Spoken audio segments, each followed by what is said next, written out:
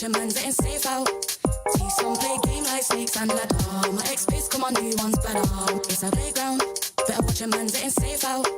See some play game like snakes and ladder. My ex-piss, come on, new one's better. Moves like Jagger, piss, come on, new one's better. We ain't in the mix, no grabber. Them trick bang fraud like scammer. Ex claim me real, that's a real bone capper. Pass don't matter, build strong, still pray this thing don't shatter. When shit gets real, so the real don't scatter. Got bread and batter, 4 hands on the bread like platter. Said it's cold out, they ain't back in beef, got the phones out. Watching where I sleep and where I roll round. Guess I'm grown now, they ain't even there when it goes down. It's a playground, better watch your man getting safe out. See some play game like snakes and ladder. My ex-piss, come on, new one's better. It's a playground, better watch your man getting safe out. See some play game like snakes and ladder. My ex-piss, come on, new one's better. My new one's bad, that's my baby. He let me shine and never shady. Girl, same cute, but that don't faze me. If you ask him, then he say he got a queen and that she crazy. Please never play me. He said, please never break me. He's switching station to Mercedes, thinking that it faze me. I can love you through the dark and all my days, but you just never break me. It's a playground, better watch your man getting safe out. See some play game like snakes and ladder. My ex-piss, come on, new one's better. Playground, better watch your man getting safe out. See some play game like snakes and ladder. My ex-piss, come on, new one's better. Playground, bitches got a ring and feel safe now. They see a pretty bird, but I don't wanna cage out. It's a playground, telling me mine, I don't play about. I tell them rise up, used to cry, river shit don't dried up. I lost a couple bros on the climb up, I don't mind, but ain't lost nothing that ain't mine, cause it's a playground, better watch your man getting safe out. Honq is now almost at 4 items. This Victor has the capability to do what we set out here today in this draft. The big AoEs orcs, they're still trailing today. My new one's bad, he ain't entertained, he don't move like that. Tell him move right back, touch shots over time, let to shoot right back. Robust, you can tell how we move like that. It's a playground, bitches got a ring and feel safe now. I see a pretty bird, but I don't wanna cage out. There's bad games on the road like a playground, like a playground. It's a playground, better watch your man getting safe out. See some play game like snakes and ladder. My ex-piss, come on, new one's better. It's a playground, better watch your man getting safe out. See some play game like snakes and ladder. My ex-piss, come on, new one's better.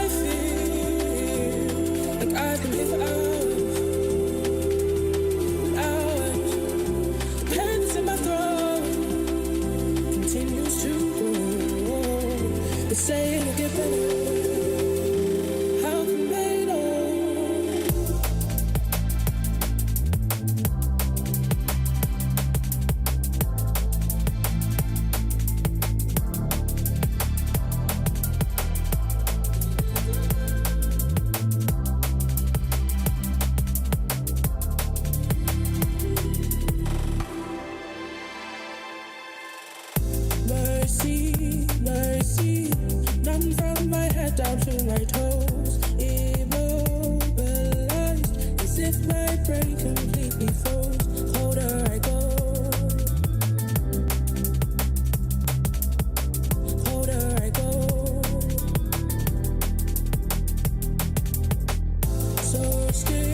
So still, cold like the waters at the sea. Silence as if to say my mind's actually at peace to some degree. To some degree. If time's supposed to heal, why do I feel like I can live for hours?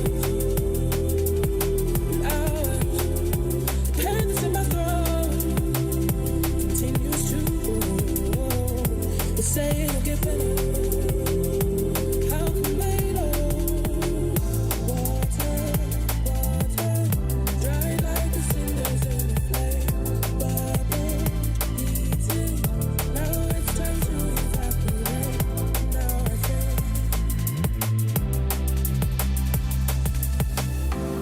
I feel. The pain that's in my throat continues to grow.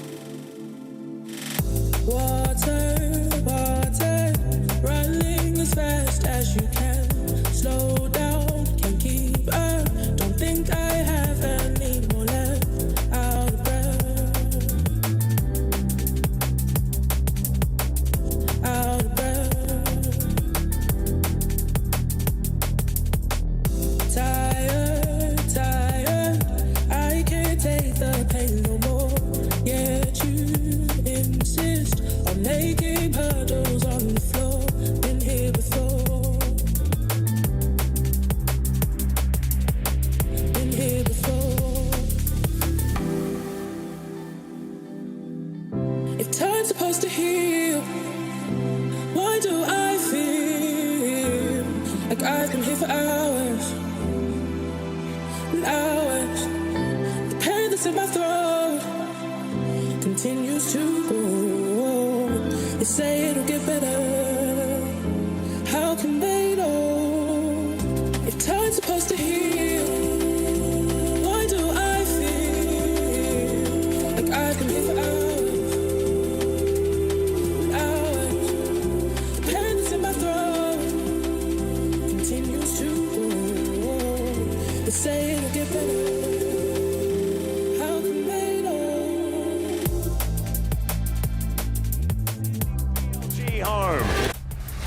League of Legends at the Esports World Cup brings the highest level of competition to Riyadh. 12 of the world's best teams are battling it out for a share of the $2 million prize pool and to earn valuable club championship points. Of the 12 teams, 11 qualified thanks to their recent performance in their own regional leagues. The top 2 teams from the LPL, LTA North, LEC and the LCP were all invited for EWC, as well as the top team from the LTA South. Over in South Korea, the top 3 teams from the LCK have made it to EWC 2025. Gen.G, as the LCK #1 seed, earned an invitation, while T1, the winner of the 2024 Esports World Cup presenting League of Legends tournament, has been invited back to defend their title. But T1's second place finish in the LCK means the third place team, Hanwha Life Esports, also has been invited to EWC. With MSI now in the books, the teams have been seeded based on their performance at the event. The 8 teams who did not place in the top 4 at MSI have been drawn into 2 GSL groups. Win 2 matches and you qualify for playoffs. Lose 2 and you head home early. The top 2 teams from each group will meet the top 4 seeded teams from MSI in the quarterfinals of the single elimination playoff bracket. In the playoffs, matches move to best of 3 featuring Fearless Draft. And for the first time in years, a major League of Legends tournament will feature a third place match, giving teams a chance to earn a prize pool bump and more club championship points. The League of Legends EWC 25 tournament winner will be decided in a best of 5 Fearless Draft grand final on Sunday, which you will not want to miss.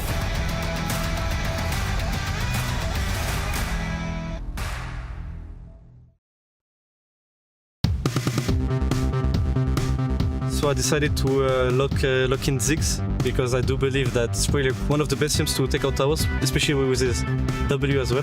When you are full build with this champ, you probably like do a lot of damage to towers, and I'll play with demolition runes as well. I think it will help me to just destroy as much turrets as I can, and I do think that he has a good wave clear as well, so I'll probably just be able to clear as fast as I can. So I hope that I'm not wrong. And for my runes as well, I went for like fleet footwork, so I can go fast. Maybe it won't change a lot, but I do believe that maybe it will make the difference.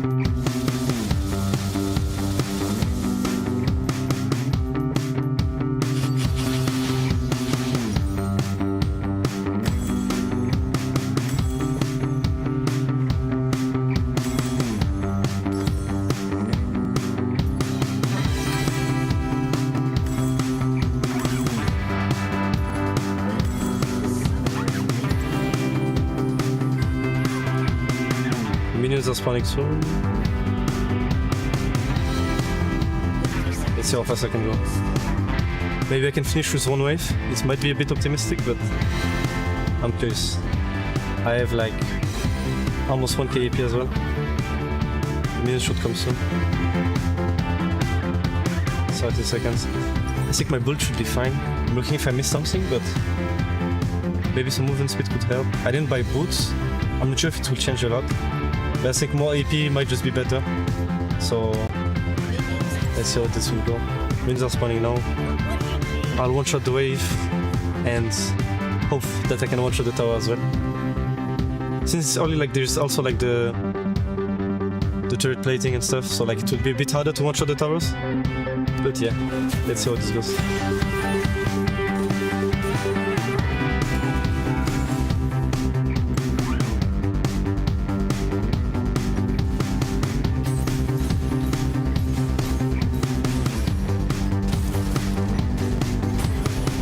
Nice, that's one. So far so good.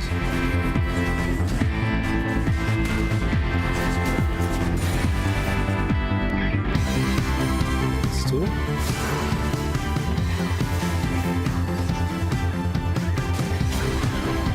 3.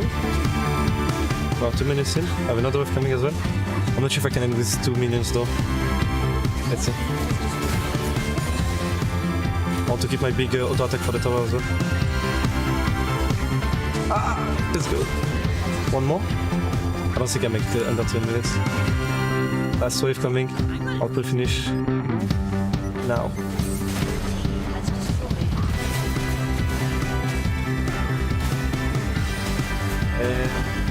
That's 230. I think it's not bad, but maybe I missed a few Fleech Bell procs. But in the end, I think I'm pretty happy with how it went. So that was it for my try to destroy the enemy Nexus as fast as I can. 2 minutes 30. I think it's pretty decent score. No competition is as ruthless as the Esports World Cup. Its trophy system is no exception. The Club Championship trophy, awarded to the one club that rose above the rest and reigned supreme across all EWC games.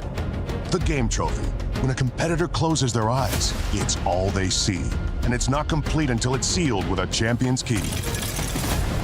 Every participant earns a key engraved with their name. That's their right to compete. This year, returning champions hold a key unlike any other. Only one can place their key into the game trophy and become an EWC champion. The frame of the champion's key is embedded into the totem, a stone marker of legacy displaying every champion of the year. The keys of the eliminated will be crushed. The champions select 3 broken keys as a personal token, a reminder of who they have humbled. Beneath the totem, a resin block holds the remaining keys, a graveyard of fallen contenders. Will your dreams be broken or your name carved in gold and stone? At EWC, nothing is granted, everything is earned.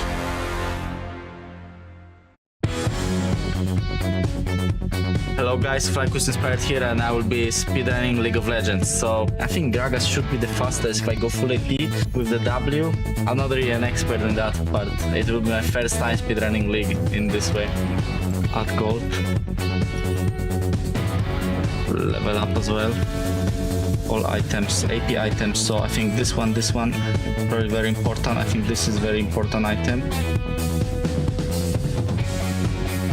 I still need to wait for minions to spawn, so I should be fine. Which item will give me the best power push? I think maybe this, it gives a lot of AP. I need some CDR as well.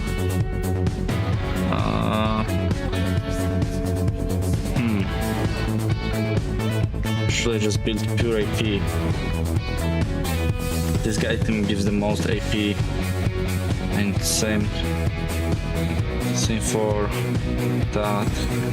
I for sure need a potion. Okay, let's level up everything.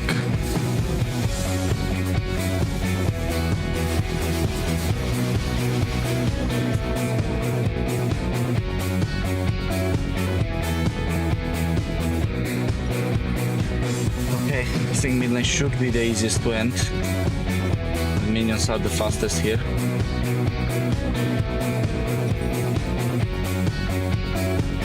I hope I didn't make some build mistake. I think it should be fine.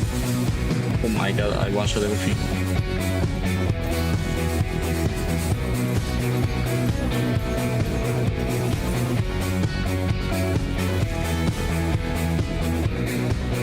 Okay, the first tower. I think I should maybe tank the tower.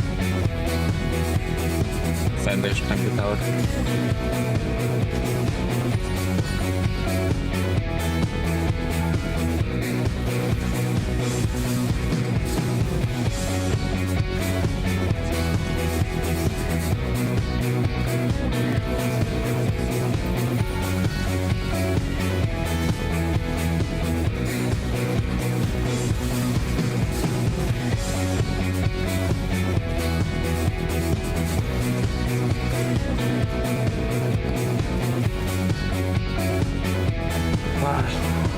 What was the time there? 2 minutes 26 seconds. Not bad, not bad. I'm not sure if it was the fastest possible, but I think it's a not bad time.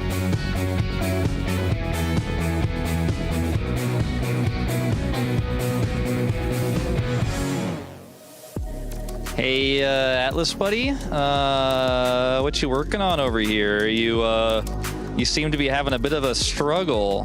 I'm just like, it didn't look that hard to like crush the keys, man. So I was just seeing whether I could just do it myself. It didn't look that hard, he says. I think you're going to need something a little bit more powerful, like a Game 3 Caps LeBlanc, or something like a hydraulic press, perhaps?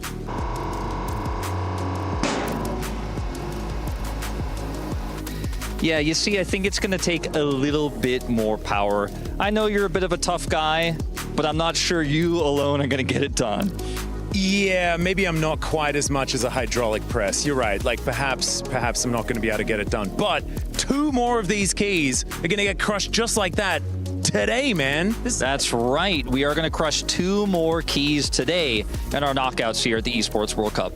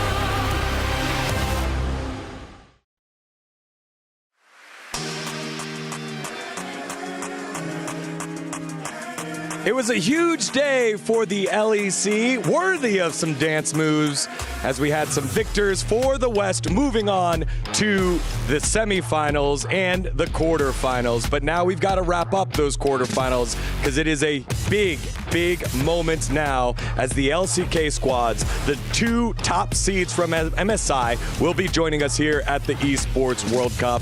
Will it be Triumph or will it be Heartache? Let's find out. Welcome everyone to the Esports World Cup presenting League of Legends. Digon here alongside the triple desk. It's Finn, Meteos, and the Valdanalist joining us here to set you up for day number 3. And what a day it was yesterday for the European squads. Huge wins and a big grin on Finn's face.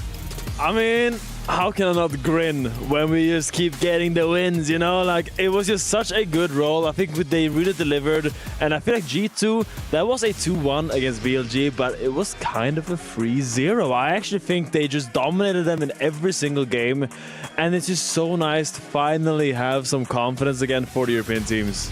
I don't blame you for, feeling this good. It's like a thirsty person getting their first water after, years. The old thirsty person, yes. Yeah, it's been a while for Europe. I'm happy for you. I was starting to feel bad being NA and just always coming out on top. So I'm really glad to see Europe, finally looking a little better. As we take a look at the Kadia top plays, Valdez, it was not only good for the LEC, but the LTA North had their victory over the LTA South as Flyquest moved on in to the quarterfinals. Yeah, that one made a bit of sense. This series was actually pretty one-sided, it felt like. I do agree with Finn. There were some wild plays that we had in the series and throughout the tournament so far. Just very back-and-forth games. Even the AG.AL versus Homolife Esports series was kind of close, but this one was definitely a treat as G2 finally coming back and declaring that they are a contender here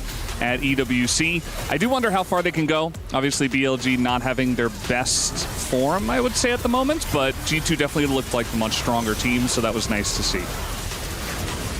On the opposite side, AG.AL were able to take care of business in a 3-game series against Hanwha Life Esports. Hanwha Life Esports moving back on home without a best-of-3 win. They were able to get the 2 during the group stages, but not able to continue, as well as CFO seeing their tournament done. So the LCP, no more representation here at the Esports World Cup, as both CFO and GAM Esports had been knocked out. Let's take a look at the Crunchyroll top reactions from day number 2, as again, the dabbing, the fans were in full force. We had a band by Movistar Koi here. BLG's fans showed up huge as well. It was a great time to be inside the STC arena. Yeah, I mean, shout out to the Koi fans traveling all the way from across the world. Some from Spain, I imagine, coming here. You could really hear them during the game. You heard the little toots and while they were playing, and there was so much energy in the arena. You could just really feel it from the screen. I loved seeing MKOI's fans with, all their instruments and stuff. Just imagining them bringing that all the way from Spain, going through the airport, through customs, through security. It's like, yeah, this is my trumpet. I need it for my team. Like, you wouldn't get it. But it was a lot of energy. It was super fun to watch. So that's the passion we love to see. Yeah, and you got to see the big smiles and comms from G2 in their victory over BLG. 4 times had they battled before over the last 2 years. They had lost every single one until yesterday. The streak was broken here. And as we fill out the playoff bracket, that's right, G2 find themselves in the semifinals, as well as AG.AL with victories over Billy Gaming and Hanwha Life Esports, respectively. Those keys were crushed, and standing by with the Keywall report is Kitty and Wolf. Welcome to the Esports World Cup, day number 3, featuring League of Legends. Let's talk a little bit more about day 2, Wolf, because yesterday we had 2 full series. That's right. We saw Hanwha Life Esports eliminated yesterday. A little bit sad as an LCK representative myself.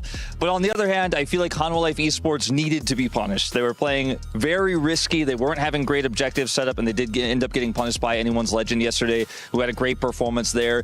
And then later on, when we had the full series with BLG and G2 were able to take the upset win. Really dominant performances in Game 2 and Game 3. They had a lead in Game 1. And I think the death of EU, Europe being the weakest major region, I think that's a little bit exaggerated right now. G2 looking strong. Yeah, and Super exactly said that line. So the death of EU may have just be exaggerated. Thank you, Kitty, for that update there, as maybe the death of EU is exaggerated. We will have one more team today putting their key on the line. It is MKOI up against T1. That'll be in just a little bit. But yes, the G2 upset over BLG.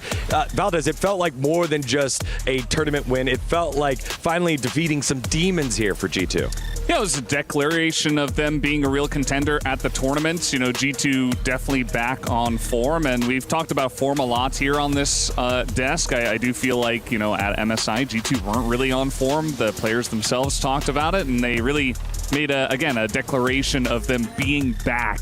They are so back. Whereas BLG, from the other side, not really in the best of spots. I would say that if there is a region that might be struggling a little bit, maybe it's the LPL, as they, at this moment, seem to only have AG.AL on top, as BLG have fallen off a bit. Yeah, it definitely raises the question of how strong the region is in general, because I think AG.AL has actually looked very strong. They seem like a team that could compete with Gen.G or T1 at the top, probably be a contender to win the entire thing. Whereas BLG in recent games has not actually looked that good. I think Knight has been very good as usual, but the rest of his team's not really been having his back. Some lackluster performances from both their jungle and support. Even Bin, who's normally an extremely strong laner, was kind of getting gapped by Broken Blade.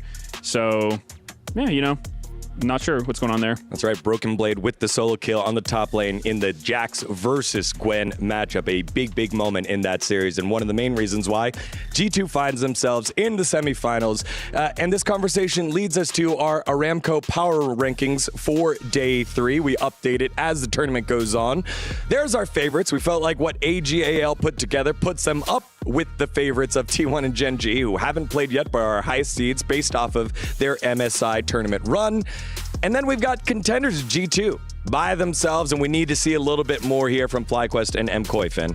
Yeah, I mean, we're gonna see today, right? I think MCO and Flyquest come in today with a huge mountain to climb. They are going up against the 2 finalists of the MSI, and if they prove themselves today, then they will get put up with G2, maybe even as the favorites to win, but they still need to beat and show that they can contest with these top East Asian teams. Yeah, again, a big task for them to do. We know how many times the West has played the LCK and, you know, sometimes get on top, but generally doesn't go that way. So they will be bucking the trend if they're able to get the victory today. Let's take a look at the week timeline in terms of the Esports World Cup, because we are not alone here at League of Legends. We are currently on our quarterfinals matchup, our second quarterfinals matchup, but we also have Free Fire, Dota, and the Mobile Legends Bang Bang Women's Invitational happening, where Dota and Mobile Legends will have their finals on Saturday, and we're all building up to the crescendo on Sunday for the grand finals, the second ever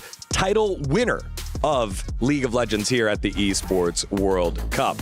Now, here are some of the footage from Week 1, where we had our first ever crowned winner for 2025. It was Team Redline for Ren Sport. Then Go1 had his 1v1 journey conclude with him as champion for Fatal Fury. Big upset over in Valorant, as it was Team Heretics becoming the first ever title winner in Valorant in their first year. And then huge upset over in Apex for VK Gaming, as they got themselves the first title of Apex and 1,000 championship points, as we take a look at the STC Club Championship update to see who was on the mark for the squads. It was Gen.G at the top because they had multiple teams qualify in Apex and in Valorant, so their points are together. Then you had Team Heretics, Detonation, Focus Me, BMW, Team Redline, Red Bull Racing, and VK Gaming all tied at first place.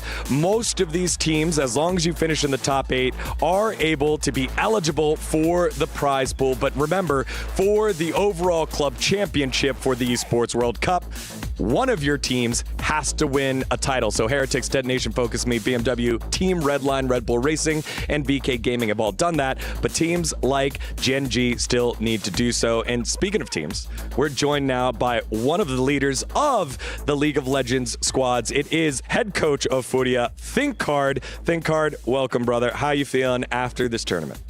Obviously a bit disappointed, but we're really happy to be here, and we're going to use the most of our time here. And right after this, we're actually going to go home and scrim 3 blocks against, you know, some of the best teams in the world. So we're just happy to use this moment to grow and just learn as a team. Yeah, you obviously had a huge upset over Cloud9. Best of one, but a win nonetheless for the LTA South over the LTA North.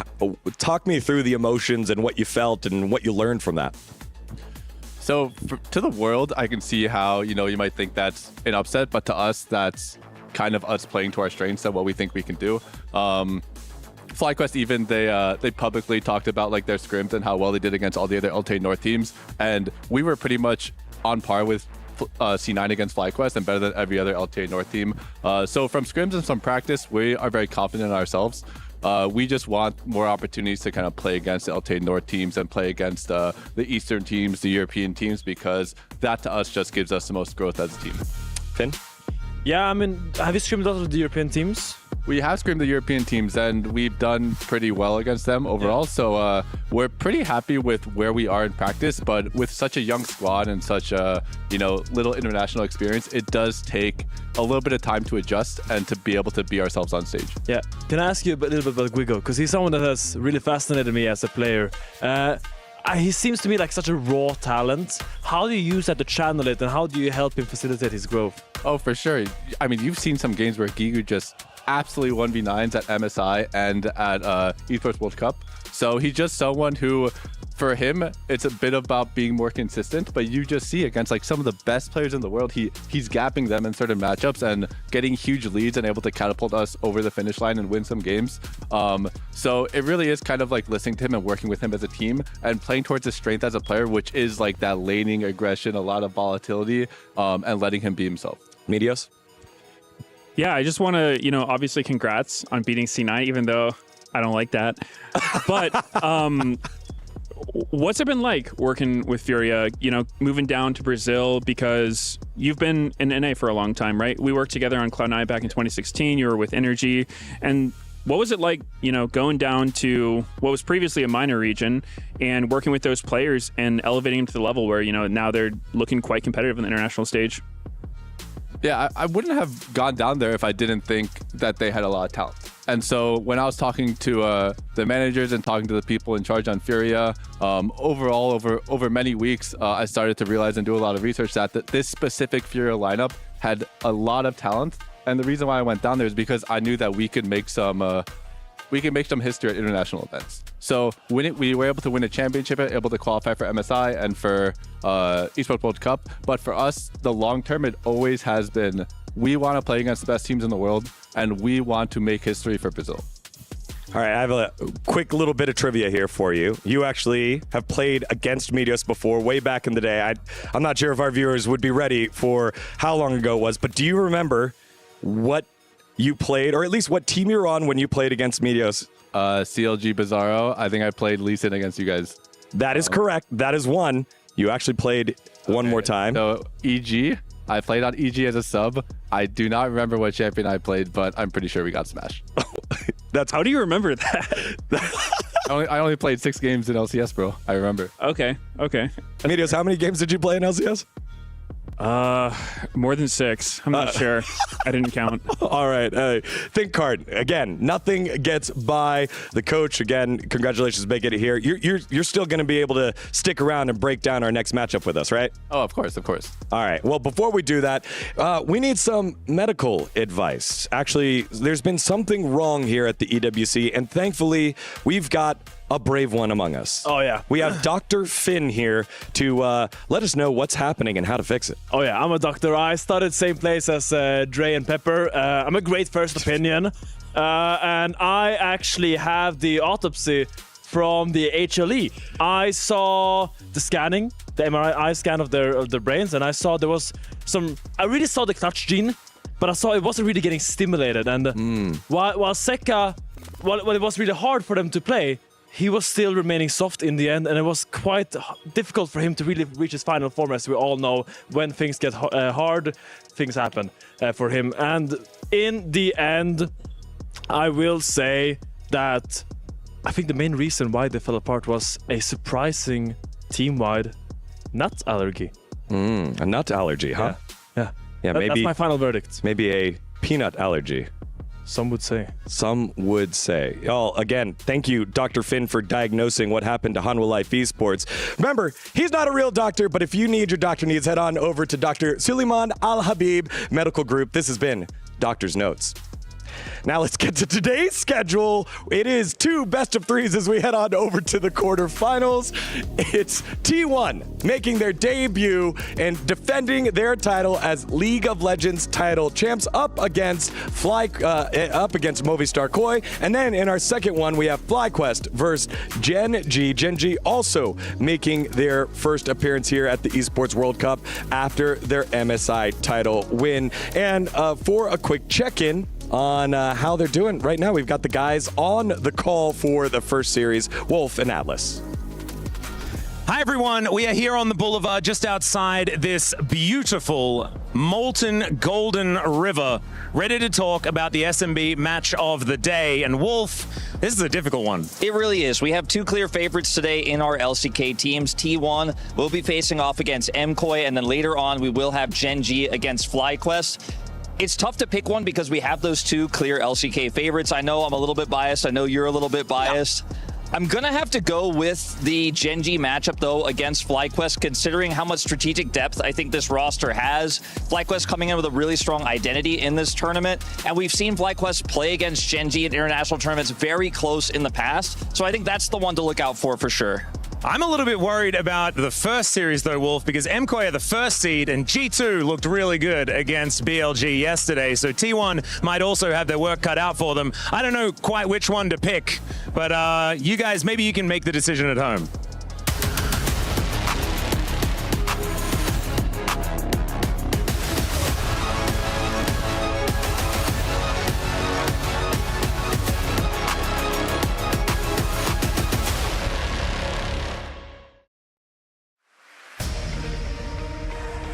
Joining us for the first time during the Esports World Cup League of Legends tournament, it is T1 making it here with our friends Jamil Motorsport. You need to make a deal, grab the wheel, head on over to Jamil, just like T1 got here safely. You will be handled safely with those deals, as well as MKOI coming off a huge win, making it on into the quarterfinals, but have a tall task in front of them.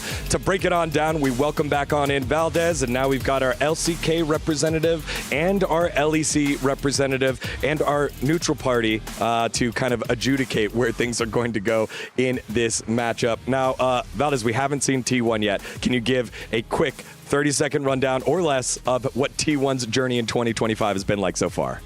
So early on, we were a little bit apprehensive about how that top lane would look with Doran coming in. He has since then looked so much better, especially at internationals, which I think was very surprising for a lot of us. Doran has really upped his game. The team does look very strong. It took them a while to really put it all together, maybe to include this new roster piece. But since then, they were able, from the road to MSI, to go to MSI, get second place right behind GenG in a best-of-5 So they're in a really strong place right now, and I would expect them to be at the top of their form. Yep, and they're going back to defend their title here in Riyadh, and we have a piece on that journey here. T1 will be your first Esports World Cup League of Legends winners. T1 really just are inevitably the best League of Legends in the world. T1 作为去年的 EWC 的冠军，我觉得他们应该会变得更强，因为他们本来就是一支就很会进步的队伍吧。然后我觉得他们今年应该会更强。So my opinion on Faker has always been very high. He has always been at the very top of the game, you know. So he's a big inspiration for me, and I would love to play against him. 이번 대회의 목표는 당연히 우승하는 거고 최고의 경기력을 보여드리고 싶습니다.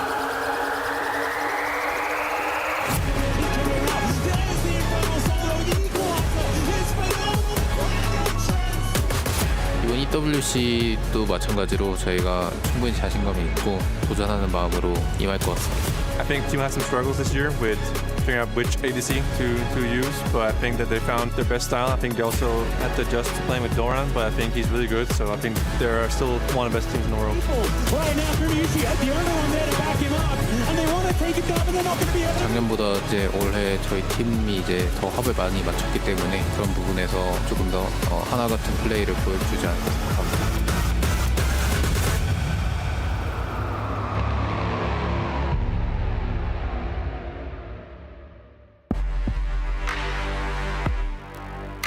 T1 returned, defending title winners. The roster may have changed, but the core and the identity of that squad has not. The man in the mid lane that carries all of esports is back, the same weight, but another world championship under his belt, more experience under his belt, as T1 bring the roster that everyone has been looking forward to. Doran, Owner, Faker, Gumayushi, and Keria, the starting five for T1. Yeah, and this team is just so solid right now. They played back-to-back best-of-5 game 5s at MSI, and now they come here, and I feel like if any team is warmed up to play a lot of intense League of Legends, I would say it's them. I feel like they don't really have a weak point right now. Every player across the lineup is so solid. Even the new addition of Doran, I think has worked out really well, and even though he has his little moments, I still think he's so good. Yeah, this team, they're just so solid.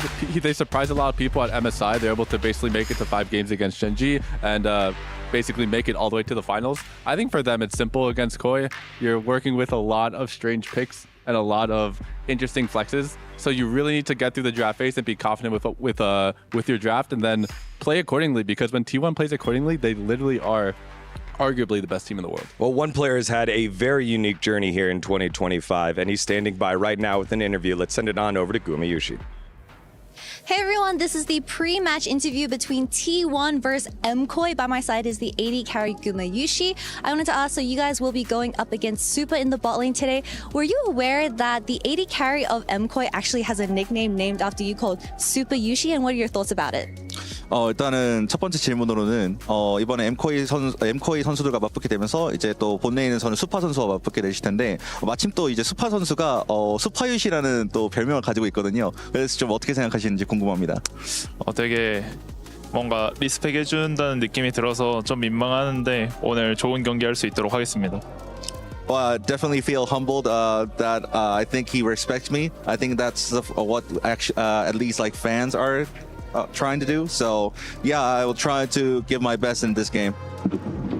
And also, a lot of the Western fans describe you with one English word. I'm not sure if you're aware of it, but do you know what the word aura means?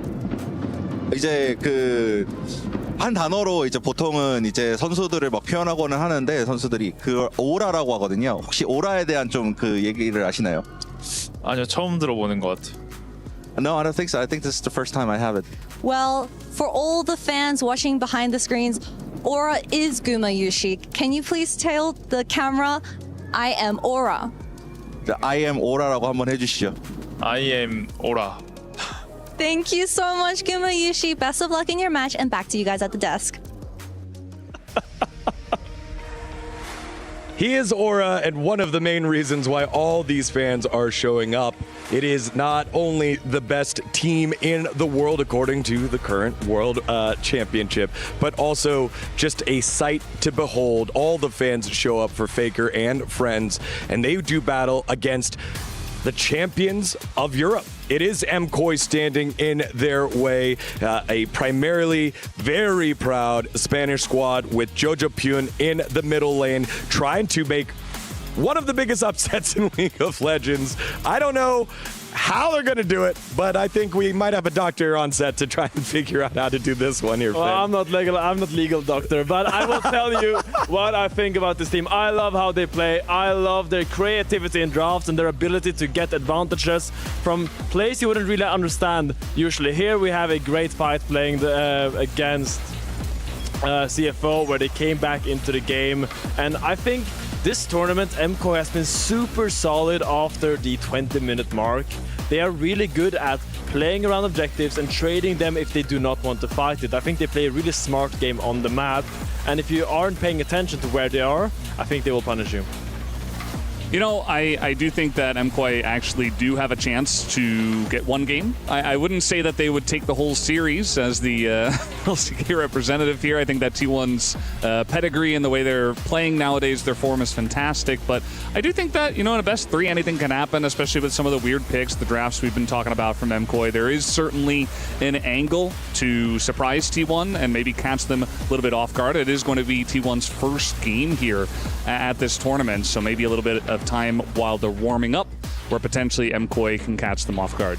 Yeah, I completely agree with you guys said. I really do love this team. The way that they team fight, it reminds me of EU teams in the past, where around objectives they're all on the same page and they are themselves. Something that I always give props to are when teams show up at international tournaments and they draft and play towards their strengths and what they're good at. At MKOI, they do that, and I promise you they're gonna pick some picks that we probably aren't going to expect, and they're going to play it well, and they're going to play it to a level that we didn't think that you can play those champions to. All right, I know that in the interview, Kitty was saying that the nickname that's been given on over to Gumayushi is Supayushi, but what will he do against the AD carry? Supa here for MKOI, who's had himself quite the tournament.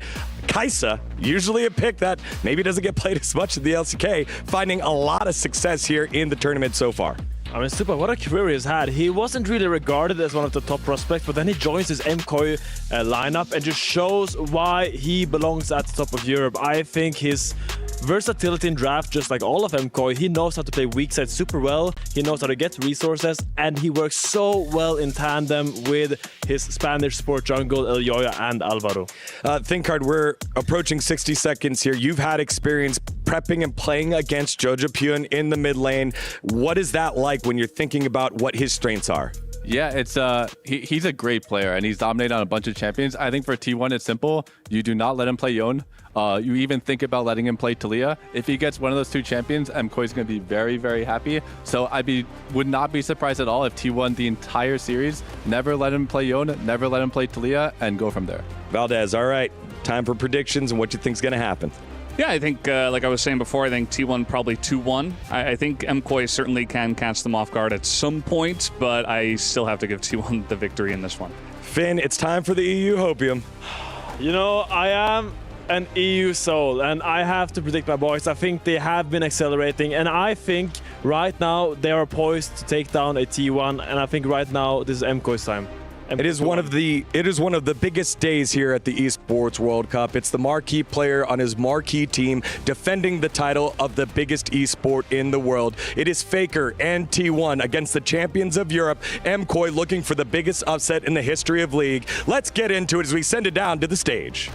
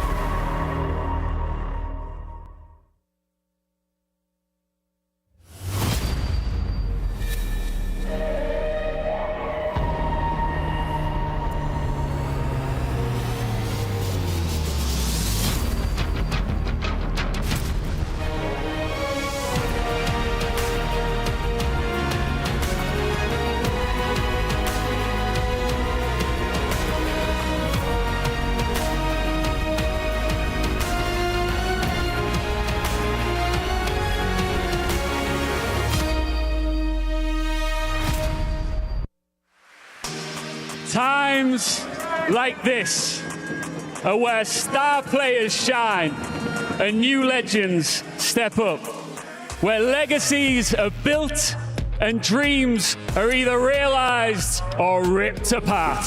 Today, the Rift hosts MSI champions, world champions, and Esports World Cup title defenders, and the one they call the unkillable Demon King. Oh, he's here. His aura is filling out this arena right now. Welcome to the quarterfinals of League of Legends at the Esports World Cup. One win and you are one spot away from the final.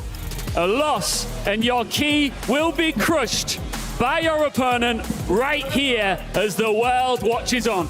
Club Championship points, $2 million, and this trophy are all on the line. So let's not waste any second and let's welcome our first team. First, we have LEC's champions gunning for a global title. It's Movistar Koi.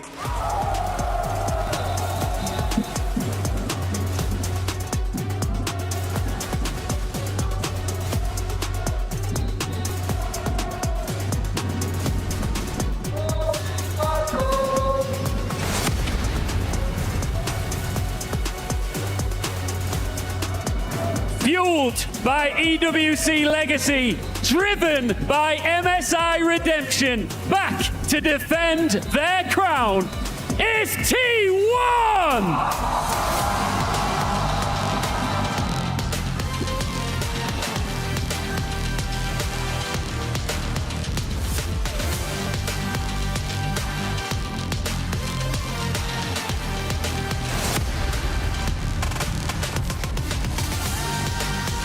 LEC's best versus the greatest of all time. The quarterfinals are live in Riyadh.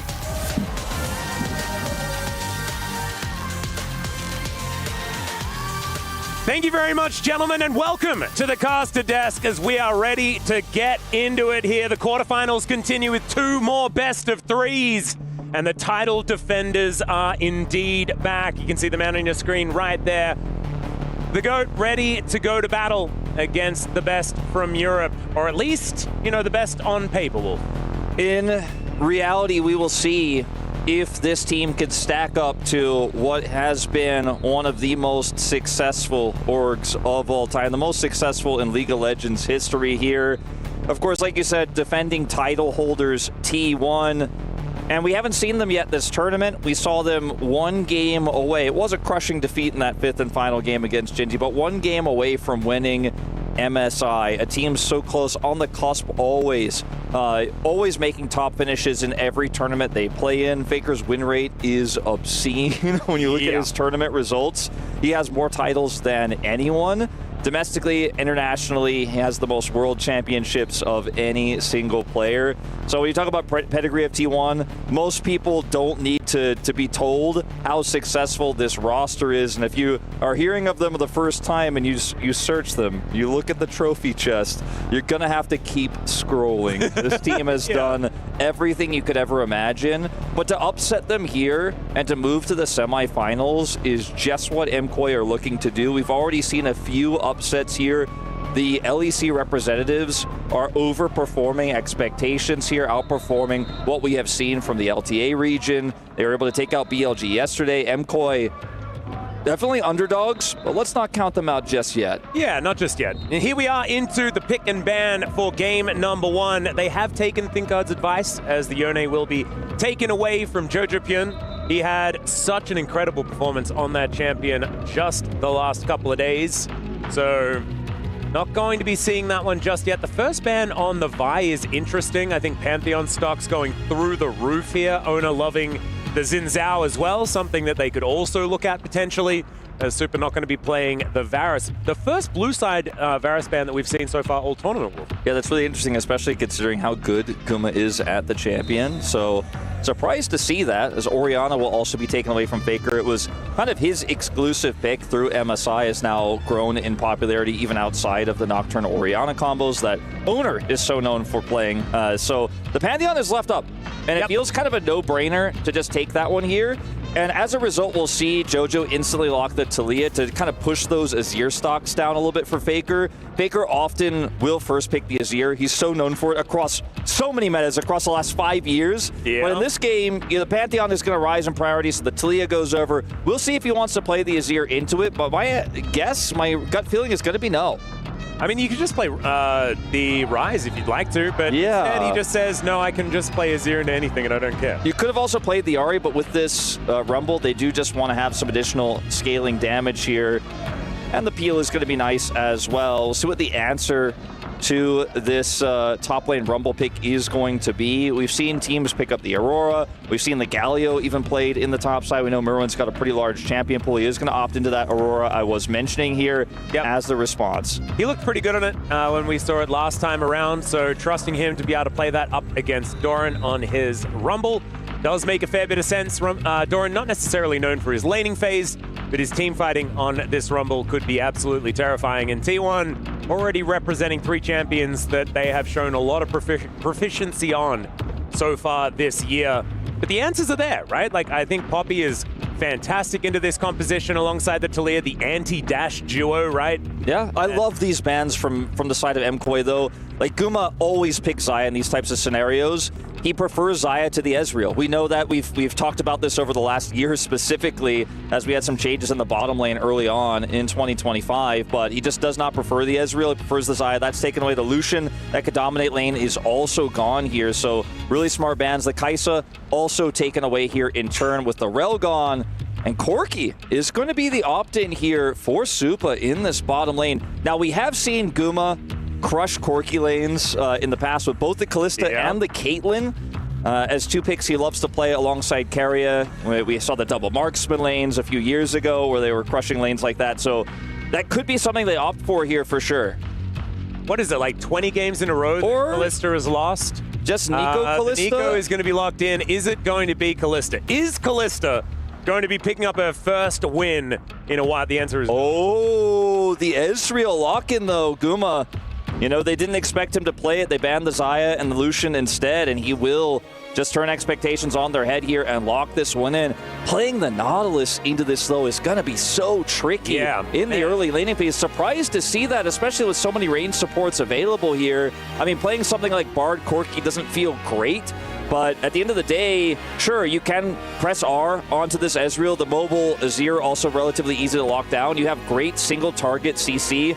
You get the flip back, you know, after, for example, Poppy pushes somebody into the wall, then the Nautilus ult comes down, the hook comes down. You can lock down that Ezreal with this pick. I think for the comp, it makes sense, but for that bottom 2v2 is going to be a tough lane to play out here for Avaro. It really is. I do think that they needed Engage, so you can understand why it happened. It just feels really bad that it had to, right? For that laning phase that you were talking about.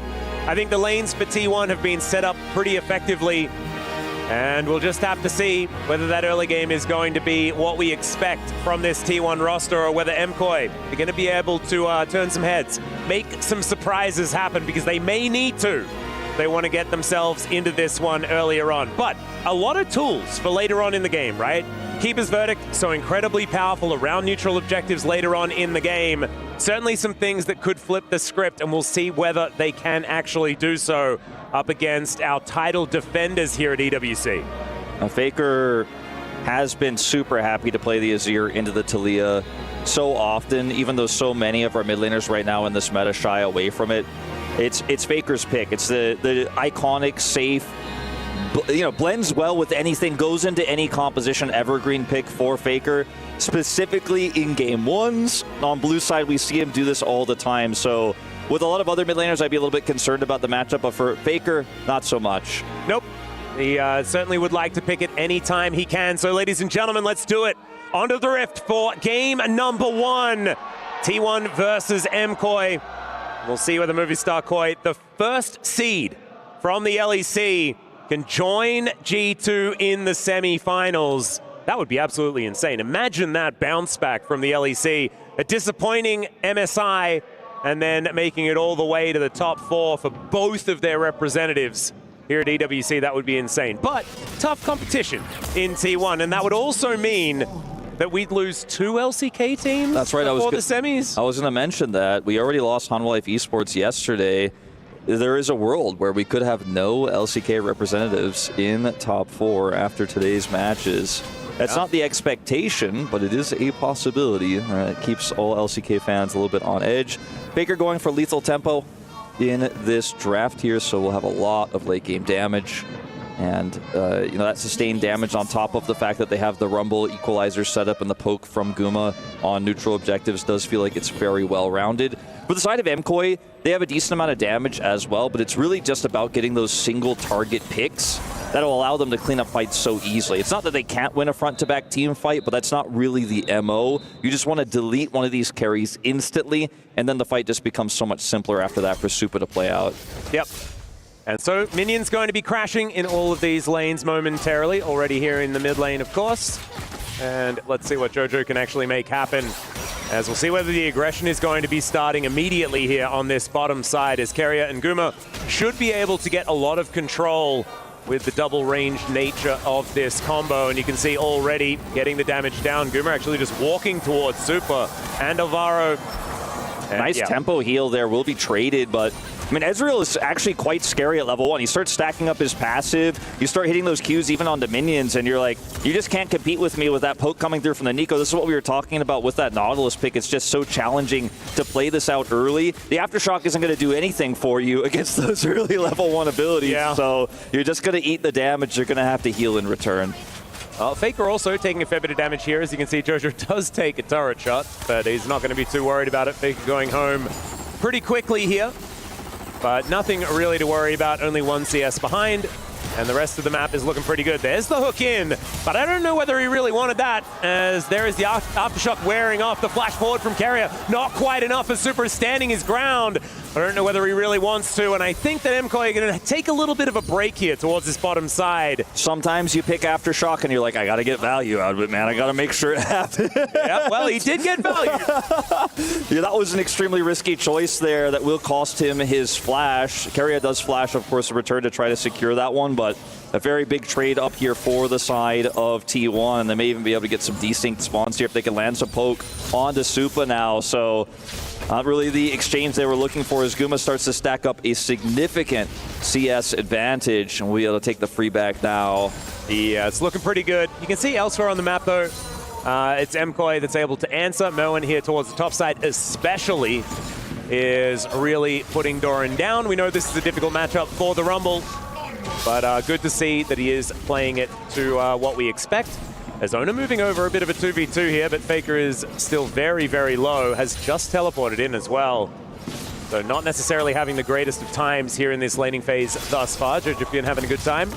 As Carrier is a minion moving towards this Scuttle Crab, and Faker taken down to 100 Man, up. one more of those unraveled hits Faker, and JoJo could have maybe looked to flash for the kill there. Very close. But like you said, already pushing his teleport away, forcing a back here, having both Alvaro and Elyoya coming over to kind of assist with this push. And you can see some of the best in the West. You know, we saw this from Caps yesterday as well. Into Night, you can push those small advantages, force an early teleport, then snowball that lane. It gives you so much map control. Look at how much control MKOI have now over the top side of the map to match this lane swap.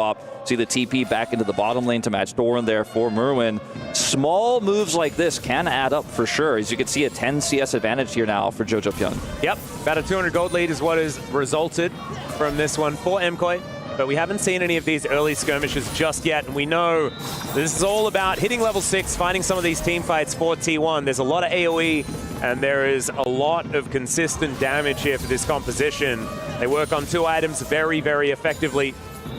But we'll just have to see, because we did have pretty high hopes for how the laning phase was going to look. But I think Merwin doing fantastically there in the topside matchup. And the lane swaps that are able to come in do manage to get Super and Alvaro into a better position. It's a little bit awkward here for this first Dragon, as Faker is fairly low here in the mid lane, just trying to shove this wave out with his recurve bow, but is unable to do so. And I feel like this is going to force Owner to get some sort of successful gank off here. Otherwise, the Dragon may simply just go, as Doran is also backing right now. Not that they could take it immediately here, but it's full control as Guma. X-Flash. Arcane Shift able to get himself out of there as Faker dealing with some rocks here that are on the ground as Carrier looking for an opportunity, finds the snare, and that is first blood to the Nico. Such a razor-thin margin to pull this off. Carrier goes for the heal to get basically the point-blank snare there onto JoJo Pyun and take him out despite the flash attempt. Down he goes. And this was that gank I was talking about from Owner, where things are looking really dire here. You lost control of this mid lane. Owner needs to make something happen. Barely gets that stun. Tons of damage with Faker at basically 1% health here. Coming out. Carrier gets the heal here. Is able to get the snare. JoJo Pyun goes down despite the flash.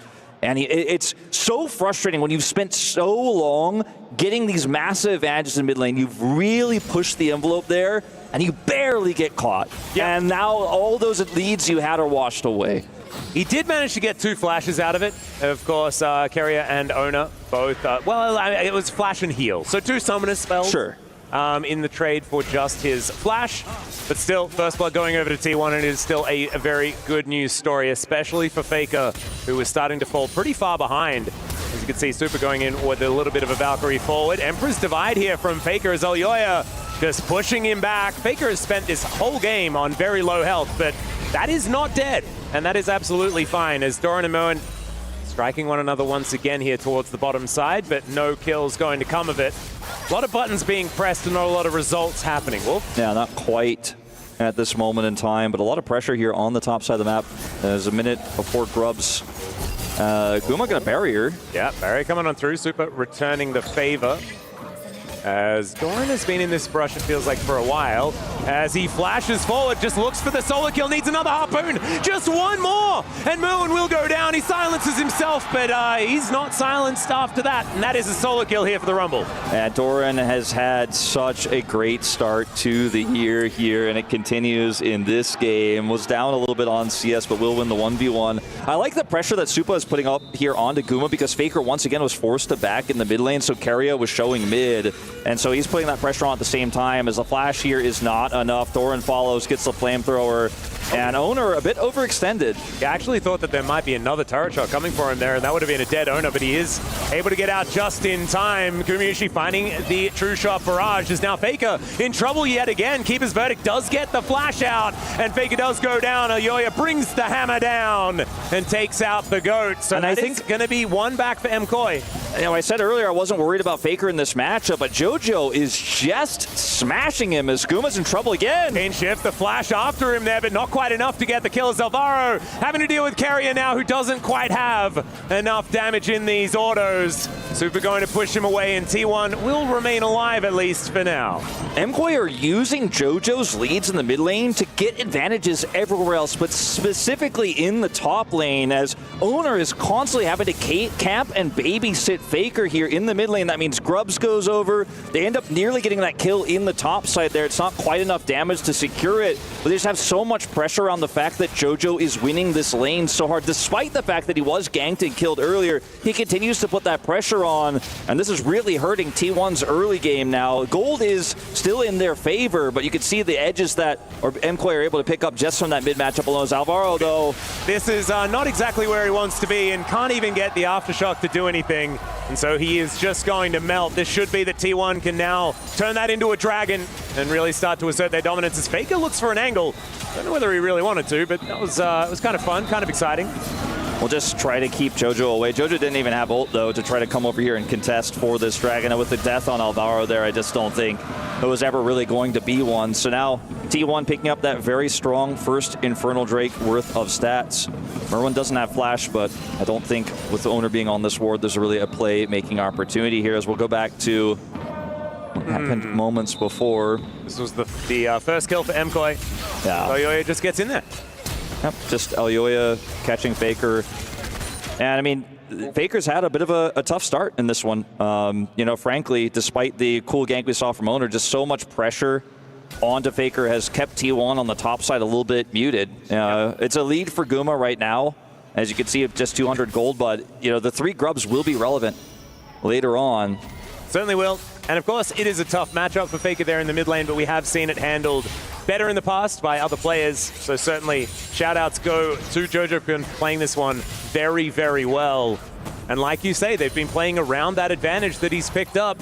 And even, like, I do feel like as we get further into this, the fact that Doran gets that solo kill in this lane that we're seeing right now is going to be very, very important, because if that was continuing to go downhill for T1, they wouldn't have a lot of positives on the map. It's Faker managing to get the sidestep there in the mid lane. That's working out a whole lot better as, look at this, the Flame Spit is really doing work here from Doran in this bottom lane. Yeah, with the builds that we're seeing here too for the side of MKOI, you know, it's a little bit safer for JoJo rather than going for a really big damage build. He is going for Seraphs in this game, and that may hurt this mid game for them.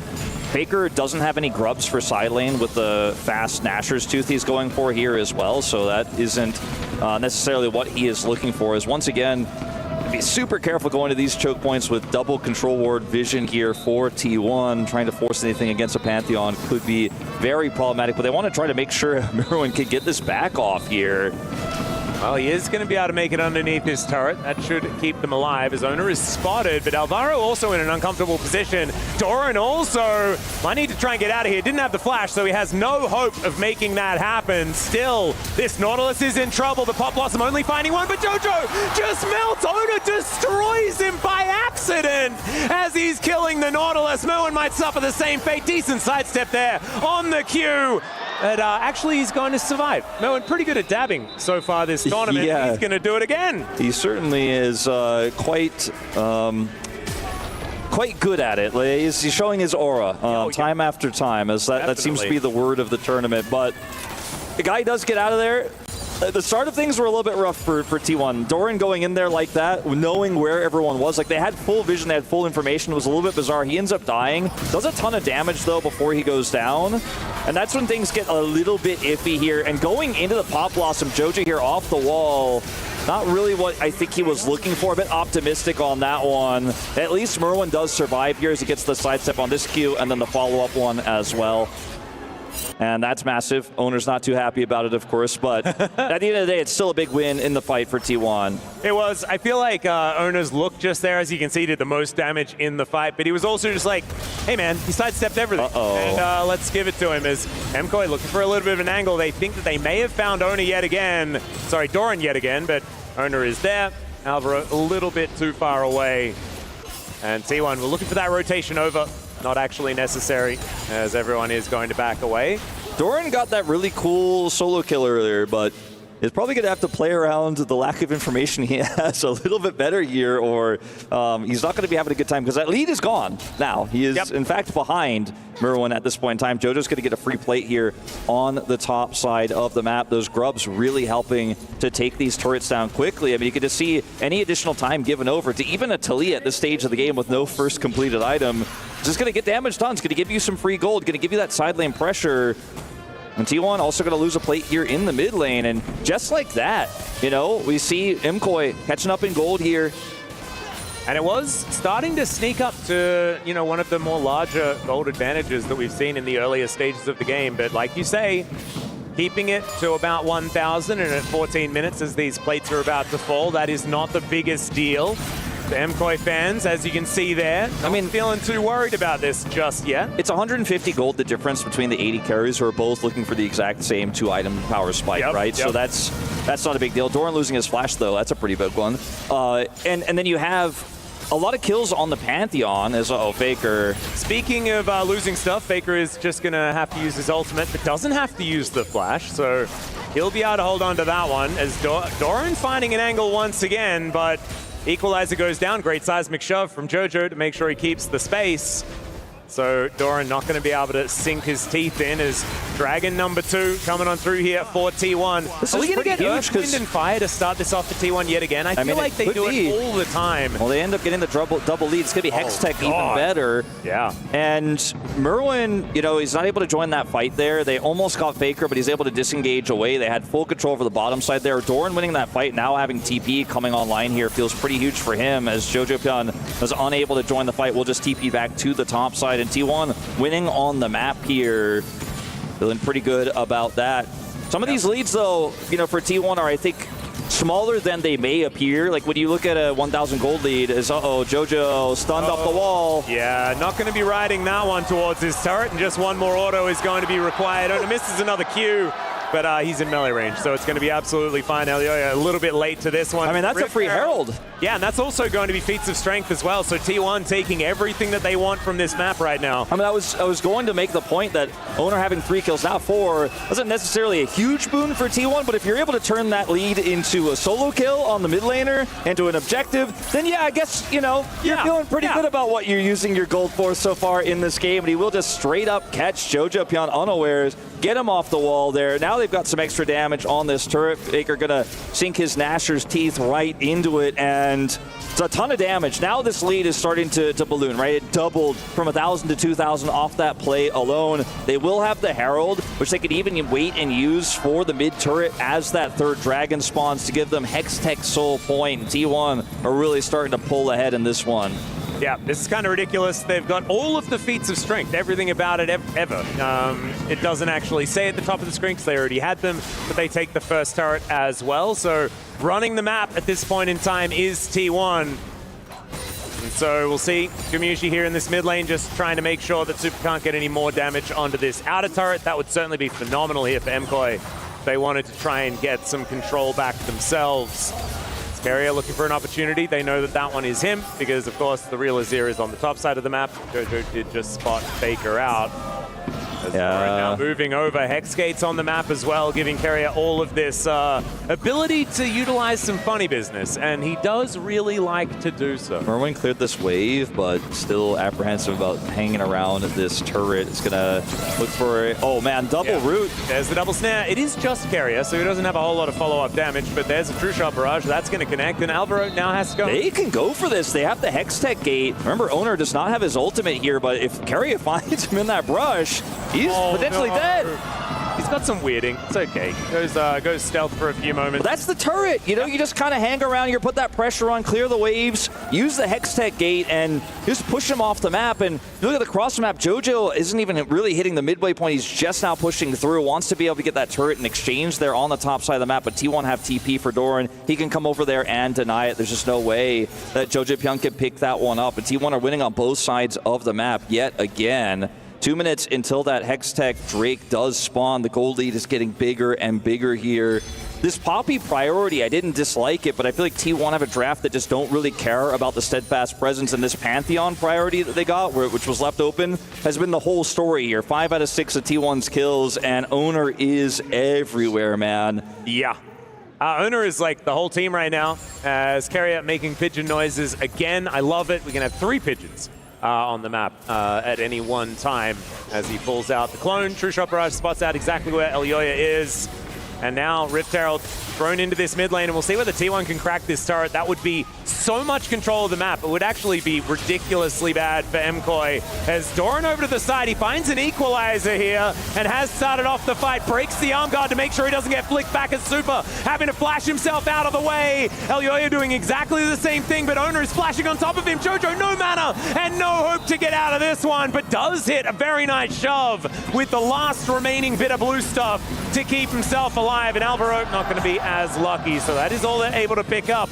We mentioned how valuable this outer turret is in mid. Yeah. That is also going to fall. It's Supa's also dead, I think. What happened here? Yeah, he's dead. He's real dead.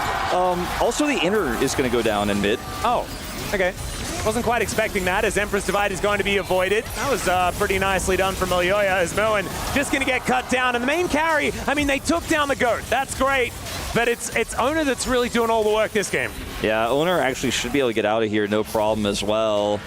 And man, it was really close until it wasn't, Alice. There's so many things that went wrong here in the mid game for MKOI. But for example, that pick on the Doran they looked for, T1 has always been so famed, as speaking of, he may get interrupted here, he will. Yeah. Oh, really? It wasn't caught window shopping at all. But like himself the hex gate to get out. T1 are so famous, or it's usually Faker, but it has been Zeus in the past, now it's Doran, of making a target look vulnerable, then utilizing globals to just turn fights on. Oh no, maybe Doran could be caught. Oh no, actually we just crushed the fight. You thought you could get him, you use a lot of tools to catch him. Owner shows up, we turn the fight, we crush you, we get everything we want. And speaking of everything, there's no way MKOI can come up here and realistically look for a contest on this Dragon, but they have to, right? Because they can't give over Soul Point for free, but they're just so far behind, they have no vision, it's completely dark. Best of luck, MKOI, in this one. I just don't see it. They're just not going to fight for it. I think fighting for the Otacon is going to be pretty important, though. That is going to give T1 so much extra power on top of the fact that they have Soul Point. I mean, they just can't keep getting away with everything, right? Like, if you give everything, your Nexus is on the list at some point, right? And then you give that away and you lose. So MKOI going to have to try and contest something, but it's not going to be this Otacon, not going to be the Soul Point. And it's maybe the next Baron? Maybe it's their base turrets? I don't know. Pop Blossom only going to connect onto one, though, as Carrier kind of going rogue in this one. Merwin throws down the ulti as Owner gets into that backline, not quite able to get over that wall. And now another angle from Carrier is going to get found. Oh my goodness, he actually does a fair bit of damage. True Shot Barrage to finish off Jojo is beautiful by Gumayushi. I don't even know whether that should have worked, but they're so far ahead that it absolutely did. Yeah, it absolutely did. Carrier just keeps hitting these roots. He's been hitting them all game long. It's like the Pop Blossom didn't quite the work, Pop but he Blossom still has doesn't. an E. Yeah, it's like the Pop Blossom doesn't matter, but he just keeps doing a lot of poke damage and getting roots. And it's like, well, I guess that's good enough, as Faker is actually on the cusp of potentially getting a solo kill here, but isn't going to risk it, as Merwin does have his flash available, so could flash the wall and perhaps take him out. But I mean, look at where we are now. You know, the Otacon, 38 to 6 petals. Like, it usually doesn't get to be that big. But yeah, I mean, the Pop Blossom isn't amazing, but Carrier flashes the wall here. And then at this point, like, how do you fight this? The Equalizer catches Alvaro, Merwin's out of the fight, so he can't help heal. And Carrier's just like, I'm on the edge here, I'm playing through this control ward, gets the root, Jojo's pushed out. Supa cannot get close enough to actually finish off these low health targets, or he'll just get exploded on. And Guma is able to follow up so easily here. True Shot Barrage angle, fantastic. And he's not done there. He's like, I'm looking for more. I want to go forward here. He does think better of it, of course, does not go across the line, but... Yeah, 2-0 though in the end there for T1, and they managed to get Otacon, they managed to get the Soul Point. 3 minutes on Hex Tech Soul, ladies and gentlemen, and now Merwin trying to deal with this push from T1, and oh god, the Equalizer just takes 50% of both of the carries' health bars as Faker has found Alvaro, and yeah, Aftershock is not going to help you there. As Owner gets flicked back, but it just looks like it does nothing but tickle this Pantheon. And MKOI really running out of options here in this game. Maybe the focus is going to be on what are we going to do to make sure this doesn't happen in Game 2. And ladies and gentlemen, let me introduce you to Fearless Draft. It's not going to happen like this again, as Pop Blossom trying to much. Super and Ona, he finds the Q this time. He's also going to Starfall on top of Elyoya, so they're looking for even more than this. Merwin is even further away from his base, but does manage to lay down the ulti, and that is the shutdown onto Ona. Maybe T1 have pushed a little far forward, as also Carrier will be falling. Faker's there, not going to be too weird. I mean, they're going to get two taking the inner turret in the top lane. Doran doing the same thing bottom lane. Maybe 3 versus 5 wasn't the move. It might not have been the move, but getting 3 turrets feels pretty good in exchange. As Carrier, man, once again, look at this. Gets him on the edge, gets the follow-up route and the Q. Carrier plus Owner's poke coming through as well. I'd love to see it. We saw it a moment ago, but I wasn't really looking at it. I'd love to see Carrier's damage this game because it's probably insanely high. Saw Merwin was actually competing with Guma. He's done a lot of work in this game, but it just has not been enough to secure the eliminations required, as Guma barely avoids that dredge line. Could have been worse there had he been taken out. But like I said, Faker gets that inner on the top side. Doran gets the inner bottom side. 2 more exposed inhibitor turrets. The inhibitor in mid itself is exposed. And we're 70 seconds away from T1 getting their 4th Drake of the game, the Hextech Soul, which is probably, you know, there's very few champions that can get value out of that more than Ezreal. And, yeah, that's what I was thinking. And Azia. Oh, God. Carrier's damage is higher than Supa's in this game by 2,000. Okay. Well, I mean, it's also higher than Faker's, so we're not gonna give. That's true. Yeah. That's just, I guess, Carrier on the Nico things. You know, Fakers are mostly PvEing in this game, to be fair, but Carrier, man, he's all PvP since the laning phase. He only does the PvP. He doesn't even know what the PvE content is. Like, that's the kind of player. He's a support player. He doesn't kill minions ever. Trishra Barrage doing a fair bit of work here as Alvaro. He hasn't even started anything yet, and he's below half health.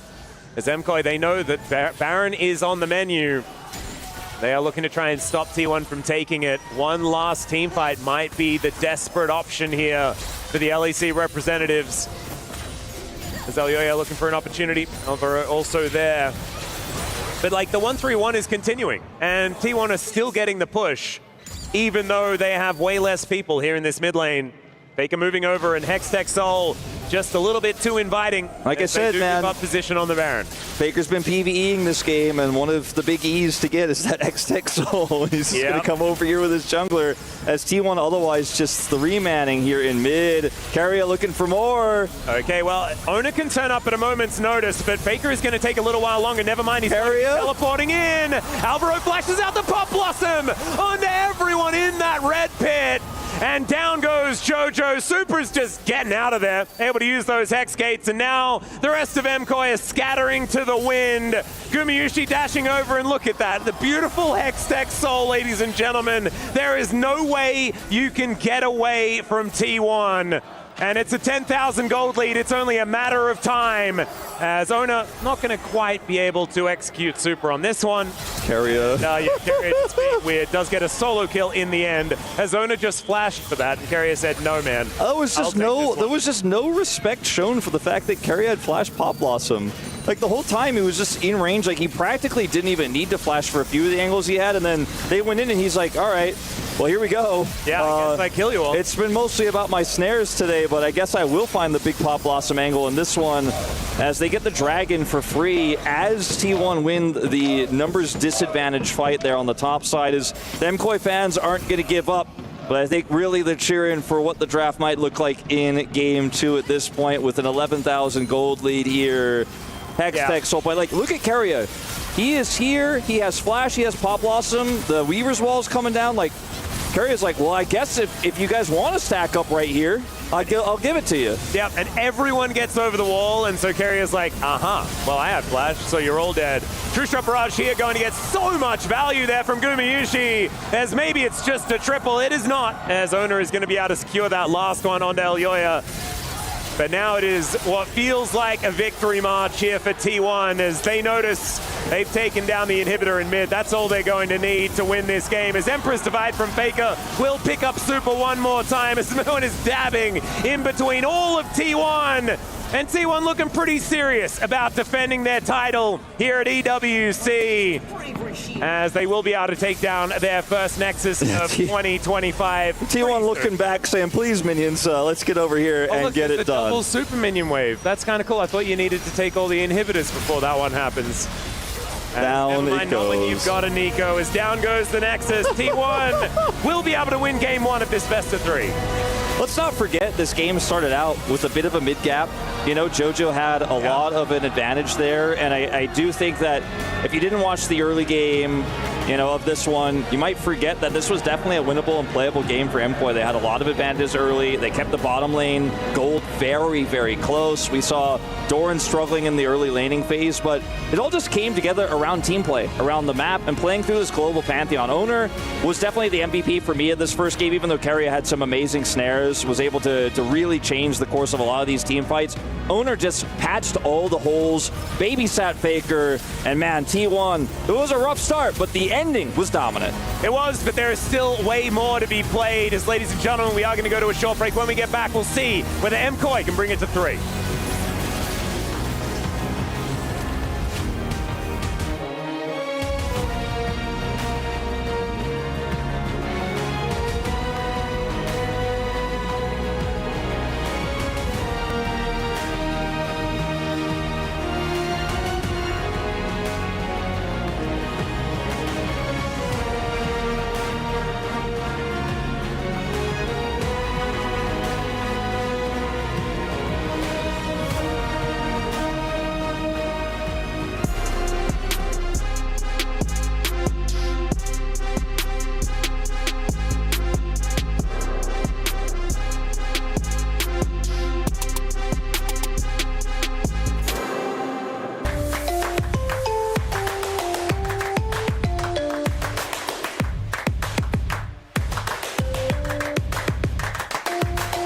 Level up your gaming experience with over 8 billion playlists, only on Spotify, the official audio streaming partner for the 2025 Esports World Cup.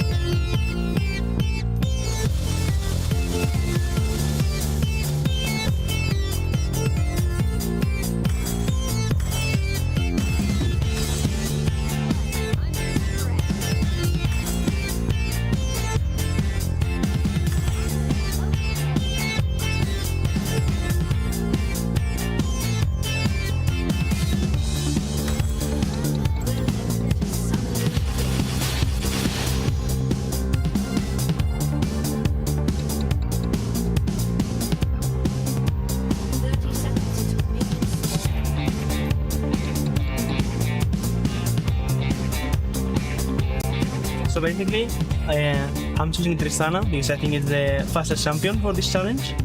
But we'll see from ground. I was also thinking maybe something like Yori could work, but I'm not that sure. So I'm just trying out Tristana. So we'll see. I'm not sure about items. Didn't do the insane theory crafting about what's best in like terms of a bit of AD or whatever. But I think it's the correct. So we will see. I could start doing something like this, I guess, before.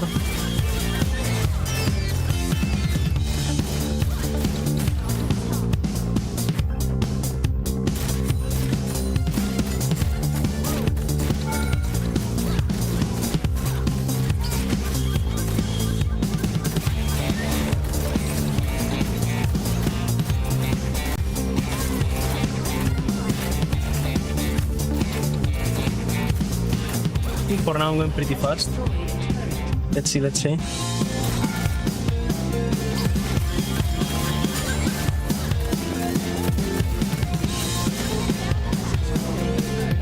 have to wait for next wave, but I think I will look to proxy the next.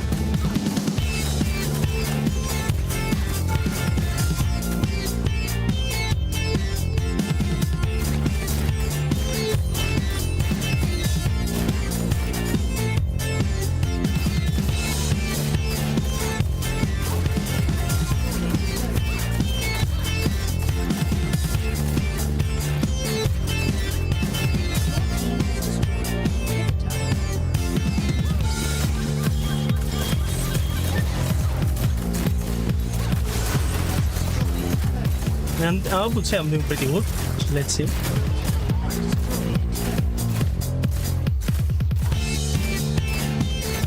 Don't think I will be dying to minions, so this should be the end. So 2:49 was the time. I'm not sure how other people did, but I would say it's pretty fast. I think I did a bit of min-max at the start of the game. I think I could do it even better, but I think my try was pretty good.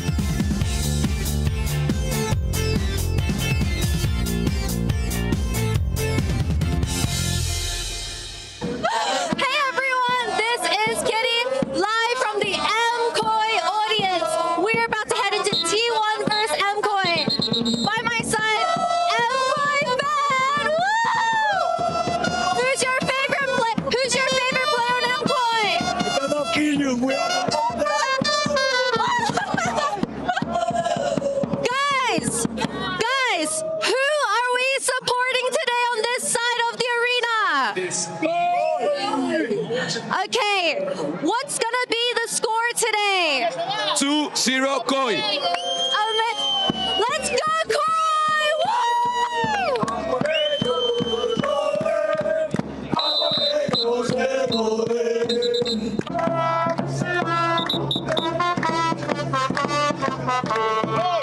I am on the T1 side of the arena. By my side, T1 fan. What's gonna be the score today? 2-0. Easy dub. Easy dub. Do you want to show me what you just showed me on the phone, man? You know what it is? 16:47. Shortest game ever. Shortest game ever. Mad Lion T1. You know what it is? 16:47. A lot of T1 fans at the Riyadh Arena. Thank you so much, everyone. I'm looking forward to the series.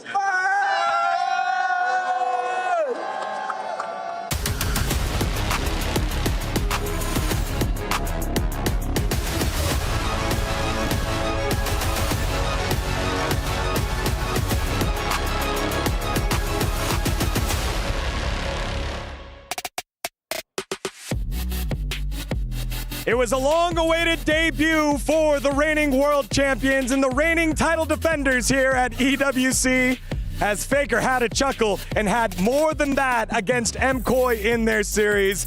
The reigning champs of the LEC kept it close for a little while until things popped on off here at the STC Arena, much to the fans' joy. And it is a 1-0 for T1 over MKOI so far in this best of three. Welcome back to the STC Arena. It's the Esports World Cup. Digon here live from the stadium with Valdez and Finn. Give it up, crowd, for game number one. All right, as we break these things down, obviously, let's start with the draft. Both these squads have had a lot of prep. Obviously, MKOI with games earlier, T1 with the MSI, getting to wait, and the reward for being the number 2 seed coming into the tournament, getting to watch a lot here, Valdez. Yeah, the draft was fantastic here for the side of T1. They got started with that Pantheon pick, and then they were kind of just given the Rumble and the Azir. We know that Faker is always very comfortable with his Azir, even into the Talia. And then the fact that Keria got his Nico on top of it all just felt so strong for T1 here on blue side.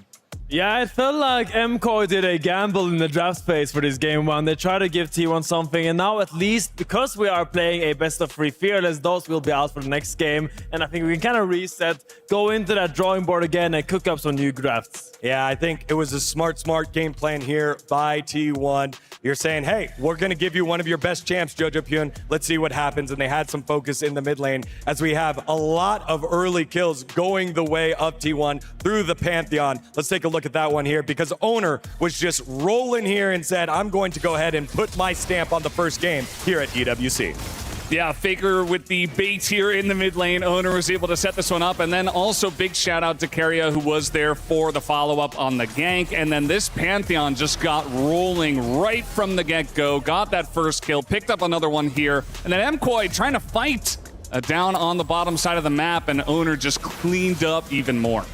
It was just a topsy-turvy of a game for MKOI. It just kept going worse and worse, from bad to worse. And I feel like in these fights, my standout was kind of Murwin. I think he had a lot of nice movement there, dancing through the spears. But in the end, that early goal lead on the Pantheon, and look at the damage from Gumayusi. There's just so much things that were going well for T1 and a lot of mountains to topple for MKOI. Yeah, Valdez, when I look at this, the matchup between the Aurora into the Rumble, you feel like that would go the way of Murwin. He did get solo killed earlier. And then Supa getting the push against Gumayusi. Feels like none of those things got going, which allowed T1 to put a lot of pressure into the mid lane.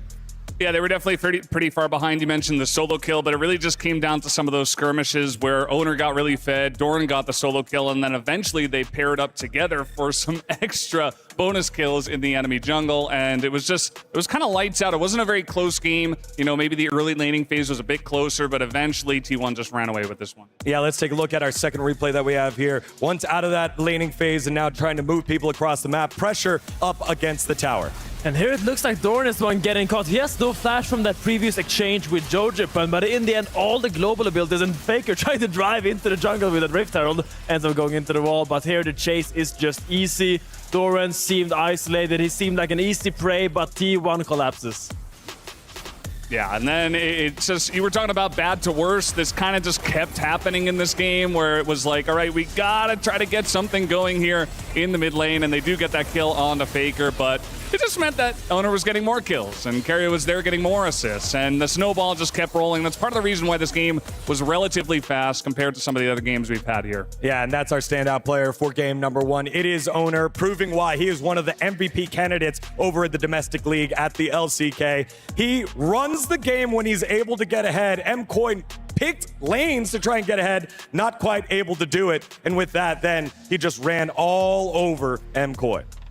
Yeah, I mean, as a MKOI believer, I gotta look ahead a little bit. So now we have the Pantheon and Talia being taken out of the draft. So what can we expect from MKOI in this coming draft? Now, they are blue side, and my eyes are on that Yone. That Yone Pyun that he was so strong with in the previous games. That has been target banned by T1. Maybe they'll keep doing that, but for me, I really want them to secure something where Jojipan can really fight more, because I feel like this game, he was doing really well in the individual matchup against Faker. He was getting a nice CS lead, taking really good trades, but the support jungle of T1 was there to kind of help Faker get back into the game, and then it was all downhill from there. Yeah, Alvaro, very good in the team fights, finding the engages, but there aren't many people better than finding timings to roam than Keria, so that advantage got negated. What do you want to see here in this game number two when it comes to the draft, Valdez? You know, something we saw have a lot of success actually up against, I believe it was Halima Life Esports. We saw some Orianna Nocturne. Those are both still available here. Maybe from the red side, that could be a nice duo that T1 could pick up early in the draft from the red side, which I assume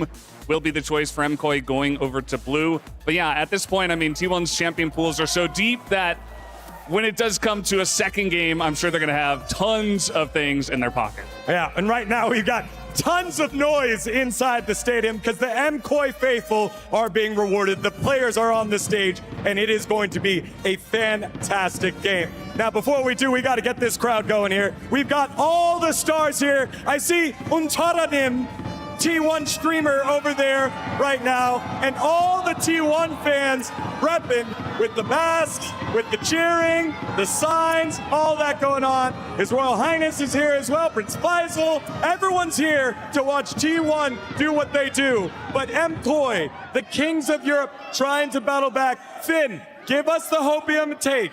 What can MKOI do other than Yone to get back into this one? Because that side of the crowd, the MKOI side of the crowd, needs something to cheer about. MKOI 1647, this 1647, that I will give you 1647 reasons why MKOI can come back in this series.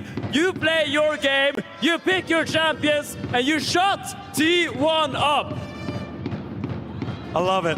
Valdez, one more answer here before we send it off to the host to get us into game number 2. Yeah, you know, I thought this was going to be close, but T1 just look on their game. They didn't need any practice. They have come in here so strong right from game number 1, and I should have predicted 2-0 because I think this is going to be lights out from the red side. I'm sorry, Finn. I'm sorry for the Copium. I'm sorry for the EU fans, but I think T1's got it this time. T1 fans, what do you think of that prediction?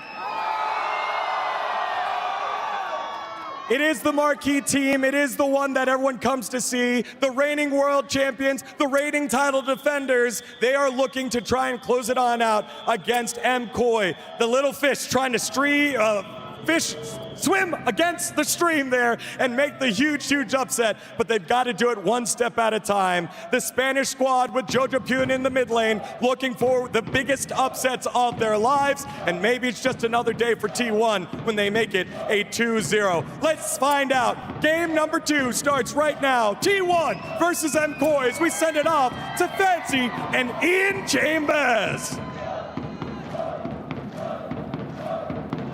The atmosphere inside this arena is absolutely electric. Riyadh, are we having a good time? Fancy, who do they think is going to win this? Look, we all know that T1 did not make it to MSI's grand final and just lose for no reason. They're here to defend their title at the Esports World Cup. Let's hear it for T1! Wait, let me just double check. You guys are here to support T1? No. Check this out. Who's here supporting Movistar Koi? Wait. You're not allowed to ask the MKOI fans if they're supporting MKOI wearing a faker mask. Let's do this. Fair. MKOI, can you bring this series back? It is brutal in here. The crowd is getting electric.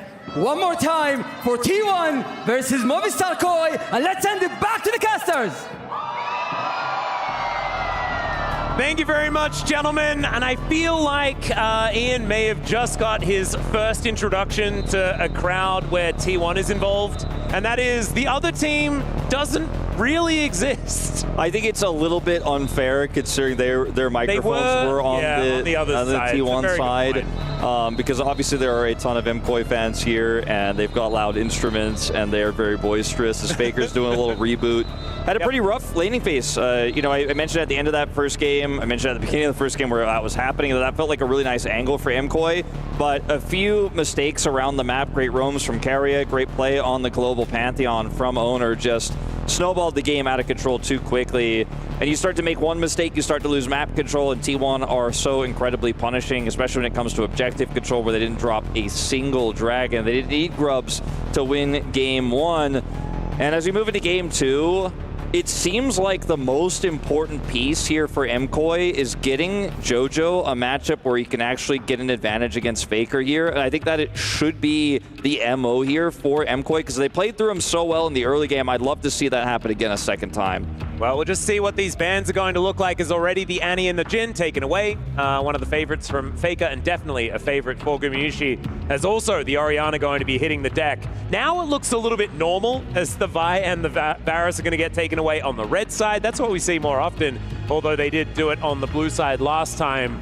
One last ban there is that Yone that they were talking about on the desk.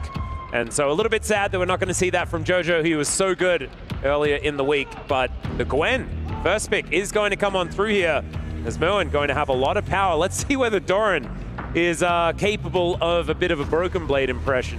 Yeah, they obviously don't have the Rumble here because it's Fearless banned, but there's a lot of other picks he can play into this. I hope he doesn't go for what we've seen in the past, oftentimes the little Ornn into the Gwen, which has been a big problem. I'm a fan of that. We've seen Doran try it and fail before. I don't think that's what he's going to go for here. But the Rise feels very nice. It's a very safe pick. Another global here for T1 and strong into Gwen. Because you could just simply hold her in place and prevent her from doing anything in a team fight. Why is it taking Ona so long to find Xin Zhao? Yeah, I'm not Whoa, they're not going to pick it? That's kind of crazy. The Ambessa into Gwen has also been another pick that we haven't loved too much into the Gwen. It certainly can work, and it is a volatile matchup like the Jax matchup we saw yesterday with Broken Blade, but very risky one for sure, especially without knowing what the AD carry for Supa is going to be and what your main targets are. We don't know what JoJo's playing yet either, so this pick could be a bit of a wash. Yeah. As playing the Galio into the Rise would be a way to neutralize this matchup a little bit, but it is going to guarantee basically Baker's prio, since he could just clear the waves into this Galio over and over and over again. He won't be able to kill the Galio, but you know, it's not the kind of matchup I expected for JoJo here, where I wanted to see him try to dominate lane. The Orianna is banned away. It's one of the better picks into the Rise, so he's just going to opt into safety instead. Yep. Still going to be able to follow the Realm Warp quite comfortably, things like that as well. Does have that mobility around the map, which is kind of nice. Let's see what they do have in store. Is the Xin Zhao just going to be picked away here? And there must have been a reason why Owner didn't want to go for this pick. I was thinking like maybe they were holding on just in case they want to get a Trundle out or something like that, and like they could use it against the Xin Zhao. Has been a decent matchup in the past. Yeah, I mean, the Galio works incredibly well with both the Gwen and the Xin Zhao here, so in terms of team fights and playing around the map, MKOI feeling pretty good about this. The Trundle felt pretty obvious, like you said, because you've got some big frontliners to potentially just chomp away at and subjugate. And it does also offer a lot of zone control into these melee champions as well. Yep. I think for Supa here, getting either insane safety, the Xayah's gone, the Ezreal's gone, so a little bit tougher, or just high range might be the name of the game here. Even if something like a Jinx here would feel really nice because you have a front line, if you just get a single pick, you know, that damage that you need, that range damage, that ability to hit this Rise from afar, take this Trundle out would be there. See what T1 want to ban in this final spot. The Alistar, interestingly enough, also still available here in this second game, so I imagine that's probably what MKOI's ban is going to be. I wouldn't mind it. Keria has been phenomenal on the cow in the past. Likely something that they want to get rid of. I think Caitlyn could be worth looking at as well, because I know that Gumushi and Keria do really like to pull that one out. They want to just dominate, might be an opportunity, and there it is. That is going to be the final ban. That gives cow opportunity over to Keria. Looking for a potential Kai'Sa here. This would be the most not Gumushi pick ever, and they are just going to lock it in. So, you know, people were already insinuating after he played Ezreal in Game 1 that T1 were going to look for another fearless win here at EWC, meaning, just like last year, Gumushi played only unique champions across their road to the finals, and then the win they took last year. So far, keeping that true. Of course, we have fearless drafts a little easier. And getting rid of Ezreal and Kai'Sa in the quarterfinal makes a lot of sense, meaning he doesn't have to play them in the semis or the final. Yeah, fair enough, fair enough. There's that Jinx I was talking about. I actually don't like the Kai'Sa that much here in this draft, to be honest, and I think the Jinx Alistar is a perfect way to round this draft out here for MKOI. They have an amazing front line. All they need is just simply one kill for Supa, one reset, and that is all it's going to take to really crush these team fights. They can protect him so well with the Galio, with the Xin Zhao. I really like the draft here for MKOI a lot. You take the nameplates off here, and I feel like they've got such a sick edge. Yeah, I think even with the nameplates on, I'm feeling like this is looking fantastic. The extra range that you have with this Jinx, the amount of peel that you'll get with the Gargoyle and the Cow, and then the double circles, you know, of immunity here on the side of Gwen and the Xin Zhao. Able to push forward, able to put so much pressure on this T1 roster. Of course, it might be that T1 just kind of style on them, right? Find another one of these angles, but I think if MKOI are going to do it, this is the best selection of tools they could have got out of the garage. Yeah, I think banning the Misfortune was a mistake, and I think that Supa has a lot of agency here. Now, nameplates are on, right? And we've seen what T1 can do with global jungles, global mid laners, and even though there's a Galio to match and can also really help empower that Gwen in the side lane, Faker's Rise is legendary. It is iconic. And I think a lot of what this game is going to come down to is map pressure control and where those Realm Warps come in, where the decisions are made macro-wise here by both teams. I thought the early game macro-wise was fantastic for MKOI, but T1 definitely got the better of them when it came to the mid-game. Yep, I would agree. I do think that things can snowball even more out of control in this game, though. So if MKOI can get out to the same type of lead, might be more and more difficult for T1 to find their way back in. The blue side looking just that little bit more powerful here at EWC this year, as is generally kind of the way, especially when T1 is on the Rift. They do really, really like to dress in blue. even though the team is red. Kind of ironic if you think about it more than a couple of seconds. But here we are onto the Rift for game number 2. T1 could just book themselves a ticket to the semifinal right now, or MKOI could be trying to make them work for it. Jojo opting for this Galio to be able to match the rotations of the Rise is so good with the Gwen, but it also means he won't be able to have that lane dominant performance we saw in game 1 where he's able to win trades against Faker, get his TP back, force Guma and Carrier to come babysit. He's going to be actually the one who's sitting on the back foot in this second game. So a bit of a different identity, but I like what it means for 5v5s. His owner is going to duel early. Yeah, Doran is trying to chase after here, but Ona has 3 people to deal with as the Winds of War come down, and that is going to actually spell the end of this little scuffle. As Ona playing the policeman Trundle, just not really a huge fan. You know, like the traffic cone's cool and all, but like there are so many good skins for Trundle. We were having this discussion last night at the bus. I like the cones though. Okay, fair enough. I'm okay with it. I guess like for the cone fans, you know, traffic cone people. I'll be honest with you, Atlas, we've only been seeing that one Trundle skin where he's got like the really shiny mace for a really long time. You mean the Cuz one? Yeah. Like I feel like we've seen that one only for so long that I'm just happy to see any sort of Trundle skin diversity. Yeah, it's either that or traditional Trundle, but you can't have a problem with traditional Trundle. That one's too good. So let's take a look at how these matchups are going to eventuate. Guma, Keria just going straight to the bottom lane here, looking for a level 1 advantage in this Alistar, which I think is wise. Fortunately for Keria, that's not quite going to land the way he was looking for, though. Yep, bit of a crash down there, but Gumiushi just trying to pick up this first wave of minions, and they do have a bit of control of this wave. Remember, this is not going to be a lot of early pressure here for T1. Of course, the Alistar pretty good into the rel just in general as well. Being able to headbutter out of the crash down is normally pretty good, but that's not what Alvaro's focusing on. He's wanting to make sure he separates the 2 members of T1 so they can get some decent damage down and Super stays safe. Yeah, Super's positioning really good there, utilizing his range quite well. Had he been hit by that crash down, the passive was already stacking onto him, so it's really important he does not get hit here. Owner going to start Raptors, likely on Vision there at the beginning, as both junglers know they're doing their Raptor camp. So all Vision over is Alvaro. Yep, headbutt pulse does come on down there as Alvaro in a little bit of trouble here, down to about 300, but still able to offer a lot back. And Jojo could actually just die here. The flash out of the way, one more auto will do it. And yeah, he flashed out of the way of the Q, but then he was really dead. Here on the top side of the map as well, Owner is moving in. He still has the traffic cone. He can still tell Merwin that that's not where he's allowed to drive. And it's a bit of an ignite from the grave. The last tick not going to be enough to do it, though. And T1 with 2 swift ones. Yeah, so nearly enough, but Doran, or sorry, not Doran, Owner, excuse me, has that potion, and we'll be able to tick through it just barely there, as you see a sad MKOI fan here in Riyadh. As Doran's looking for the trade immediately because he obviously has teleport advantage, so takes a 4th of Merwin's health, and he's like, cool, catch that wave, and I'll see you in just a second. Those are the types of trades you want to see. I want to see what happened in the beginning of this trade here as Faker has lane control, gets taunted, and Jojo Pyong goes for the extra empowered auto. And that's just what does him in. Flash angle here is nice, but he's just doomed. Like, there's no way he can buy space against this ranged champ. Is trying to min-max the damage there, and Faker's just like, well, it's my turn to crush the lane. Oh god, speaking of my turn, Owner is going to come down and join as Gumiushi's in a lot of trouble. He's going to go down first. The Super gets excited, and the traffic cone is after the flash.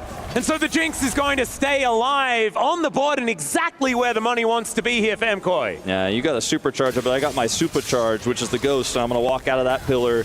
And, well, that's a kill for the Jinx early. What looked like it was going to be a great start for T1. Now a disaster. Keria! Yeah, what are we doing? Doesn't have Ignite. He needs a Shattering Strike. Does he get it? One more auto, and down he goes. So that's a bit of a solo kill for Keria. That's a bit of a cute one. Probably not worth it, but does still send him home. I mean, I think kind of worth, because otherwise Jinx could just take these minions here, and now Guma back in lane. It's actually going to be pretty huge. Otherwise, you know, Supa gets to walk away there, and Merwin? Doran still has the teleport, guys. As Merwin, one more auto attack, and he's dead. He was not immune in this top lane, and Doran, oh god, this could really be an Ambessa problem this game. I mean, like I mentioned in the draft, it's not a matchup that always works well for the Ambessa, but it's volatile enough to where if you outplay, you can get a huge edge. And that was Doran on Doran's shield only. Hadn't backed, hadn't TP'd as you said, had no items there. Playing into the Dark Seal, still wins it out. still on low health, is able to sustain up. Now he's going to head back to lane with Caulfield's and a refillable as there's an engage. Yep, Carrier coming down towards the bottom side. Pops the passive there. There's Gumayusi to do a fair bit of damage here to Super. But T1 not going to be able to get the kill. No summoner spells on this Jinx, though, means that she's going to remain a target for quite some time. Faker trying to get the damage down onto JoJo as well. Justice Punch not going to get any CC. And Faker able to utilize his phase rush really nicely to just dance on the edge of that taunt. Alvaro moving in, and Carrier, he loves Hex Flash. He also just loves standing in weird spots. And that is what he's going to continue to do as T1 take their first strike of the game. That'll be the Hex Tech. I mean, Faker... Not another Hex Tech, so that's good news, I guess. Faker's just chilling, you know, clears that wave, doesn't even have to get involved in this. And looking back at this play down here on the bottom side, Owner comes over here, but it's actually really well played by MKOI. They're able to get this chain CC onto Guma. The damage is enough. Super then gets the reset, has the flash, has the ghost to buy space against that cone that gets dropped, and that's all he needs. And then Carrier is actually able to come over here with a really cool Hex Flash over the wall and catches Super off guard. And he doesn't hit the crash down, but Super gets a little bit greedy here. I think if he just walks away, this doesn't happen. Yeah. And at the end of the day, Carrier, I think this is absolutely worth for him. Oh, yeah, 100%. Especially because Alvaro gets the kill and not the Jinx. He was otherwise probably just dead, I think. If Alvaro is actually able to frontline for Super, then there's just not a whole lot of chance the Carrier gets out. So able to take one with him. And you can see T1 now with Feats of Warfare already locked down. They're on their way to picking up these objective feats as well. And so as far as shoes are concerned, T1 are getting very, very close to making them fancy. And Alvaro and Super have done that lane swap thing, move towards this top side as the grubs are about to spawn. Top side of the map going to be an important place to look out for, but Owner is moving in once again. Yeah, vision control of the river. Yep, Super still without any summoner spells. The Ghost is pretty close. 3-man Pulverize as well is very good. As Elyoya looking to make this one fair. Gumayusi trying to get himself out of there as in he goes. They look for Owner to try and take him down first, but the Shattering Strike is so good. Zap is sidestepped, and T1 get themselves out. I don't know about this one. Doran is a 1-0-1 Ambessa. Looking for this kill onto Owner, but he's got the control vision, and he's just going to be able to put a pillar up and walk away. But it's still a huge win for MKOI. And I think T1 are disrespecting the range of this Jinx and how well Supa has been positioned, man. There's so many near hits. There's so many near lockdowns onto this Jinx, and he just is able to get out every time as JoJo. Faker could be in a lot of trouble here. He does have Flash available, gets that phase rushes. Now flashes in and gets out with the Realm Warp. That was so sexy, Faker. We've seen this so many times for Faker where he walks out and then flashes back into the Realm Warp at the last possible second to get out there, and he will live just barely. Still a huge win here for MKOI. The flash, and JoJo just going to punish him. Oh, boy. Yeah. But, I mean, the other play looked really cool, and I think cutting the video before the Winds of War comes out is going to be really easy in the highlight package, so it'll be fine. Well, you know, it is what it is. Great job, JoJo. Yeah. Extremely accurate cue there. Yeah, it was very well done. As, yeah, the flashes do have to be utilized. And here, towards the top side of the map, Elyoya moving on in. I mean, this is a huge angle here for MKOI to potentially get a kill.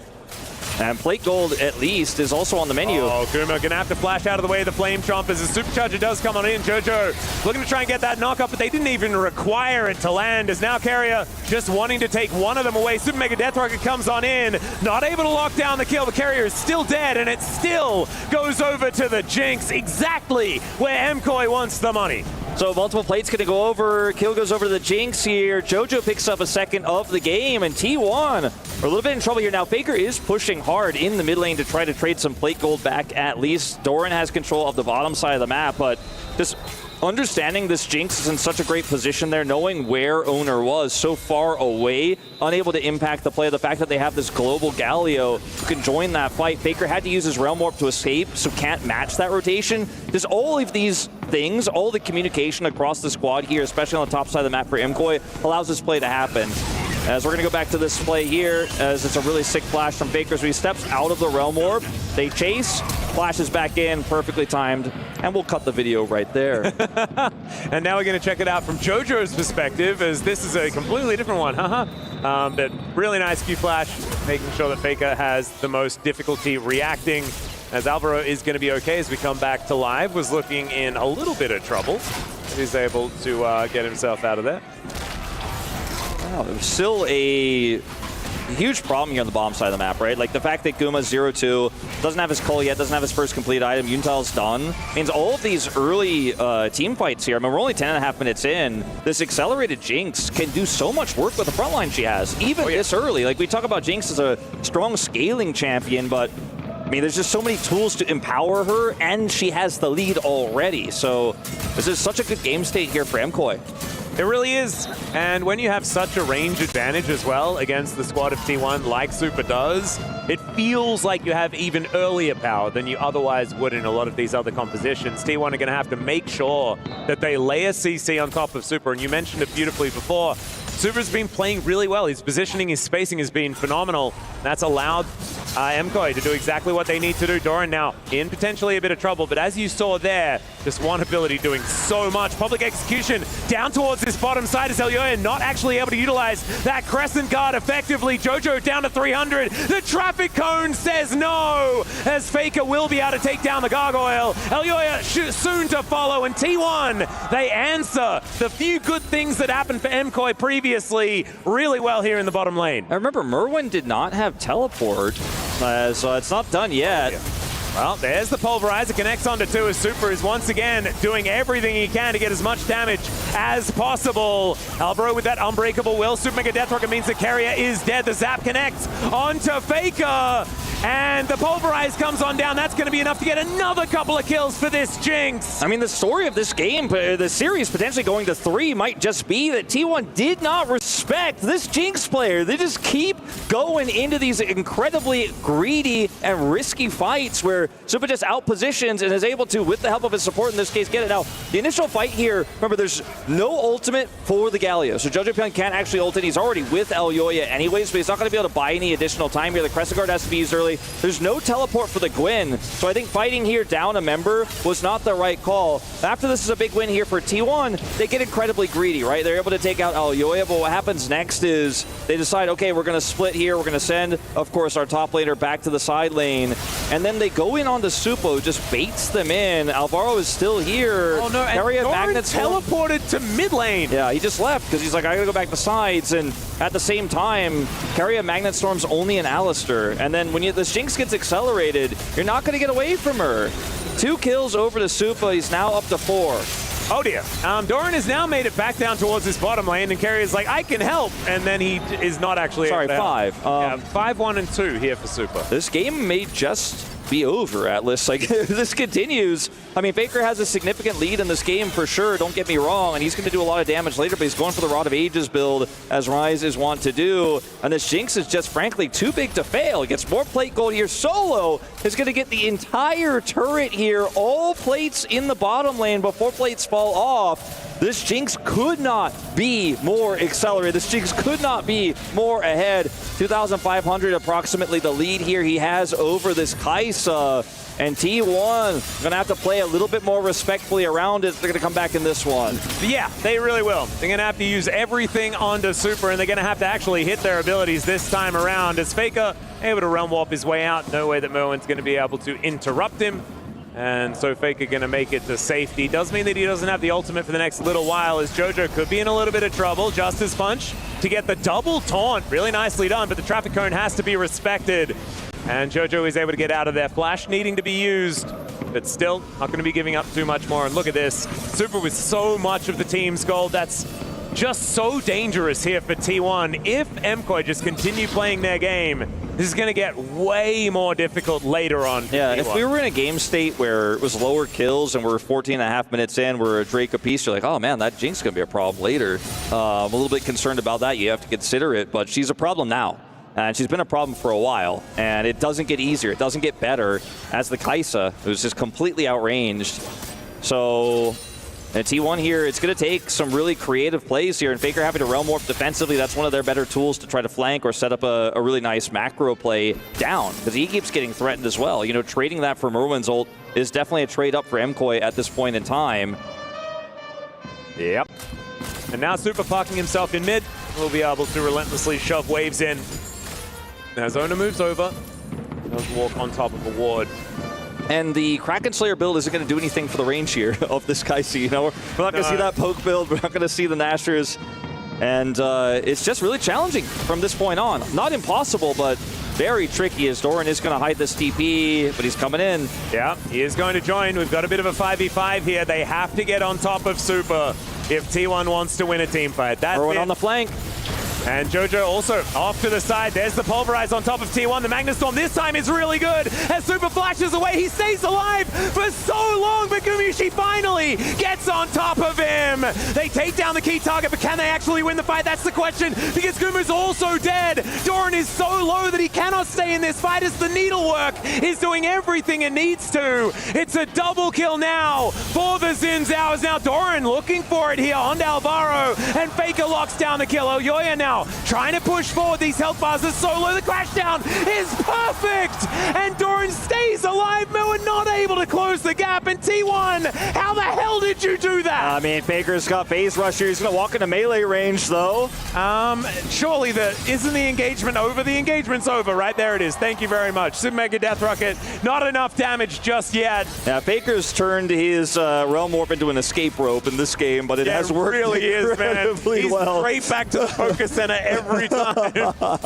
He's out of the dungeon, but the fight here initially looks really tricky to pull off for T1. Supa's positioned back right. He has this insane frontline, right? He's got an Alistair, he's got a Xin Zhao, he's got this Galio. It's Doran's ultimate that follows up here onto Carry. Doran's at like 30% health. That's really the big difference maker, is Supa just cannot kite everything. Jojo Pan a little bit late on the taunt for the peel, and that's the winning play here. Yes, Merwan is a raid boss. He is massive on this win. He's going to offer so much damage, but the positioning here for T1 is great, and Faker is playing this Rise. We talked about how he could buy so much space into this melee composition. Once the Jinx is down, it's Faker's playground, and he is just going to be assisted here by Doran and Carrier. Merwan can't close the gap onto him. Faker's got the phase rush. It's just so difficult to lock down this Rise. Faker then does a little bit of a funky thing where he walks back in, but he realm warps out, and it's okay. Oh dear. In the interruption on the crash down here means the Carrier is likely just dead as he looks to try and make his way out, but was caught there as he took a little detour. Alvaro may be in a little bit of trouble himself, though, but does have the Unbreakable Will, does need to invest it. As Rift Herald down here in this mid lane. One good thing for MKOI was that they were able to take that objective, that it's not able to knock down this outer turret. As MKOI, they also got feats of strength by being able to take that Rift Herald as well. So they're gonna grab more of these objectives available for them. They're going to grab this Dragon too. Faker, this turret is too healthy, I think, for anything to eventuate here on the top side. Maybe Owner can grab this blue buff away. I think that is going to be the best case for a cross map here. And IE is done now. So yes, it's 2 items versus 2 items here for the AD carry, but we've talked about the range so much, I don't really need to beat it into you guys anymore, but I am still concerned despite T1 taking that fantastic fight before. I don't know if they're going to get that chance every time as Carrier once again caught. Yep, I've seen this one before, as Carrier doesn't have his flash and doesn't have a chance to get out. So he's just going to die for a 5th time. He trading his life for information, I guess, guys, is what I'm going to say. I mean, there just wasn't really any big objective up there to force or to fight for, and that's going to be a turret that goes over as a result here. By the way, to the Jinx, again, who has empowered Berserker's Greaves from the feats of strength, and I mean, it feels like a pretty big support gap in this one, I have to say. Alvaro's been having an amazing game on this Alistair, and Carrier has made some risky decisions. Some of them have paid off, right? Like his Hex Flash shenanigans on the bottom side where he was able to assassinate Supa. We've seen some of those succeeding, and the gold graph is crazy because T1 have won some phenomenal fights despite the deficit to keep it lower, but the Jinx is still a big problem that I think they're still going to have to solve. And like I said before, leading into that fight, you're not always going to get that Doran ult on top of Supa, as JoJo is the target. There's public execution as JoJo should be going down here. He does flash, try and get himself out of the way, is now Alvaro going to once again put Carrier into a 1v3. Oh no, this poor horse lady is Gumayusi looking for Super. He dives in on top. There is the defense from JoJo, but still T1 are pushing forward even after Carrier going down. The AoE from this Kaiser is massive. Faker as well doing so much work, but maybe it's not enough because Merwan gets in there with the scissors and will be able to cut them up. Ona now walking away with about 50 health, and we'll see whether he does make the great escape. It looks like the answer is potentially, as he looks to get an execute. Yeah, I think he's been out of combat. He gets the execute. I think he does. Yep. There it is. Yeah, well played. not the end of the world for MKOI because they still win the fight, still win it swimmingly. As Supa's positioning once again was so good in that fight. Yes, he ultimately does die, but he does so much damage before he does. He has the ult coming through from JoJo, and then this time Merwin's able to take Faker out. That's really the key here, because Faker, once Supa is dead, Faker can kind of do anything as long as he can buy the space against this melee composition, but he did die. As we are going to see a teleport in here, a bit of an Otacon contest just after spawn. Yep, and now we're looking to see whether Carrier can get the reverse legendary. Only 2 more away from that one. JoJo is setting up for this Otacon. JoJo does not have his ult. He does have TP, however, he's going to use it. Yep, Doran going for the engage here is my god. Alvaro just taking most of his health bar here from a combo out of this 2-item Ambessa. Yeah, he does not have unsealed or teleport. He's just going to have to take the long walk back here. Will go home and try to reset. His ult will be up in just a moment. It's really hard for T1 to take this fight, though, into the Jinx. Those low health bars make it such a easy front to back for Supa, even without the Alistar, who is returning as quickly as his legs can carry him back towards this objective. And T1 instead going to push this wave out, slow start the Otacon here, try to clear vision, but this buys time for MKOI to come back over for the contest. This is going to be a pivotal moment in this second game. Yep, here's going to be, it should be an honest 5v5 as JoJo making his way over as well, very close to having that heroic entrance back off cooldown as Elyoya looking to make his way in 400 health, and he steals it! Super Mega Death Rocket not going to connect, and now the Realm Warp going to get T1 to safety, but they do not get those petals in the Otacon buff this time around. Gold is even, but those stats are not going to be so. Yeah, this was a really close fight for T1. They wanted to clear so much vision that bought enough time for the rotation over for MKOI, and just barely MKOI get there in time, and then it's a bit of a panic from Owner and attempting to smite early and try to get out there, but he smites so early. I think it was like 400 health, and then it just goes over to his opposition in Elyoya. Says thank you very much for the leash, thank you for the free objective. Gold is dead even. The lead, though, that Supa once had has faded away a little bit. We are also eventually now going to see that Nashor's Tooth come through here for Guma. A bit of an adaptation on the build. Like this a lot. You know, when you have the money that he does have, we're cresting the mid game here, we're moving towards the late game. There's going to be a lot of extra power and range to fight for the neutral objectives. And this is such a close game. Yeah, and I feel like you can do this. They will have a fair bit of magic damage in comparison to the physical, but with the Kraken Slayer, you do feel a bit nicer. And of course, the first item, a bit of a flex for the Kai'Sa. It's just when the Rage Blade comes in, you can either go the Terminus for that little bit more of a physical ebb on the on-hit, or you can take the Nashor's Tooth. I think the Nashor's is just such a smart choice given the I like it. Gives you like an actual poke option as well with the Void Seekers. We just haven't seen it that much, and I think this is the right time to do it. Guma gonna pull it out here. Doesn't quite have it just yet for this dragon fight, however. Faker has a Realm Warp, and he is on this flank angle here, but the T1 vision is extremely limited, as you can see here. Yep, no idea on the health bar of this dragon, as we can see. Victoria making his way in. The flash comes forward, and there's the pickup from Doran as he gets into the backline once again. But the Pulverize is on top of this Rel. Super is the target. There's the zooming Gumushi able to lock that one down as he's kiting gorgeously. JoJo finally gets that punch of justice on top of him, and now Merwin is there in melee range against Faker and does get that snip. Doran needs to kill 3 people. He's getting decently close, but another knockup from JoJo. And this guy, he really is the saver of Europe, isn't he? As even on the Galio, he's able to win out the team fight. Oh, absolutely. A phenomenal fight here for the side of MKOI. I was trying to combine phenomenal and fantastic, but... and you almost just got Fnatic. Yeah, I know. The wrong team. Yeah, wrong team, wrong time to be talking about Fnatic, sadly. But the target selection here is very messy. Like, Supa is not the one who's ultimately hit here by Doran, and look at the peel. Like, he is the president. Yes, ultimately, Guma is able to play this incredibly well. Flashes in, is able to execute him before he dies, but Faker's isolated. Merwin makes sure to stay on top while the rest of T1 are trying to chase down this backline. And as Faker dies, the fight is over. Doran will not be able to compete. As JoJo... Okay, got a bit of a teleport in. Yeah, he may be in danger. Be in trouble, exactly. He got the inner. Going to be available as Faker almost taunts himself is what it kind of feels like. Killer Instinct comes down though as Gumushi will be able to help Faker lock down the kill. Teleport comes in, uncancelable of course, as Merwin looking to try and answer back. Supa has his ultimate, but it's just not quite enough damage at this stage to get the kill there on the Faker. They needed a little bit more. So it is a critical kill here on the JoJo, but he does have TP and he will have his ult on respawn. Also picked up a Zonia as his Baron is going to be the look here for T1. They love to do this on spawn. They're going to head over and try for it now before JoJo can get back up and get into the fight. It's a risky call. Keria, though, on the flank also has the Omega Blast Cone here to try to set up a big Magnet Storm despite not having Flash. He's got better Flash. Well, Elyoya is going to be here, so it's likely to be pretty close to a 50-50, even if there aren't quite as many members of MKOI. 5 seconds until the teleport can be available from JoJo, but it's down to 2,000, and this time Ona, he's able to lock down the smite. The King's Tribute keeps him healthy as well, but not healthy enough, and he's going to be left out to the Wolves as T1 say, Ona for a Baron? Yeah, we'll take those. I think they will take it. It's not exactly the cleanest. It's not 100% what they wanted there. They wanted to get out for free. Keria wasn't able to find the angle. Really respectful approach there by MKOI. They were able to avoid knowing that Keria was on that flank angle, the Magnet Storm. So T1 aren't able to win the fight. They end up losing their Trundle and will lose an inner turret despite the fact that they're the ones having the Baron. So, like, yes, if you count, like, okay, one Trundle for Baron feels great, but the lack of map control, the fact that they had to Realm Warp out there and base means 2 turrets, in fact, now as Merwin is so big on this Gwen, do go over.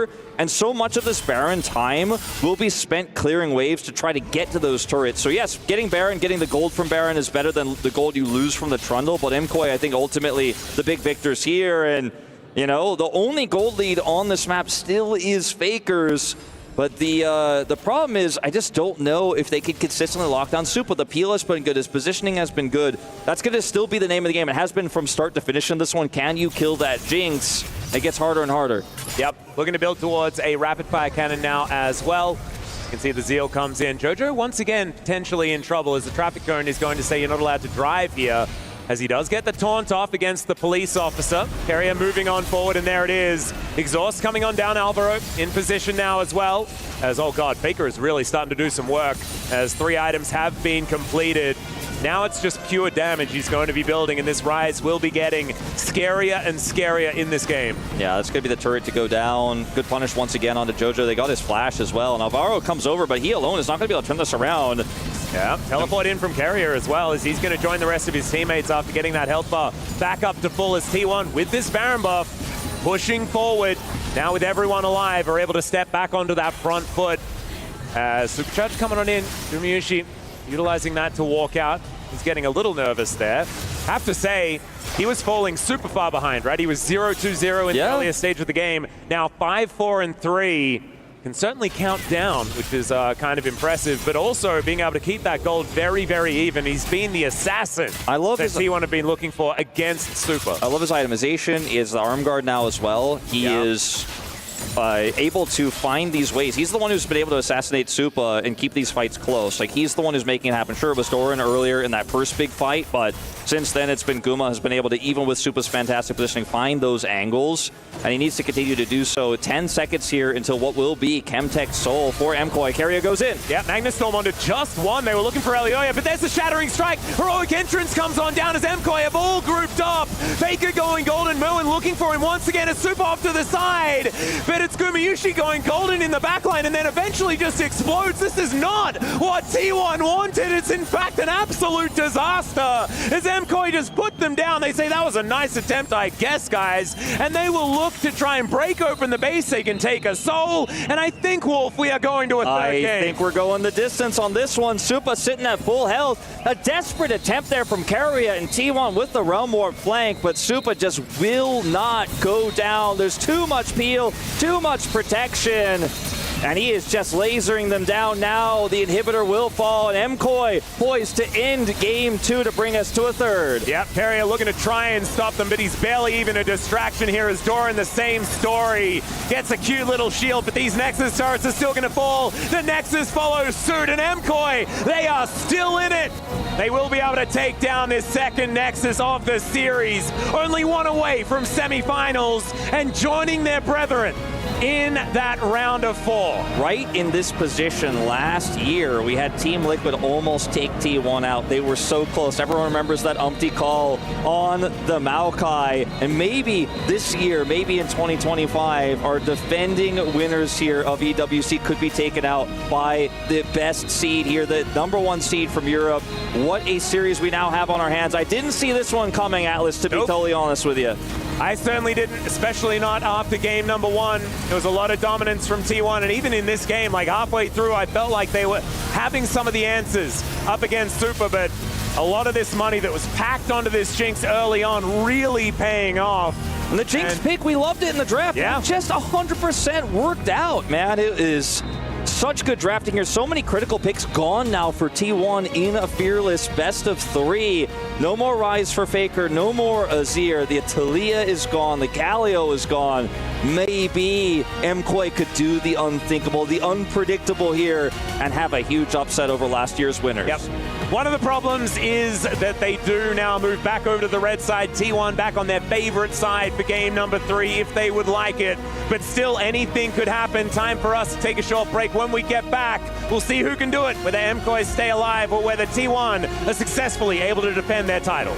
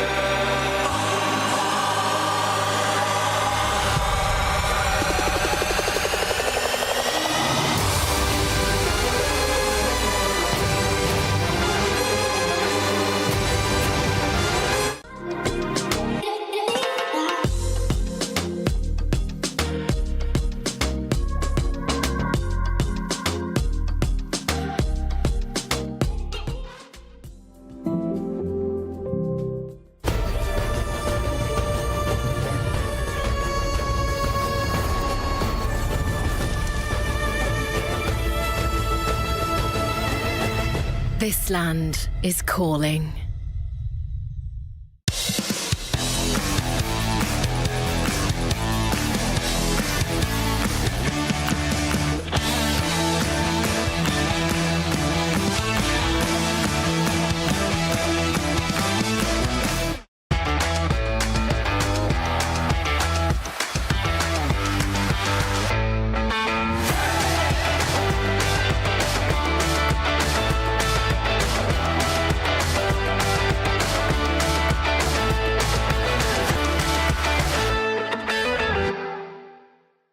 Wait, Gen.G just won MSI? How excited are you, Mr. Tiger? I'm super excited. Are you going to be a Gen.G fan? Well, don't worry, because Gen.G fans can actually get their jerseys that are available at the STC Arena. T1 also have a bunch of selections that are available here, like pins, stickers, utensils, and many, many more. There's also a custom mouse pad if you'd like to get some new gaming gear. So come to the STC Arena if you're looking for some fun.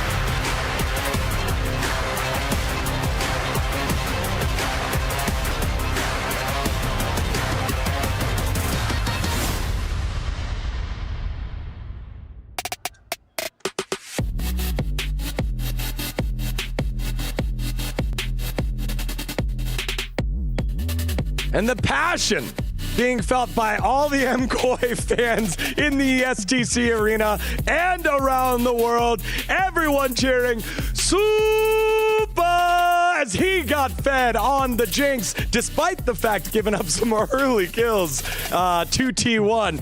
MKOI able to battle back despite the odds, and we go to a game number 3 here in the quarterfinals. Welcome back to the studio. Digon here alongside Finn, Valdez, and Medios. And Finn, we start with you. All the way back to the draft, man, because we saw the Gwen and you're like, oh no, I don't know about the Gwen. I don't know about these bans. They're banning Yone. But instead, it all looked pretty good. I mean, I was a little bit worried in the draft, in that early section. But when I saw the Jinx, that I think for me gave me a lot of comfort. It is something Super has been so successful on regionally. And I remember there was an analyst next to me that I think said T1 was just gonna 2-0 this. I don't know who said that. That guy doesn't know what it's talking about. There's only one next. Yeah, Medios, that was weird. Technically on the same couch. Yeah, I don't know. T1 kind of dropped the ball on this one, right? Like, hard to call it disrespect. I do think that they were playing a little bit fast and loose early, but I don't know. They just kind of got outplayed. I think their issue was they kept on diving in towards the Jinx and really trying to shut it down early, but instead the opposite was happening, and they were feeding the Jinx, and then eventually the team fights didn't go their way. It definitely felt like they had that mindset of we need to dive Jinx, which is good, but, you know, I think you got to think it through a little bit. If you just full-on dive into Jinx and you get counter-engaged on by like a Gwen, which kept happening, you get peeled by Alistar, Xin Zhao, and Galio, then it's not always going to work out. And yeah, I mean, it was a nice game by MKOI. I really liked how they would just, you know, take fights. The turning point for me was when they did that 2v3 bot lane with Jinx and Alistar. I thought that was super cool. They kind of like hit Alistar in the bush, had Jinx insta ghost away as soon as they looked at him to make him think he wasn't there. Then he goes back in, and I feel like just, you know, having the confidence to go for a full-on 2v3 is pretty rare. You know, that's kind of one of the basic things you learn about League macro is like fight with numbers, but they just knew they could win, and so to me that's just, you know, really inspiring. Yeah, again, great fight back here by MKOI. Let's take a look at some of the highlights. First one here in the bottom lane. It is scrappy early on. Yeah, this is what Medios was talking about, like just so commendable to know that you are stronger, know that you can take these fights, and know that it's what you need to do, because the map was kind of falling apart at this stage. Both solo laners were struggling getting solo kill in their own matchups, and Super really needed to step up, and boy, he did do that. Definitely, against one of the best bot lanes in all of League of Legends, multiple championships, but however, just maybe over-calculating a little bit there. Let's take a look at our second highlight here. The Otacon steal, where it's speeding ahead because it was just fight after fight after fight, but this was a big one. This one was super strange to me because this is kind of the T1, you know, where you just rush an objective in the other team's face and they come, and somehow it usually works out for T1, but not this time. And it felt like they had no intention of fighting whatsoever. They were already running. It seemed like they weren't even trying to kill the Otacon. It almost looked like they were just 5-man leashing it for MKOI. They're like, hey, we're one game up. You guys can have this one. And I think Otacon's such a strong objective. To me, it almost feels better than getting Baron. It just, to me, feels like you're going to win if you get Otacon, because not only do you get to execute, you know, AoE on kills, but it buffs all your petals, gives you all the petals in the map, and then you're the only team that continues to get them. So by the end of the game, you know, you mouse over how many stats you're getting. You're getting like half an item worth of adaptive force. You're getting almost a full level of XP. So I think it's just such an insanely strong buff that once MKOI got that, it kind of felt like they were going to run away with it. Yeah, and put that on top of the Jinx, who wants to be in Reset City. Very, very helpful to get the slow from the AoE. Next up, around the Drake is our next fight. Again, just constant battle. I was with Flyquest and they were like, this is crazy. Yeah, it was kind of a crazy fight. I mean, you could see that once again, they only had one direction, right? When you're running Ambessa, you've got Kai'Sa, you kind of just have to dive the Jinx. But as the casters were talking about, there were so many tools to try to peel for it. And at this point, like, he's just so fed. So even when he does go down, it's like, yeah, you know, you're doing a decent job of peeling through, but now the other members are fed. Now the Gwen's fed. Now the Xin Zhao is doing a lot of work in an extended team fight. Even the Galio. So, yeah, it was pretty rough. I actually thought that fight was kind of a rare misplay from Faker when it came to the actual fight itself, because he ended up in a 1v1 with Gwen, which I don't think you're going to win most of the time, but he ended up flashing up instead of over the wall to regroup with his team, and it kind of looked like if he was able to regroup with his team, they could have won it, but, you know, I guess it can be hard to be aware in those situations, and a little mistake from him there.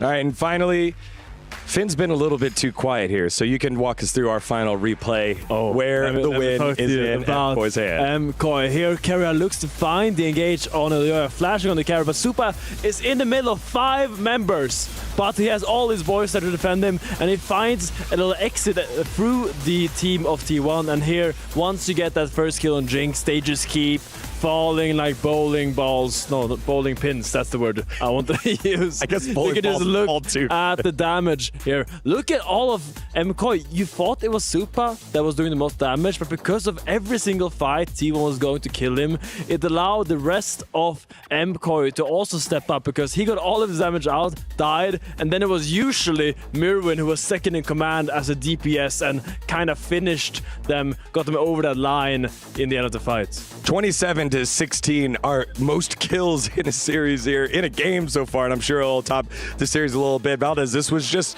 very, very scrappy and not as slow and calculated and controlled like game 1 was for T1.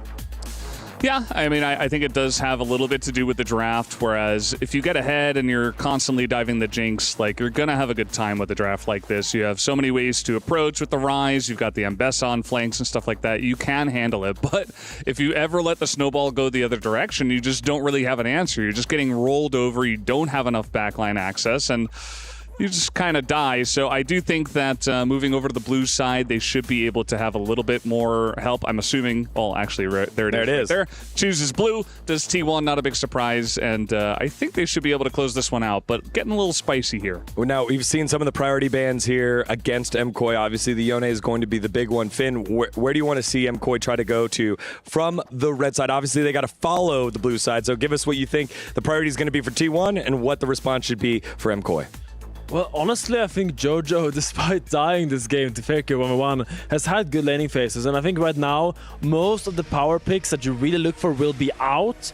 So for me, having a strong mid lane matchup for Jojo and allowing him to play aggressive, I think is going to allow MKOI to walk into the mid game with a lead, and I think they can use that to snowball, because I think let Mirwin counterpick his red side, let him play whatever he wants to play, because that's on him. Don't think about that, let him think about that. Just make sure that Elyoya and Jojo can work in tandem and find those good skirmishes to really accelerate the game forward. Yeah, and remember, it started with the solo kill by Doran on Merwin. Things didn't look good, but he was able to scale, make the plays, and have that huge 1v1 against Faker in the pit later on. Midas, where do you want to see this draft go for the side of T1 to close it off? Because remember, if they lose, they're out of the tournament. Thanks for coming, and we'll see you later. Yeah, well, for T1, I think that, you know, from talking to all the LCK casters back in the green room, they're not a huge fan of Kai'Sa, which is surprising because I like Kai'Sa, but it didn't go very well for T1 that game. It does seem like Guma does better on his comfort picks, maybe a better scaling pick. I would expect Jhin. I think Jhin usually goes really well for them. And then maybe they can get carry on a counter pick. So I think if they play like that, it could be pretty good. You know, put Doran on something stable, a tank, because there's going to be no Trundle this game. So you could blind pick Sion, you could go for Ornn, something like that. So I think if T1 just drafts kind of standard, put Faker on a control mage, then they should be pretty good to go. Brenda, we've watched lots of hours of this iteration of T1. I feel like, what do you want to see from them here in this final game? I mean, I think Medios hit a lot of the points in terms of the champions. You know, definitely want a little bit more comfort for Guma. I mean, he's been great. Like, he was great over at MSI. I think some of the, you know, criticism he got for some of the champions, like, that's just fine. I don't really blame this game on him specifically. Yes, as a group, we don't necessarily like the Kai'Sa in general. You could look at Wadid. He's not a big fan as well over at the LCK. Honestly, I think from the blue side, they should be fine. You were talking about the Jhin. Just calm it down. Yes, the best of three is a little bit scary, but it's T1 in a series, and I think they're going to have the composure to close it out. All right, Medios, we've heard from Finn. We've heard from Valdez earlier in the pre-show. What do you got for us? What is our prediction tiebreaker here from you, as we've got about 30 seconds before we go to stage? I think it would be really cool if MKOI won. I think I'll be cheering for them. But at the same time, this is T1 we're talking about. I don't really expect them to lose this. And they're just a team that kind of has fun. You know, they don't win clean series. I think they were playing a little loose last game, but when, you know, their back's up against the wall, you can expect them to play well, and I think they'll take it. All right, well, victories require heroes. In game number 1, it was Owner on the Pantheon who looked good. Here in game 2, while things looked bleak, it was Supa stepping up here on the Jinx. It is a decisive game 3. Win or go home here at the Esports World Cup. T1 versus MKOI. Welcome back to the stage. We are deep into the quarterfinals for League of Legends at the Esports World Cup. The tension is so high between the audience.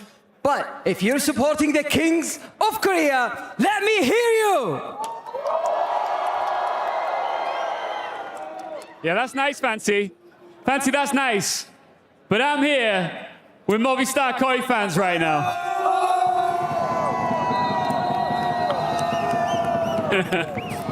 Let me just check. If you think MKOI are going to secure this quarterfinal win, make some noise! No. Ian, this isn't MSI. This isn't where T1 messes up. This is the Esports World Cup where they are the title holders. So one more time, make some noise for T1!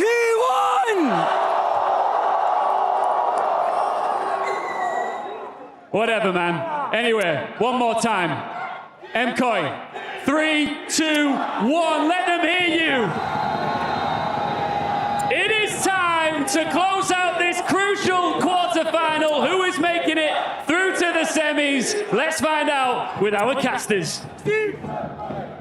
Thank you so much, gentlemen. Great to hear from the MKOI fans this time around. It sounded like it was a bit quiet in there, but after the victory in game 2, it's feeling like it's starting to come alive.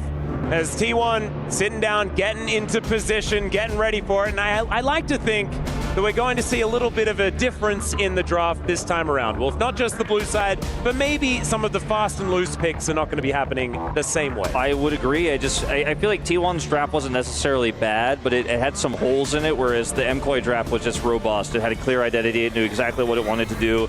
Peel for Supa and Merwin clean up fights. There's a ton of damage in that Gwen. If she can kill the Ryze, that's all you need. And so, as we move into this third game, draft is going to be very important. T1 will be back on blue side, as you mentioned, with side selection here. And the Jhin that we heard from Meteos earlier that he was mentioning, putting Doran on a tank. These plans make a lot of sense. Now, he mentioned putting Faker on a control mage. I think that's what Faker would like, but there aren't that many left, right? There just aren't that many that are meta right now. The Ryze is gone. The Orianna was obviously going to be banned. The Annie is also banned. I think MKOI's approach to this red side ban, the bans, I should say, look really good so far. Yeah, the Wukong also going to be taken away this time from T1. I thought that maybe Owner might be looking for that, but instead going to be banning it away themselves. What is this going to be? As a bit, and the Nocturne. Nocturne and Wukong, they were the two things that I was thinking Owner wants to play at this point in time. We know that over in Europe, they do like a lot of other junglers, the Maokai being a big one, and the Varus is left up. Yeah, this is not on the fearless picks for T1 necessarily, though. They don't want to play for the rest of the tournament. This is one of Guma's best, one of his most famed, not just for his objective steals, but for his consistent damage, especially on the lethality variant of this pick. And it's one of the hottest contested 80 carries. I mean, I would say, frankly, it is the hottest contested 80 carry at this tournament thus far, and he gets his hands on it here in Game 3. Elyoya and Jojo Pyong going to get, though, this Jarvan Ahri setup here, which is strong into the Varus. They had this prepared. Yep. They didn't forget about Varus. They were like, we have an answer. We have a way to get on top of this immobile 80 carry. And so that's going to be their response here. Now, where does Faker go into this Ahri is the real big question for me. No Orianna, no Annie. And the Victor's still up. It's been a comfort pick for Faker, like the Azir, all year long. Tons of consistent damage, and it looks like that's the path he's going to take here. Yep, an understandable one. This has, of course, been one, like, T1 have been first picking Victor all year long, right? So very happy to lock that one away. Don't necessarily feel fantastic about it into the Ahri, who certainly does have a lot more early and mid-game power, especially with the single target lockdown. A lot that Jojo and Elyoya can do in the early to mid-game. But this is a very stable draft so far put together for T1. And the Rakan being locked away here for Alvaro, another really, really good engaged choice. Even though Kery's game 2 was pretty weak, they still respect the fact that he's an amazing Bard player, right? His Renata is very strong, and these are very oppressive lanes to play into for Supa and Alvaro, especially with the Rakan they've already shown. So I think these bans do make sense, but it does give a ton of agency to Doran in this draft. You know, he can kind of do whatever he wants here in terms of safe top lane picks, tanks in particular, that he's so famous for. So it will ultimately be this MF choice to come through. Fairly risky. It doesn't necessarily suit the single target blow up of the Ahri with the Jarvan, but can be some really strong combos with that Cataclysm. And instead of going for lane dominance, they go for safety with this Tahm Kench pick. And I think considering the Jarvan Ahri, it makes a lot of sense. And it's Keria as well, so I'm kind of thinking that Tahm Kench is also a lane dominance pick at the same time. This guy just kind of plays this pick very, very aggressively. As Moen, I loved his Cassante back in the LEC, and he is going to lock it away here into the Jax from Doran. This is looking like a way more T1 composition on the blue side this time around in game number 3, but I think MKOI no slouches in what they've got for themselves. And if the Cataclysms are placed well, a lot of these bullet times can be absolutely terrifying. And you put Alvaro into that mix as well, being able to get these quicknesses in so that he can charm them all up into a small area so that these bullets can really get the work done. Could be really, really big for MKOI. And I also think that given JoJo's performances across, obviously, domestically, but here at this tournament, this is a strong jungle mid setup for pushing Faker behind, trying to get those advantages that they worked with so well in game 1. This is a more JoJo-focused draft, but I think the synergy between them has to be amazing. It has to be strong, and the target selection has to be crisp. They need to be able to lock down Faker or Guma consistently in order to win these games. Set up for that misfortune, as you said, for Supa. And it'd be a pretty exciting conclusion to this series. We had an obvious, very clear favorite in T1, but that second game really makes you second guess whether that's necessarily true coming into game 3. Yep, 100% agree. Just shows that the first seed from the LEC are no slouches here at the EWC. And they could be joining G2. Like, it's absolutely insane that we could see 2 semifinals with European representatives and only one from the LCK is even possible after that. Because Gen.G going to be facing off against Flyquest immediately after this best of 3. And if Fly manages to take them down, that is insanity. We saw, in fact, it was Arnold from Gen.G tweeting out saying, oh man, the West is not going to like us after this. They have to go through both Flyquest and G2. But what if Fly just takes them down first off? Man, it would be absolutely crazy. But still, here we are, onto the Rift for game 3, the decider between our title defenders in T1 and the first seed from the LEC in Movistar KOI, as the keys are looming over one of them, going to be destroyed after this game. Just one of these teams will remain. Guma with the Comet, showcasing it front and center here. Obviously the lethality variant in a draft like this, even with the Cassante and the Jarvan on the other side. You know, you just want to have the additional poke, and it sets up for the victor to clean up later on in the game so incredibly well. Oh, money. Massive gold lead here. That is huge. Big. A little bit of a shame for Moen that he has to be fighting back from such a massive deficit here in this early game. Can Doran double it? Ooh. Just see, he's been very patient, as we can see. There it is. And yep, another one. Oh my goodness. Yeah, doubling your advantage. Nobody's ever gotten a triple before. Not in a pro game. Look at how patient he is, man.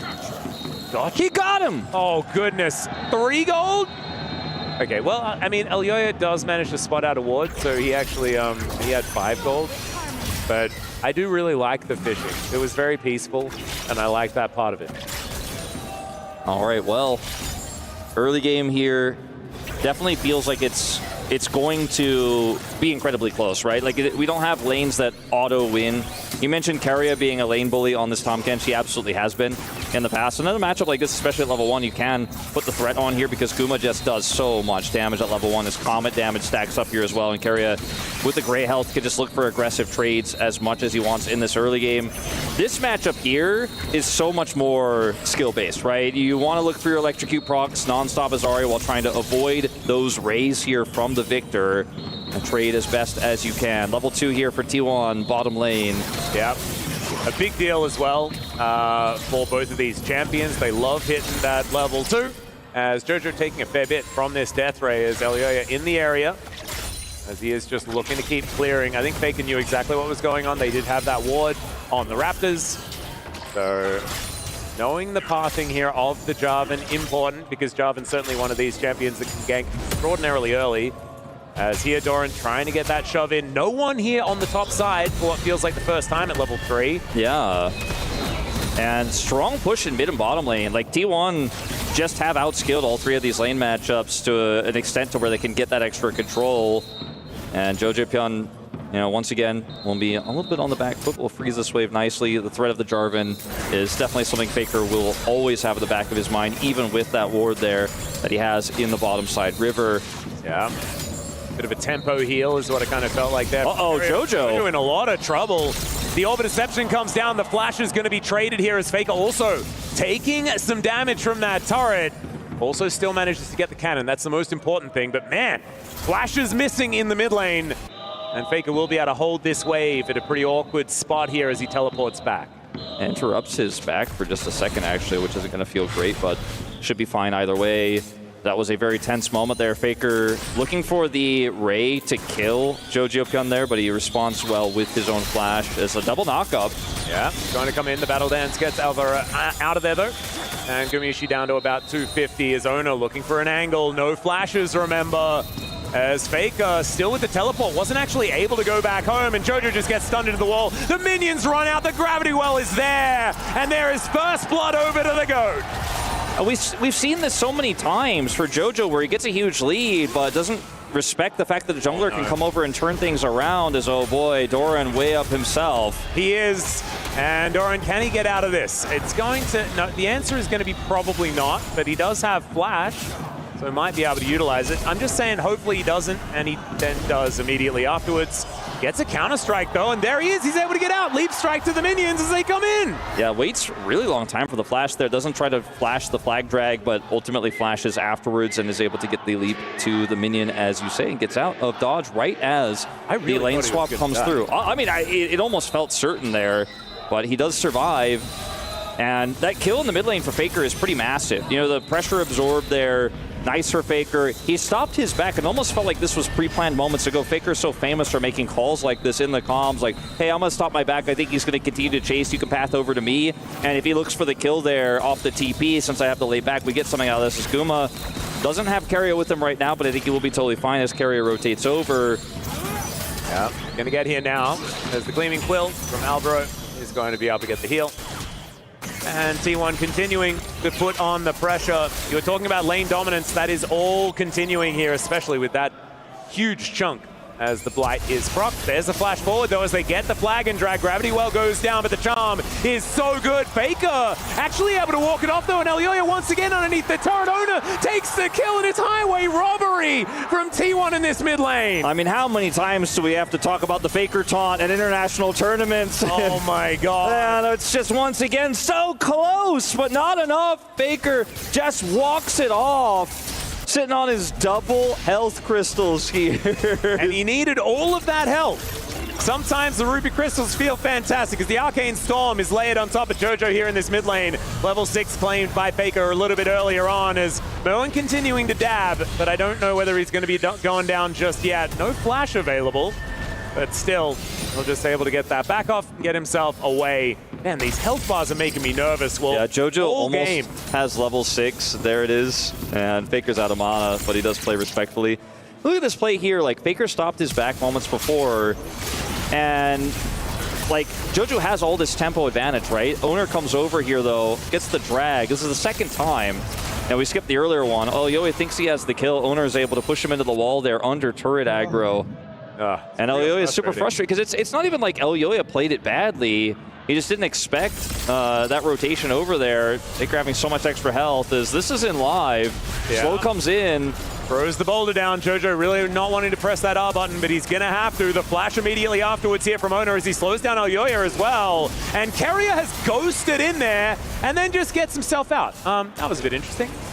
Well, it was a really cool play there from Carrier because it's relatively low risk. Has to commit the flash for it, but can just get his way out, as we saw.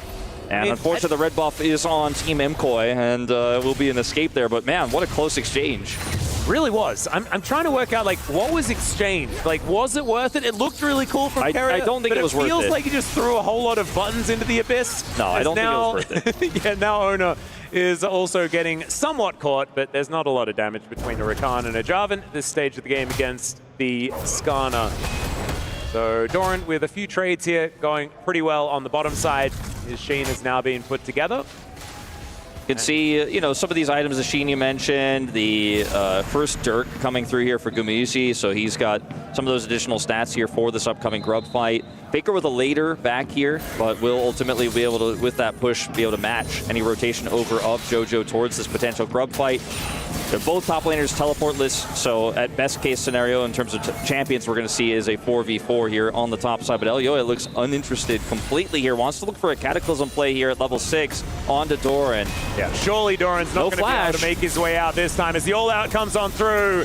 Decent amount of value there with the counter-strike, but not enough as Elyoya just throws down the Cataclysm and manages to finish him off. After that show bottom side, T1 could just say, well, there's no jungler here. We have the numbers advantage. We're going to take these grubs in return. So it's not going to be without cost here. Some gold gets injected into this Jarvan. They take the Jax off of the map, which is pretty significant. But T1 are going to always have that extra side lane threat with a Jax now on 3 grubs. Yes, he's down on gold now, but his side lane pressure is going to be real later on. Certainly will be. The Dragon still going here. As you can see, Elyoya getting the start on it a little while back. You can see picture in picture, very, very close to going down, and it doesn't look like T1 is going to be able to stop it. So there it is, the first Ocean going to be taken here. Next Dragon going to be that Hextech. See what the soul is going to be. Knock up onto Faker, good charm there from JoJo as well. Not a whole lot more going to eventuate with the gravity field not quite stunning anyone. Yeah, I just want to grab a split plate here, and they will do so. You know, it's pretty scary. It ends up being fairly even. You know, the kill goes over to Elyoya, right? They are able to push Doran out of the side lane. They get the Dragon in trade for the grubs since it's a late first Dragon here. But I kind of favor, because it is a Jax, T1's position here is JoJo getting the charm. Yeah, really nice charm there as the Spirit Rush, still a couple of charges. As Faker wanting to be able to get that shield back down to 100 now as JoJo goes back in. The Arcane Storm doesn't work, and there it is, a shutdown from JoJo. Solo kill onto Faker. The flash was really well timed there from JoJo. Gets that final auto, gets the reset, his health back, and we'll just kite the minions back to the turret. And finally, this time he got Faker for real. Takes him out here in the solo. The charm so well placed, weaved in there onto Faker. He plays it so respectfully there, and it will just teleport back to lane. So big win for him, has now shored up some of that mid lane deficit down to just 100 gold.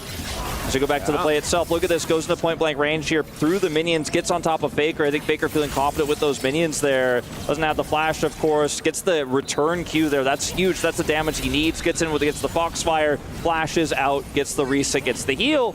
Yeah, getting the essence back as well, making sure that it wasn't even close. Millen, he's Cassante. We've seen some Cassantes be pretty powerful, but the Comet wasn't there last time. That's going to be what finishes him off. And T1 straight back on the horse as they're looking to take down this outer turret on the top side of the map.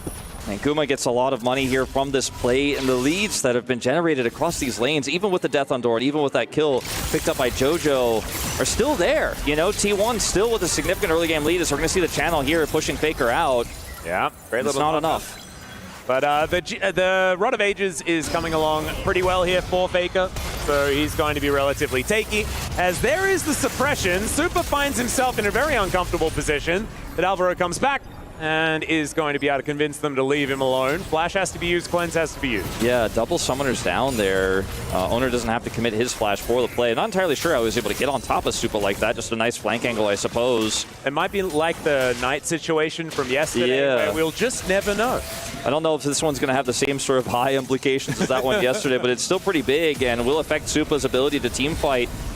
You know, on this next Dragon, because he's not going to have those, or at least not going to have his flash, that key summoner that's so important for a champion like MF to survive through, especially when he's already so far behind into this lethality Varus that already has that big first Ghost Blade. Is going to have his Muramana relatively quickly with the lead he has in this one as well.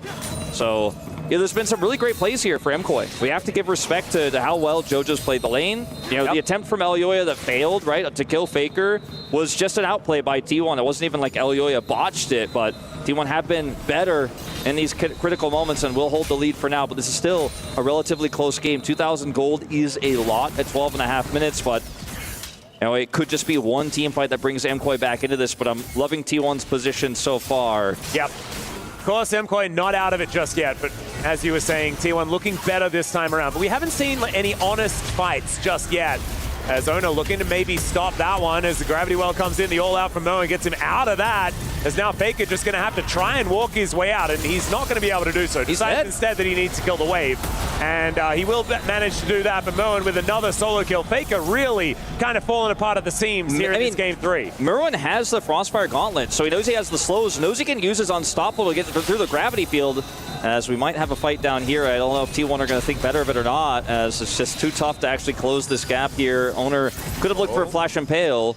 Yeah, Elyoya not able to slow down Gumayusi, as he does have that Ghost Blade that you were talking about. Doran now down his TP, so TP advantage to Merwin as he has to come up here and catch the wave that Faker lost after dying there in the top side. Faker now respawns, but doesn't have a TP of his own, so bottom prio belongs to JoJo, who can push this wave in. And T1 fought so hard to try to get something to happen there on the bottom side so they could control the dragon, but now it's a reset timer here for Gumayusi. And Doran doesn't have a TP to join, whereas Merwin absolutely could. He's going to instead opt to go to the top lane. Owner? Oh dear, okay, JoJo not going to get crashed into here as Owner wants to find the angle. There's the Impale, but the Spirit Rush going to get JoJo out, but 8 seconds on the Drake and no ult for the Ahri. That could be a big deal. That could allow T1 to even out the Drake counter. Yeah, looking likely here now that JoJo doesn't have any mobility, is pushed away.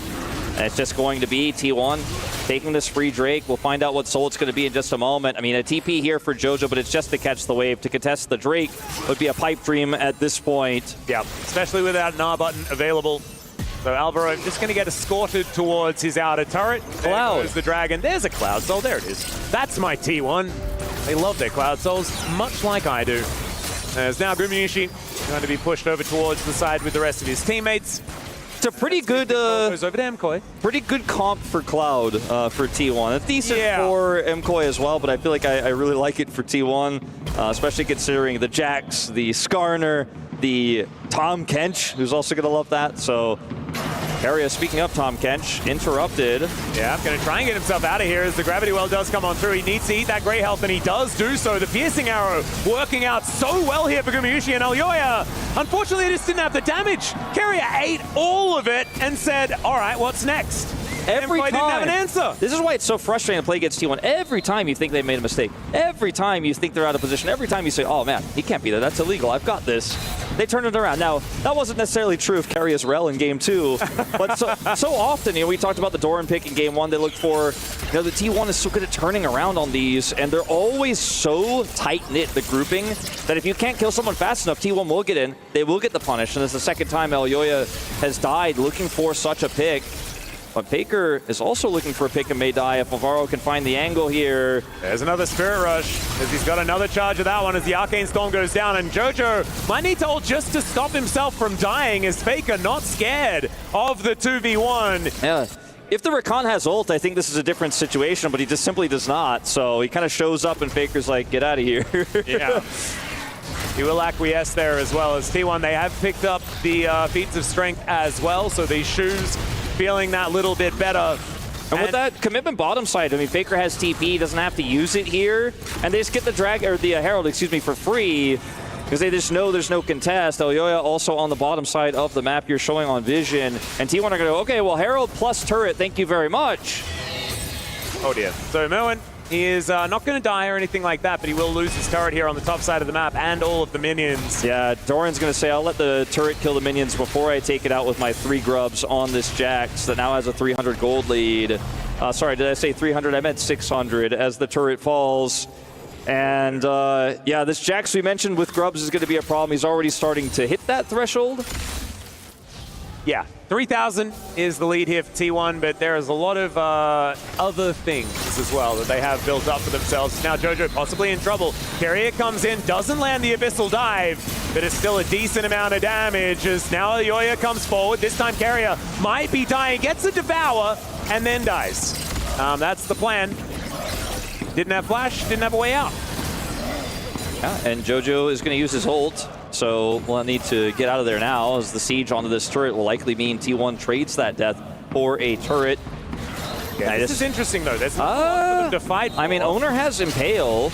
Yeah, but there are 3 people here. That's a lot of bad guys. Gets the double suppress though, as the Impale is going to be utilized. Arcane Storm making sure that MKOI get out of there. The boulders connecting as well as the Death Ray. Not going to land the second time. I mean, JoJo is too low to impact this play. Oh, God. Well, Alvaro is going to find Gumayusi, but Gumayusi is just going to put him in the ground. Now the gravity well comes through yet again, and Gumayusi is dead. Super comes over and says, you cannot just be overextended all game, T1. And T1 are going to say, all right, maybe. Finally, the punish comes through as the rest of MKOI show up, as JoJo couldn't really get in there to actually get on top of them, but they used the Impale early, and then they were too far forward, and there's just too many MKOI members rotating down like angry wasps after a disturbed nest to come over and clear T1 out. Doran is going to look for this inner turret, but he may pay with his life. Well, let's see whether he gets a cute little leap strike off as Super is waiting.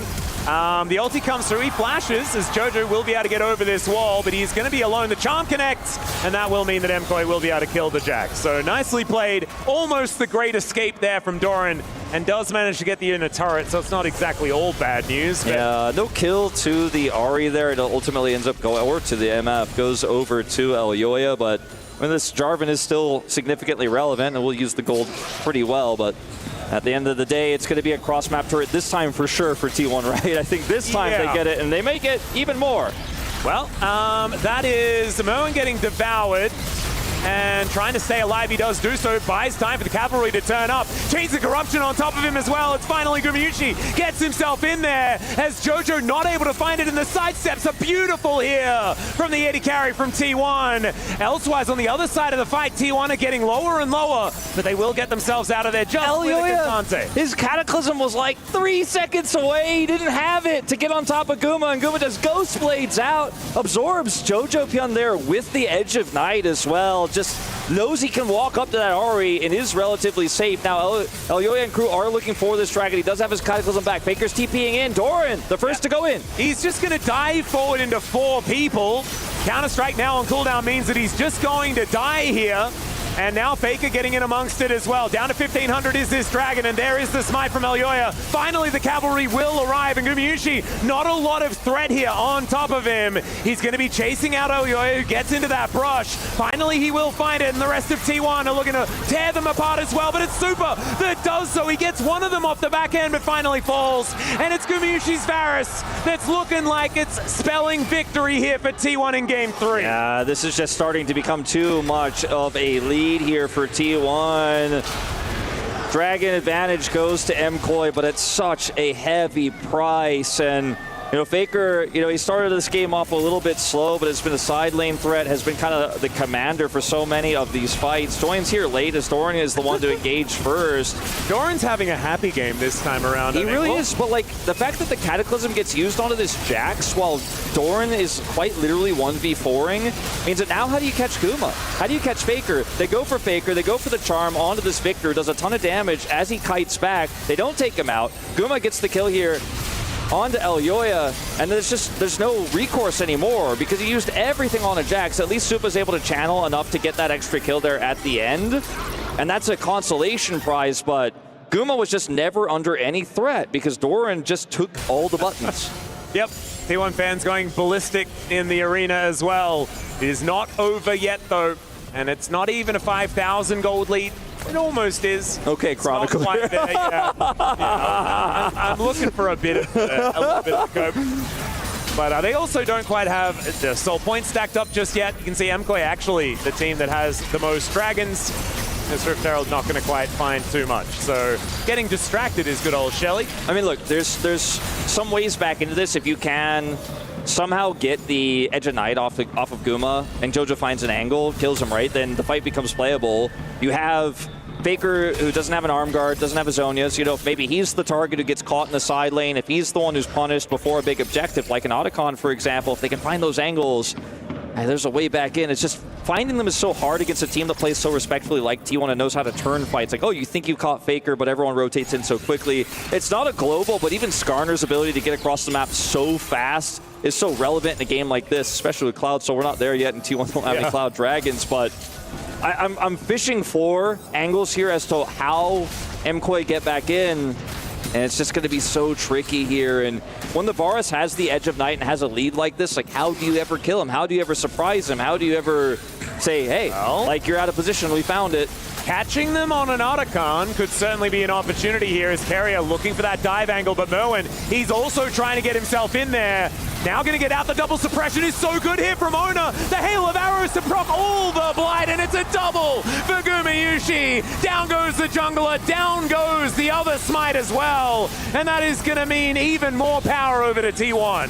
You can feel the regret all the way over in the European Union about not banning that Varus in this game. Oh dear.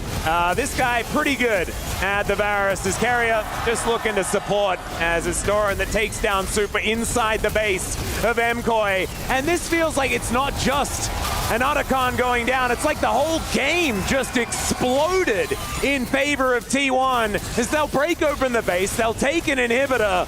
And what more are they going to gain here as the bounties have now been set up?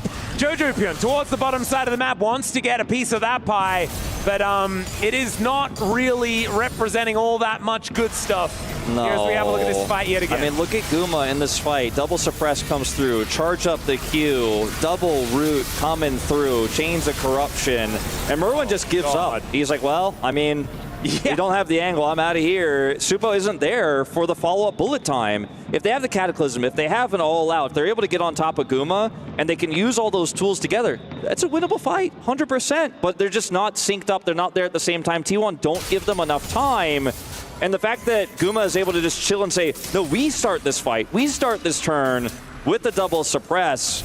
And since MKOI didn't have a prayer there. Yeah. And you could see the frustration on JoJo's face. You know, he tried to look for the side lane there as his base starts to get broken open, but he can't even really put a dent into that bottom side outer turret. No turrets taken for MKOI. And what is potentially the start of the end of this game. It really did feel like it. As soon as that Otacon was taken, there was not a whole lot more that could be done here. Azona looking to get on top of JoJo. Nice charm to try and stop him, but this Skarner can kind of do no wrong at this point in time. Everywhere is where he belongs on this map. And that is not something that Skarner often says. He normally misses his kind and stuff like that. Feels a bit lonely. Not this time around. As the Cloud Drake has spawned, that's something they can go over to collect. And here is the Baron. T1 like to do Baron on spawn in a deficit. And with a 8,000 gold lead in this game, they're kind of like, do we end the game or do we kill the Baron, as they just have full map control right now. Guma still has his Edge of Night. A Q attempt there from Boulevard to try to pick that one off will not be successful. As they push the mid lane, Owner starts up this dragon alone. Guma will help him take it, and then they can go straight towards the top side of the map with Carrier's reset here to start clearing up that Baron vision. The top inhibitor gives them that extra pressure for Doran in that top side to continue to make sure that part of the map stays T1 vision controlled. That extra prio is going to help them get into the pit. There's some vision there for MKOI right now, but it's just a matter of time as Carrier comes over here with double control wards to clear it out. Yep. Should be able to do so pretty comfortably here as Ona walking over wards, but this is the thing, if he face checks, what does MKOI do about it? They take the 15 years it costs to kill him. It's just really, really difficult because he can just kind of go wherever he would like. I mean, JoJo's just sitting on the side. Maybe this time he'll join. Maybe he can find a flank angle. They didn't clear all the vision. They didn't clear all the wards. Maybe there's an angle, but T1 are just giving them no quarter in this game. There's that TP. All right, here's the angle. They get the flash out of Gumayushi. That is a big deal. And he is still very, very low. Not a lot of lifesteal available here for the Varus either. So a big opportunity now for MKOI. The problem is the rest of T1 are also really dangerous as Merwin tries to go all out. And Guma is just holding that position. Arcane Storm down onto Jojopion. He's trying to get out. And he is going to be able to do so. It's Doran that leaps across the side, then goes golden. Muin dashing around the fight as well, and Doran is still moving forward. The wallets, I feel, are just that little bit too heavy as T1 will be able to once again win out the fight, even though that looked closer than it had any right to be. It was a heroic last stand from MKOI. They get the charm, they get the follow-up from Alvaro, but this base is now in tatters. Owner goes in. Nice little charm onto Doran there to be able to take him down, but it is going to cost a whole lot more, and probably the Nexus here for MKOI, as the first seed from Europe will bite the dust, and our title defenders in T1 move to the semi-finals.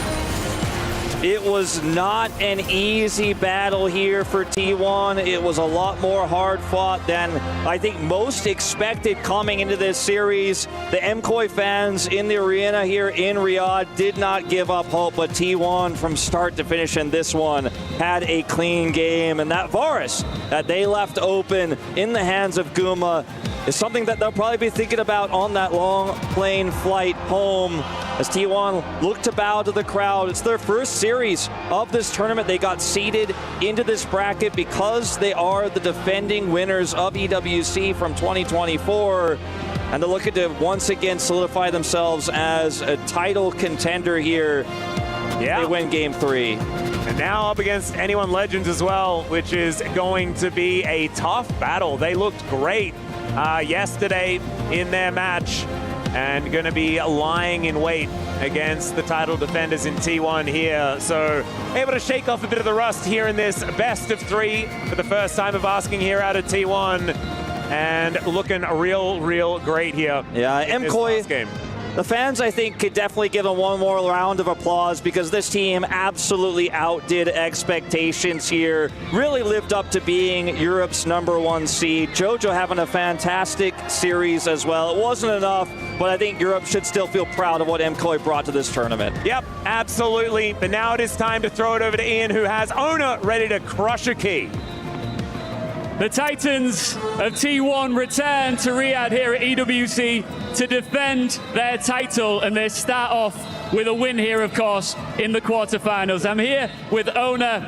You just went up against LEC's best. They pushed you further than many expected. What did you make of their playstyle?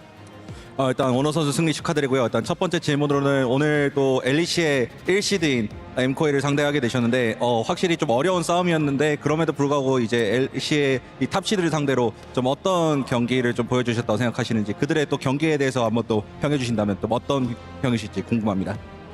네, 뭐 이제 1시드인 만큼 굉장히 잘했다고 생각하고 있고요.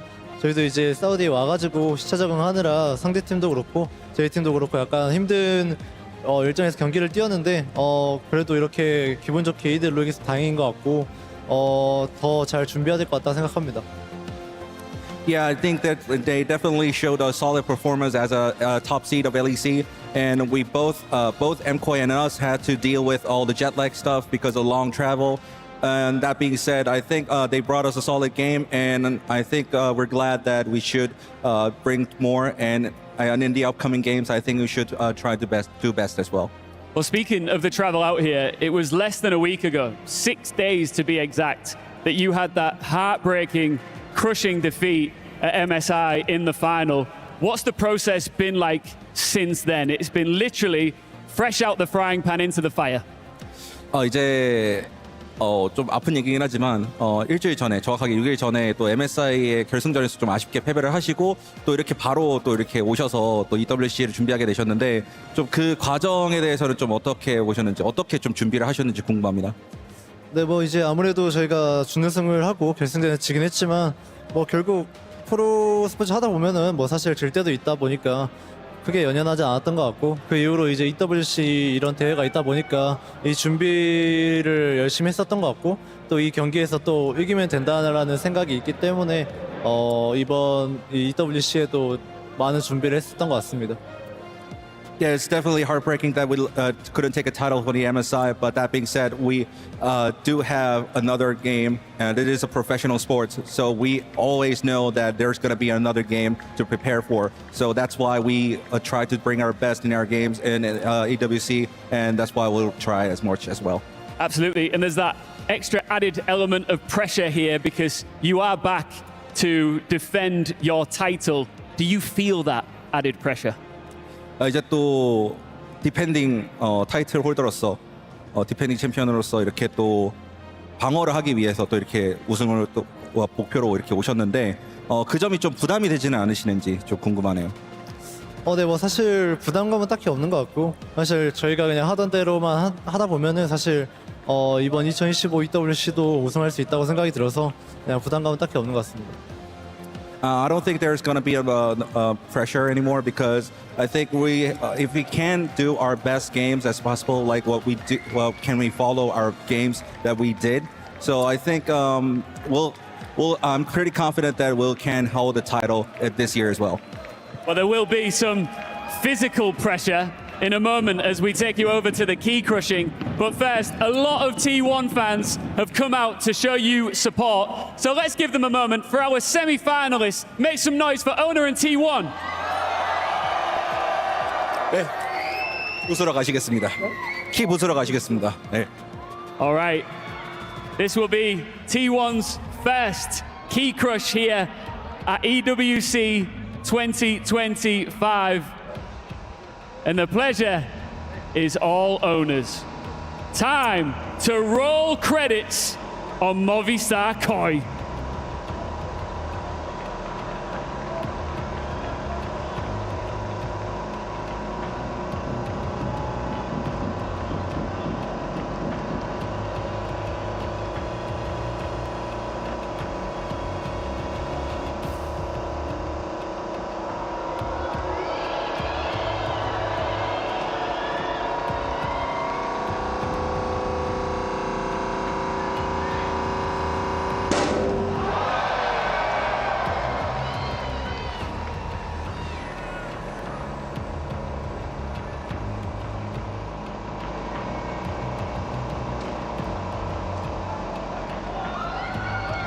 Everyone, as we exit the competition for MKOI, I grabbed Elyoya, so you guys were able to push T1 to that third game of the best of three. It was a very back and forth game, so talk me through what went wrong in that game. I mean, I think third game we weren't ready for the fights they proposed, like the Atakan. I think we approached wrong the retake and they capitalized on our mistake really well. I think Honor did a really good job, so yeah, I mean, we were not ready for those fights. And especially coming back from MSI till now, 2 international events in a row, what have your learnings been so far? I mean, I think it's been a really good and learning experience because I think the team that we showed today is really different to the one that we showed in MSI. So I'm really proud of my team. Like, I think we bounced back from a quite hard loss in the international event. So I'm really excited for Worlds and what's coming next. Yeah, and I'm sure the fans at the arena are also excited to see what you guys can bring back at the LEC. We have a lot of MKOI fans. They never fail to disappoint. So can you please say something to them in Spanish as we have the ending for MKOI Story? Can you repeat the question? Sorry, We have the ending of MKOI Story. So would you like to say something to the fans in Spanish? Yeah, I mean, muchas gracias a todos. Sois parte de nuestra fuerza y la verdad que es un orgullo para todos los del equipo, y hablo en nombre de todos los del equipo, ser parte de esta gran familia. Cuando digo que sois motivo por el que ganamos, no lo digo en broma, creo que hoy habéis hecho una gran diferencia y nos habéis ayudado a casi ganar a T1, así que muchísimas gracias. Thank you so much, Elyoya. We'll see you back at the LEC, and that's all for now.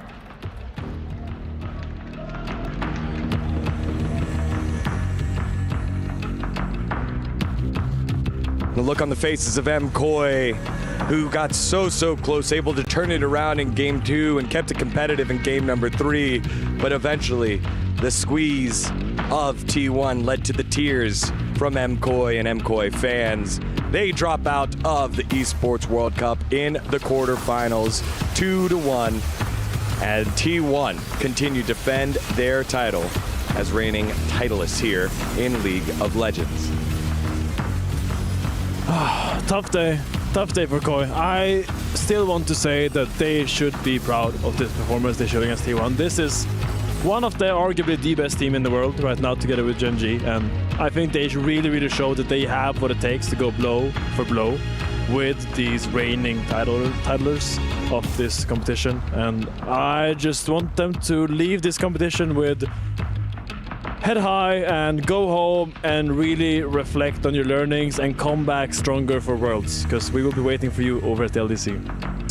Yeah, absolutely. I think especially after game number 1 where they got kind of crushed, right? They were able to bounce back and have a fantastic game number 2 and really bring T1 down to the wire here to game 3, where I think unfortunately giving Guimaraes and then allowing him to have a game like that, and that is going to feel painful, but you know, best of 3, you got one game, you got kind of close at points in this one. I don't think MKOI should feel bad, but again, it's T1. I think every team in the world can have trouble. Even Gen.G lost a couple of games to this team, so it's hard. Yeah, to be able to pick that one off and then look back on EWC as a moment where, hey, solo kill by JoJo all the way down to the very last auto attack. Solo kill in the top lane for Merwin, the pop-off game by Super and Alvaro, and the way that Elyoya leads the team. I think there's nothing that you can do other than take those learning lessons and be proud of what you were able to accomplish. As we take a look at this last game number 3, it starts with the back-to-back mid lane owner ganks, as it was pressure and bait constantly for the mid lane, this time going the way of T1. Yeah, watching these T1 games just feels like if you're laning against Faker, you're actually laning against all of T1. It's kind of reminiscent of TSM in their play style.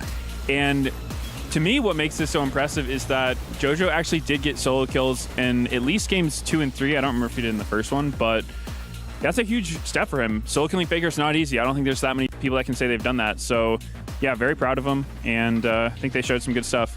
Then after that, you could feel that MKOI were behind, starting to push here at the Drake fight. Things don't go their way yet again. Yeah, and you know, trying to set up for this one, I think it can be pretty difficult. Doran, it looked a little bit crazy just hopping in here. Was T1 kind of scrambling to stop this Drake? You could feel that, you know, we talked a lot about Eastern teams and how well they're able to punish. This is one of those moments where it's like T1 know that even if Doran jump in and die, like he probably didn't have to, but even if he goes in there, they can still punish this fight. They can still punish MKOI trying to pick up just a scrap of a Drake towards the end of one of the fights after T1 lost a lot of ults. And yet still, it just ends up being, you know, T1, the triple kill goes to Guma. He was just way too fed at that point. So, again, T1 will be there. They will punish every single time. Yeah, untouched. That whole fight was Guma just getting to chase down the members of MKOI. And then finally, our last one here. Over at Otacon, we saw that was the boon for MKOI in the last game, but not so much this time. A huge Skarner ult here just separates the rest of the team. Yeah, and I just like to throw it back to what Elyoya said in the interview. He said that they approached Otacon wrong, and I think the idea that he was aiming at with that comment is that I think he wants to go through the lane to kind of reduce those choke points. Here they all kind of walked through the river, as we see Mirror fighting here top trying to defend his tower, but right now it is just a little bit too late. The early game was crucial, and T1 snowballed it really, really, really well. Yeah, bits and pieces of things for MKOI to take away, and again, I think played like a champion, just going up against a team that better prepared, had the day of rest because of their placement from MSI, and again, are the reigning world champions over in LoL Esports. So you just know what you're getting into, and had a good plan and good fight back for game number 2, just not able to do so for game number 3. As we say goodbye to the reigning champs of the LEC, Movistar KOI. They fall in the quarterfinals, which sets up a fully filled out one portion of our semifinals. It is AG.AL versus T1, a rematch of the lower bracket finals over at MSI. That one's going to be a good one. It is still best of 3 in those semifinals, but we're not done yet with today. We've got ourselves a great matchup that dates back on over to Worlds 2024. It's Flyquest versus Gen.G. These two teams vying for a spot up against G2, Europe's final hope, who's already waiting in the semifinals. We will set that stage for you in just a little bit. Don't go anywhere. You're watching the Esports World Cup.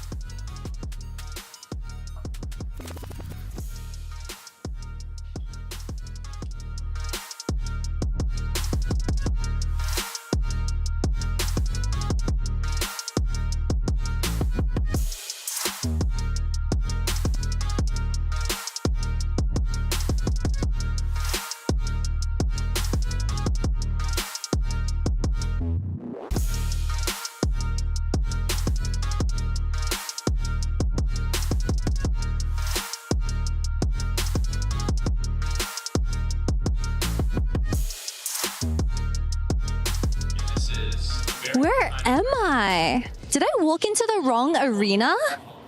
Hey, wake up, man. Where am I? Who are you? You're at the Dota 2 stage. Hi, my name's Tsunami. I'm a stage host here, and you are? I'm the league host, man. Oh. Yeah, but I've heard that Dota 2 is actually really different. I heard that your games are way longer, man. Yeah, sorry.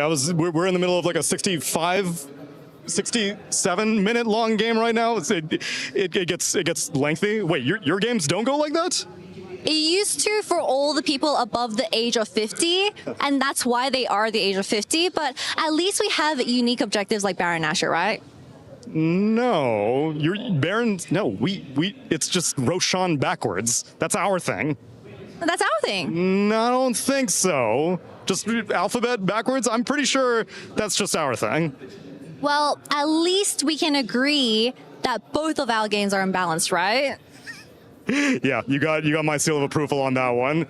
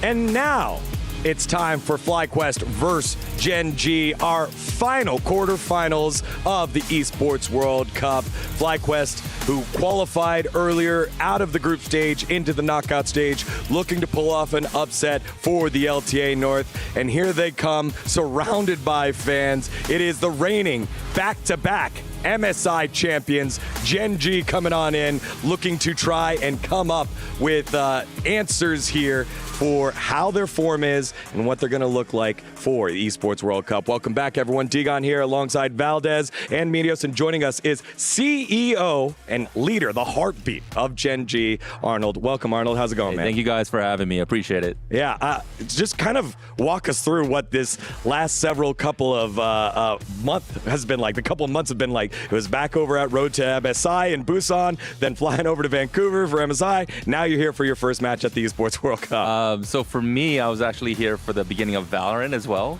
So I flew from here to Vancouver. Luckily, everything went well. We won. We found a restaurant that was willing to open like late night past the hour because everything. Vancouver's a beautiful city, but everything closes really early. So we had a good late night dinner there. Then flew in the next day. But the one thing that I was really excited about is we fixed their sleep schedule a little bit early.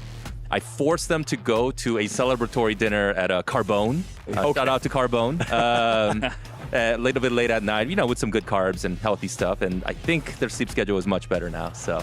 All right, look at that. Just thinking about it all the time. You have multiple teams here over at the Esports World Cup. You currently have 1,000 points, 500 for the placement for Valorant, 500 for the placement of Apex, and you have a minimum of 200 because you've already made it on through to the quarterfinals due to your seeding from MSI. Kind of talk me through what the Esports World Cup means for Gen.G in the greater ecosystem of esports. I would say the biggest thing that, the reason why I'm here is I want to make sure that our teams, a lot of them are first timers here, right? So I wanted to make sure that, all their setup is good, that they have access to Korean food or Asian food, or there's a lot of Asian food requests on our roster, obviously. So that's probably the biggest thing, and we've had great success in the first week.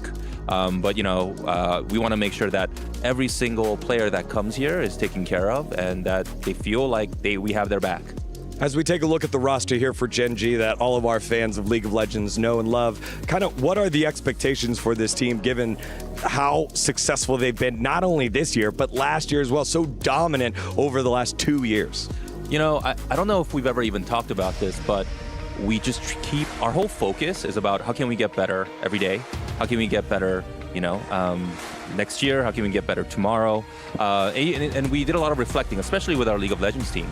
Last year we felt that because it was the first time for us winning an international with MSI, we almost let our foot off the pedal a little bit. We all kind of discussed about, hey, should we have actually taken like a different approach of like, what do we got to do next, right?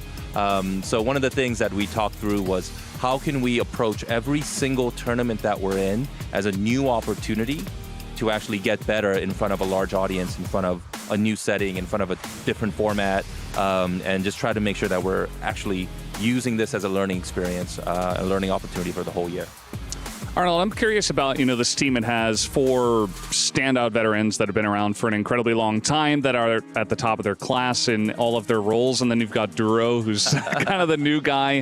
Definitely sticks out as, certainly a rookie amongst all these veterans. What is the team dynamic like amongst all of these guys who have so much experience, and who's really like leading the charge by example? And how do they handle the new guy coming into the roster as well? First off, I got to say, Duro is not getting enough credit. I don't know who do I have to direct this to, but this guy came in game 5. My heart is pounding, and he's just waving his hands in the air for silver scrapes at MSI. Then he goes and picks Pike, I just think he's done an incredible job. Also, shout out to Ruler. I mean, it's a team effort across the board, but Ruler is playing with a rookie support. And, a lot of kudos goes to him for helping kind of really grow the entire, development of Duro, right? And then I think the other part is, of course, we got to talk about Chovy too, right? And Canyon and Keenan. We don't have enough time for everybody, but the one thing I remember was, right after the win, all I saw was the Aurora ults, and I was like so hyped up, and it's like, Chovy, you killed it, you crushed it. And he's like, no. Like, everybody stepped up. And I was like, oh man, this guy is not like this like young player anymore. I mean, he's still very young, but like this guy is really, he's just growing as a leader.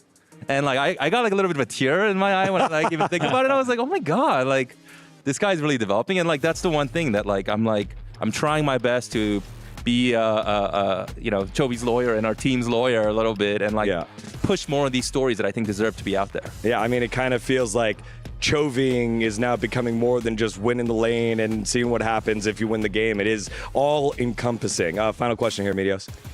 Yeah, I'm just curious. Gen.G, I think, has maybe one of the hardest issues that most teams don't face, which is how do you keep improving when you're at the top? Because they've been incredibly dominant. What is it, like 23, 24? I've lost count, series wins in a row. And I think a lot of teams, especially super teams where you have such a stacked roster, can run into complacency issues, ego issues. How do you tackle that? Is there, systems in place? Do you feel like there's a leader on the team that kind of keeps people from getting too big of heads? Or the one thing that I really respect about the team, and I think that's a really good question. So I kind of put it like this, right? There's kind of two types of people out in the world. The first type are the people that talk about a fixed point in time and say, you haven't done all of these things, and you're defined by who you are today.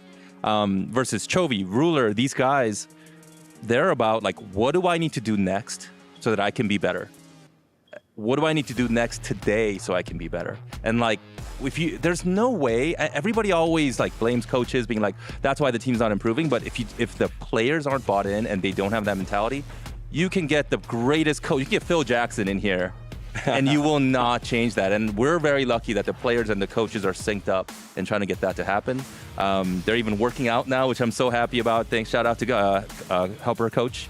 The one thing is diet. I can't fix their diet. I'm trying so hard. So if anybody out in Twitter X land has any advice, please let me know. I give them what they should eat, and then they go and order McDonald's. But shout out to McDonald's. Well, like you said, there are some people that think about the next step, what they got to do next, and they got to go through this man, Masu, who's had a great start to his career with Flyquest. He's standing by right now with an interview. Hey everyone, this is the pre-match interview between Gen.G versus Flyquest. By my side, I grabbed Masu for today's interview. So, you guys are going to have your rematch against Gen.G since World 2024 quarterfinals. How are you feeling, man? I'm feeling pretty excited, but I'm also pretty nervous. I think Gen.G is a very good team, of course. We scrimmed them a lot during MSI, and it was always, I think, the hardest for me and for our team, so it'll be fun. Ooh, and talking about scrims, in 2025 they have Ruler, whereas in 2024 they had Pace. So what would you actually say is the biggest difference between playing against this new Gen.G? Honestly, it's hard for me to say because Ruler and Pace, I feel like, are really neck and neck. I feel like the difference might be less than 1% between them. They're both honestly the best in their role. So I would say it felt the same when Pace was here. I think they're both just as good as each other. Ooh, and I heard from the Arabic stream that Trophy actually said something in Arabic. So can you also share something with our fans? شكرا للمتفرجين وشجعونا. شكرا. Thank you so much, Masu. Best of luck, and back to you guys at the desk. Shukran. Thank you in Arabic. So obviously shouting out the fans here as we take a look at this roster of Flyquest that we've come to know and love over the last several years, or the last year. Arnold, you guys uniquely have had a lot of battles between them internationally. Quickly, how do you feel about this new rivalry? All right, so I have a lot of personal stake in this. So one of the things that we talked about even last year as we reflect, right, about how we're going to get better this year is that we felt that, Flyquest is 100% going to bring their best. So we have to bring our best, or we're not respecting the opponent, we're not respecting the game, right? The other part too was that because we went to Game 5 last year, we felt that we were actually showing our cards on our pick ban, right? And with pick ban being more important than ever with Fearless, we need to get every win that we can when we have them. Otherwise, we're putting ourselves at a disadvantage. Let's see if that pep talk worked. I have no idea. We'll find out because they're an incredible team. And I'm a little scared, but let's see what happens. Yeah, we're about a little over a minute away from heading back on over to the stage for this big matchup. Medios, you got the big man next to you. You're surrounded by LCK. Give the hopium to some people from NA. Well, it seems pretty likely Gen.G will take this one. but as an NA representative, I'm fully rooting for Flyquest. They've taken games off Gen.G before. It's completely doable. Definitely probably the hardest challenge they can have in League of Legends, but I think they're up to the task, and yeah, let's do a Flyquest. During that Flyquest Gen.G series, Medios, how did you feel during that one, and what is the ending that you want to see here? Maybe there's like a champion or a moment, a solo kill that you want to see stamp on for LTA North over the LCK in this one. Well, I just am looking at Inspired mostly. He's such a great jungler. I think that Canyon has also been one of the best junglers in the world for a long time, so it's a great challenge for him. On top of that, I think I'd like to see a good performance from Quad. He's somebody that has kind of not gotten a whole lot of recognition on the international stage, even struggled at times, but if he can do well against Chovy, I think that would be absolutely huge for them. Yeah, got to see Inspired up in the player lounge before this series, and I asked him, how you feeling? And he said, jungle's gonna be fine. So the confidence there is brewing. Valdez, what are your thoughts there on this series? What did Inspired mean by that? I think it was positive. I think it was positive. Seems positive. Yeah, I don't know. I think that Gen.G, as Arnold was touching on a little bit before, they are taking every single opponent very seriously. And especially when it goes from best of fives down to best of threes, you really need to hunker down even more, because it's like you lose one game, you might be out in one more. So you don't really have a lot of wiggle room. I think they're going to come in very much locked in, very ready to go, and Gen.G will take this one down. There was one player that Bwipo wanted to play against here, and it was Keen, one of the best. He called him the best top laner in the world. You look at the jungle Finally, matchup. somebody's watching the game. Yeah, Bwipo's watching it. Canyon up against Inspired in the mid lane. Quad versus Chovy. You go all the way up and down. It's going to be a great one. For a spot in the semifinals, it's Flyquest and Gen.G.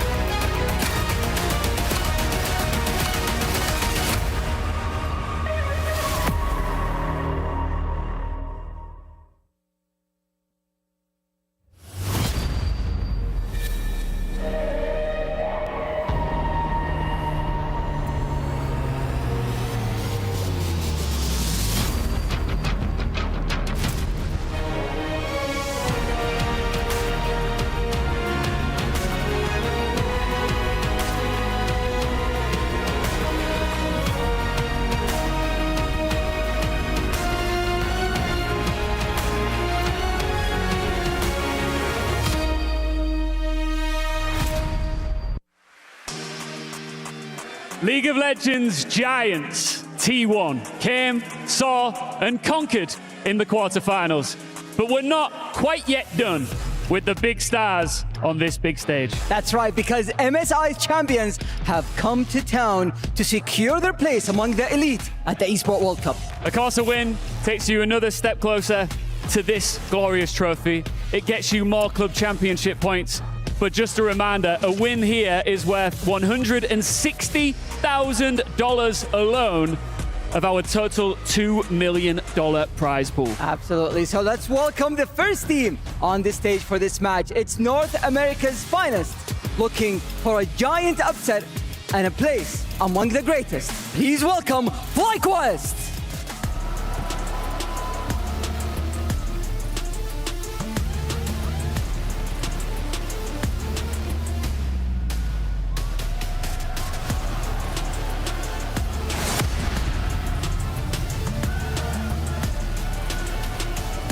MSI champions, the team to beat, confident, dominant, hungry for more, is Gen.G!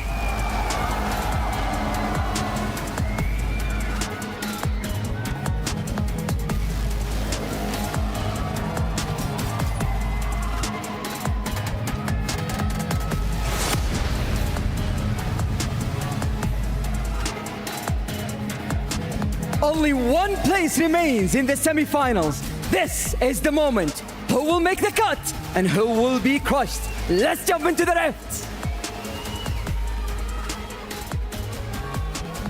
Gen.G and Fly, the last time we saw them was in a best of 5 at Worlds 2024, where some said Gen.G dropped the ball, but Flyquest were there to catch. It came down to a game 5, but unfortunately, Fly couldn't get it across the line.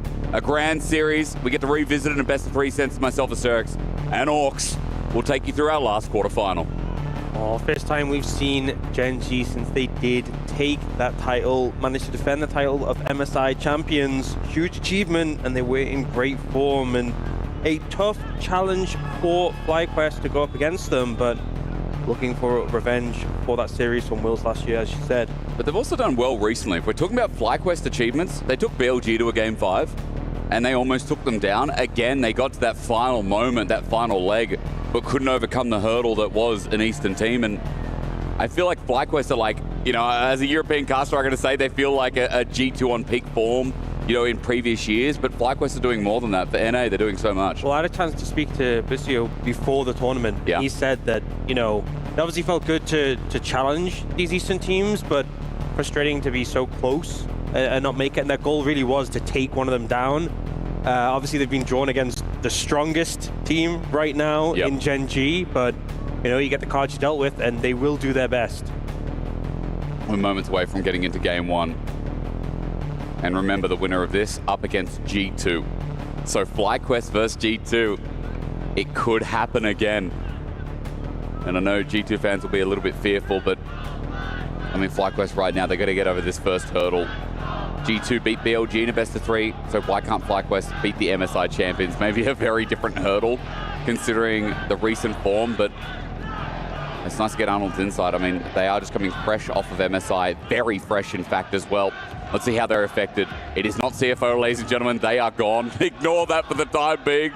It is, of course, Fly versus Gen.Z, so Fly are on the blue side here, Gen.G on red. Yeah, seen the bans come out pretty quickly. Varus and Pantheon taken away by Gen.G. Seen both of those first picked.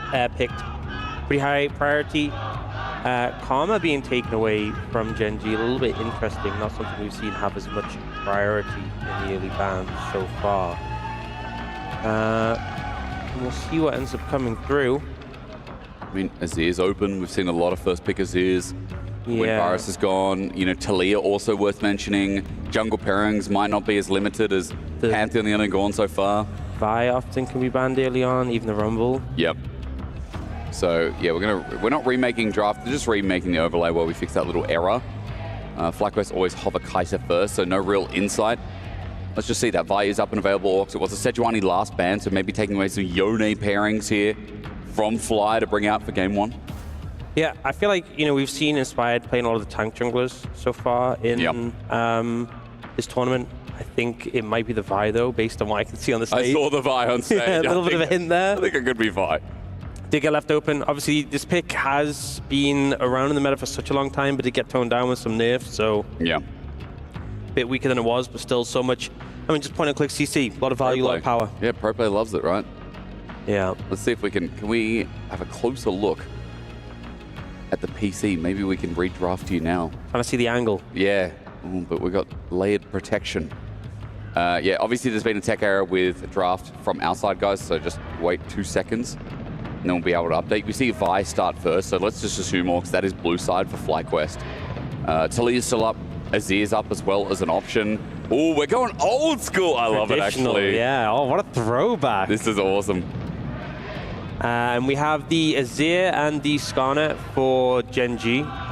So, you know, stable pick for Chovy. I also think when you are going into a Vi, having a backline carry who a little bit difficult to deal with, you know, obviously the Emperor's Divide can create some space. You have a bit of mobility as well. Nico coming in, so Fly already pretty heavily investing into engage tools.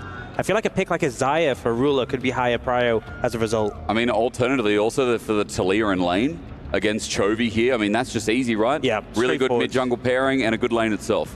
Yeah, and Gen.G immediately locking that Bard. So prioritizing that, wanting to have a range versus range matchup. The Tempered Fate could be used defensively against the Vial, give some roaming power Odiduro. I would imagine, you know, often we've seen when you have like this more dive-focused, aggressive picks like the Vi, like the Nico, you look to take away things like, you know, Ezreal ban, a Xayah ban can be really effective. So that's what I'd be looking at from Flyquest here. Gen.G, they take away the Kai'Sa and Nico are really strong pairing, so we might just get a lot of 80 carry bans coming through on this rotation. Let's see if Ezreal's one of those that gets taken away, because if I see a lot of dive and a lot of things like Bard, Azir as well, Something that's a bit more versatile and mobile as an AD carry rises to mind. Kai'Sa part of the dive that they're going to take away from Flyquest, and when it is Masu, I feel like that is a good call. Siva also scaling element to pair up with the Azir is taken from Gen.G. Yeah, I mean, Siva, definitely a good pick for Ruler. I do feel like because you think, you know, into Vi, you can spell shield the ult, but you can often smite on the way. Oh yeah, and then you can't do anything. And then it's kind of like a bit of a bait, but, you know, Ruler's obviously very good in the pick, so get rid of that one. I wonder if they do just go, I think Ezreal, Bard, such a strong pairing, so I might have to get rid of that one. We'll see if they go in that direction. Jin gone. I mean, as you said, it's just going to be 80 carry galore on these bans as well, but for Gen.G, I like that you pull up the Ezreal as well. That still sits on mind. 5 seconds, Flyquest, the priority ban. Ezreal needs to go. Ornn instead. Yeah, go in that direction. Obviously, Keen really competent on tanks. Not want to have too much of a solid frontline, I guess. I feel like here, though, for Gen.G, I mean, I've said they should have banned that. I think they could just go for the Ezreal Bard, had that long range safety. Instead, looking towards the Corki potentially. Want to have something that has a bit of power on the lane. A lot of people not liking Corki at the moment. Yeah, we saw Sven play it earlier this week to not so great success. Yeah.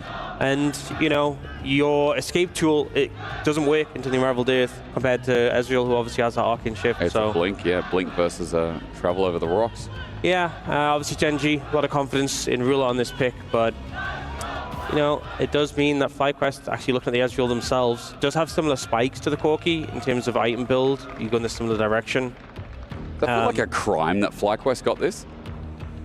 I mean, I think the Ezreal, them having the Ezreal isn't that big of a deal, but it just feels like, you know, I mentioned it, it was something I thought Gen.G would prioritize themselves. Yeah. And now, figuring out what they're going to put in the top lane, it is going to be blind. I feel like Keen often has just lent towards tanks a fair amount recently. Although, definitely a player who's competent on a lot of carries. Would you just see the Rumble? Could go the Aurora. Yeah. Definitely something he's been keen on. Great call out. It is a composition that's quite heavy in AP damage. It's only the Corki who's AD here, though, so we'll see if that influences, because the picks that we often see into Rumble, like Galio and Aurora, are AP, and that might make your damage profile a little bit too AP heavy. They care, though.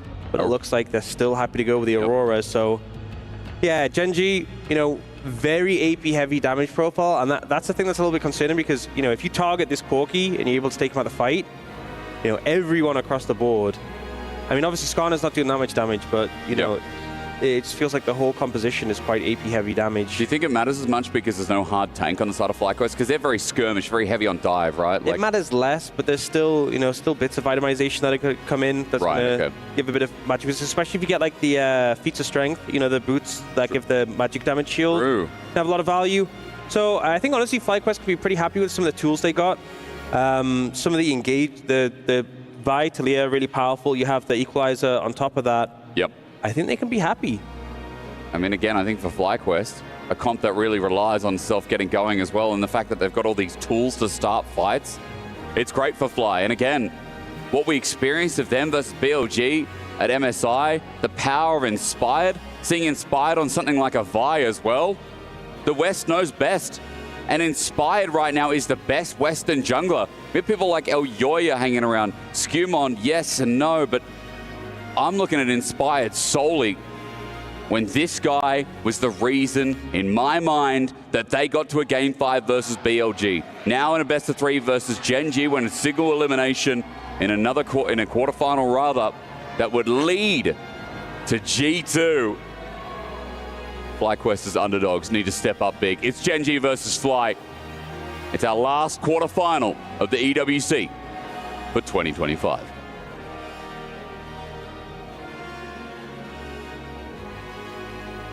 So many fans here out in support for Gen.G. It's their first match we've seen from them in a while, and expectations are sky high. Winners of MSI return. And they'll be pushed to the brink as well from T1, but Gen.G still, when it matters, in the clutch. For the longest time, I felt like, you know, we talked about some curses on Gen.G internationally, but I think in the past couple of years, that's kind of been proven otherwise. 30 seconds until minions. You know, winning 2 internationals will will prove that otherwise. It will prove otherwise, yeah. Yeah. But as even Arnold said on the desk, like, Duro's mega underrated. Oh my god, they got the mascot. So cute. Duro has been kind of crazy. You and I were talking about it, I think, on the way here, on the first day of Orcs. Like, Duro, the crazy Game 5 Pike, what he pulls out in a series, his confidence as a rookie player amongst people like Chovy, Canyon, Keenan Ruler. The plethora of skill on this roster as Inspired just gets bopped around a little bit. I saw a wide Bwipo sign, mad respect. He's on Rumble though, let's hope he gets some wide ultis to back that up. That's the thing with Duro is when he came into this roster, he'd been in the LCK for a very short amount of time. Yep. You know, he'd been on BNK FairX for a very brief period. And to come into a team like this, a roster like this, the expectation for me was that, okay, well, over the course of the year, hopefully we'll get to see Duro grow to the level of, you know, players before him like the Light and the Hens. And maybe by the time Worlds come around, he can be a top-level support. And that's not what happened because, you know, by the time we got to regular season LCK, he was putting in these amazing performances. Yeah. You know, and now he's an MSI champion, fully justified because he's just been in insane form. And, you know, Arnold completely said it right. He has just been putting in these masterful performances so quickly. Did take a heavy trade there. Good one, Orcs. Yeah, a bit of a caster kiss. But yeah, I think Duro's confidence has been a big thing. And I think, you know, when you look at the names on this roster with him, it can be pretty daunting to step into a roster like this. Yeah. But he's just risen to the challenge. And it's been so exciting to watch his growth in such a short amount of time and watch what he can do, going up against such fantastic supports that we've had in the LCK and internationally. He's had to grow individually in the roster alongside a veteran like Ruler. Matsu and Boosie have had to grow together, and they've stuck around. I love that Flyquest have committed to this squad, and again, the same 5 players. You know, you can see their growth and development and why they're running NA right now. Now, Cloud9 be damned, they're out in the earlier stage. They didn't make it through 0-2, but Flyquest did after the best of 1 against Furia. And Bwipo, as he gets tanked out a little bit. We're seeing a little bit of the remnants of why this Aurora's picked into top lane, left side of your screen. Well, there's something to be said because we've seen this matchup a couple of times before at this tournament.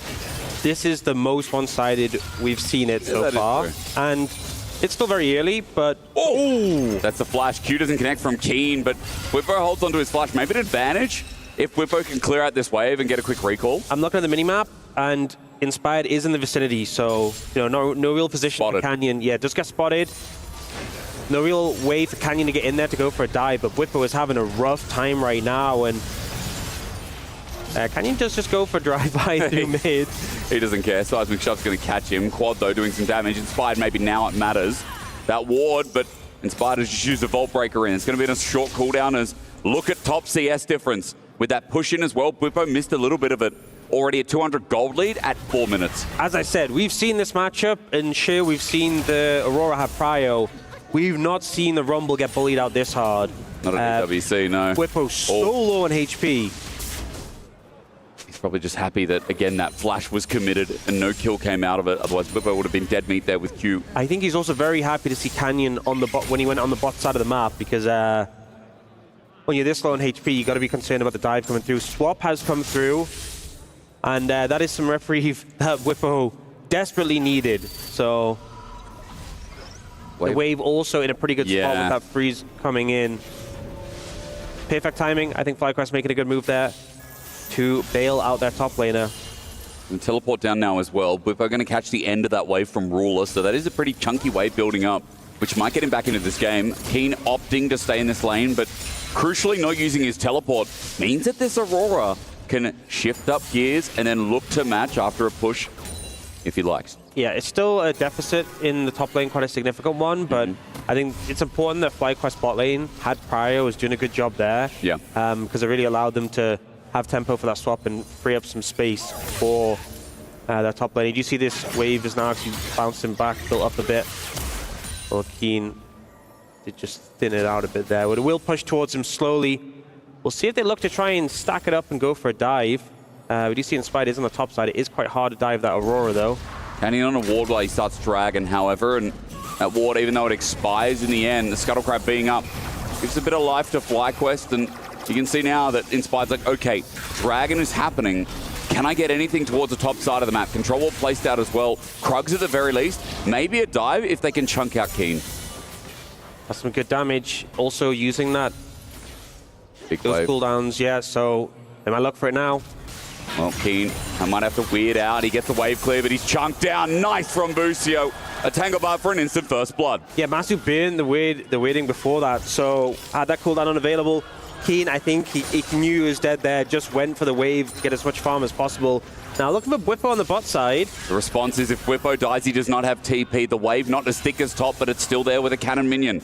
Canyon wants to drive in. AG.AL's embrace will not be warm, it'll be fearsome, and eventually Bwipo feels that the full throttles Duro perfectly tanks up, and a kill over to Ruler as well with that full wave denied. There is no recipient.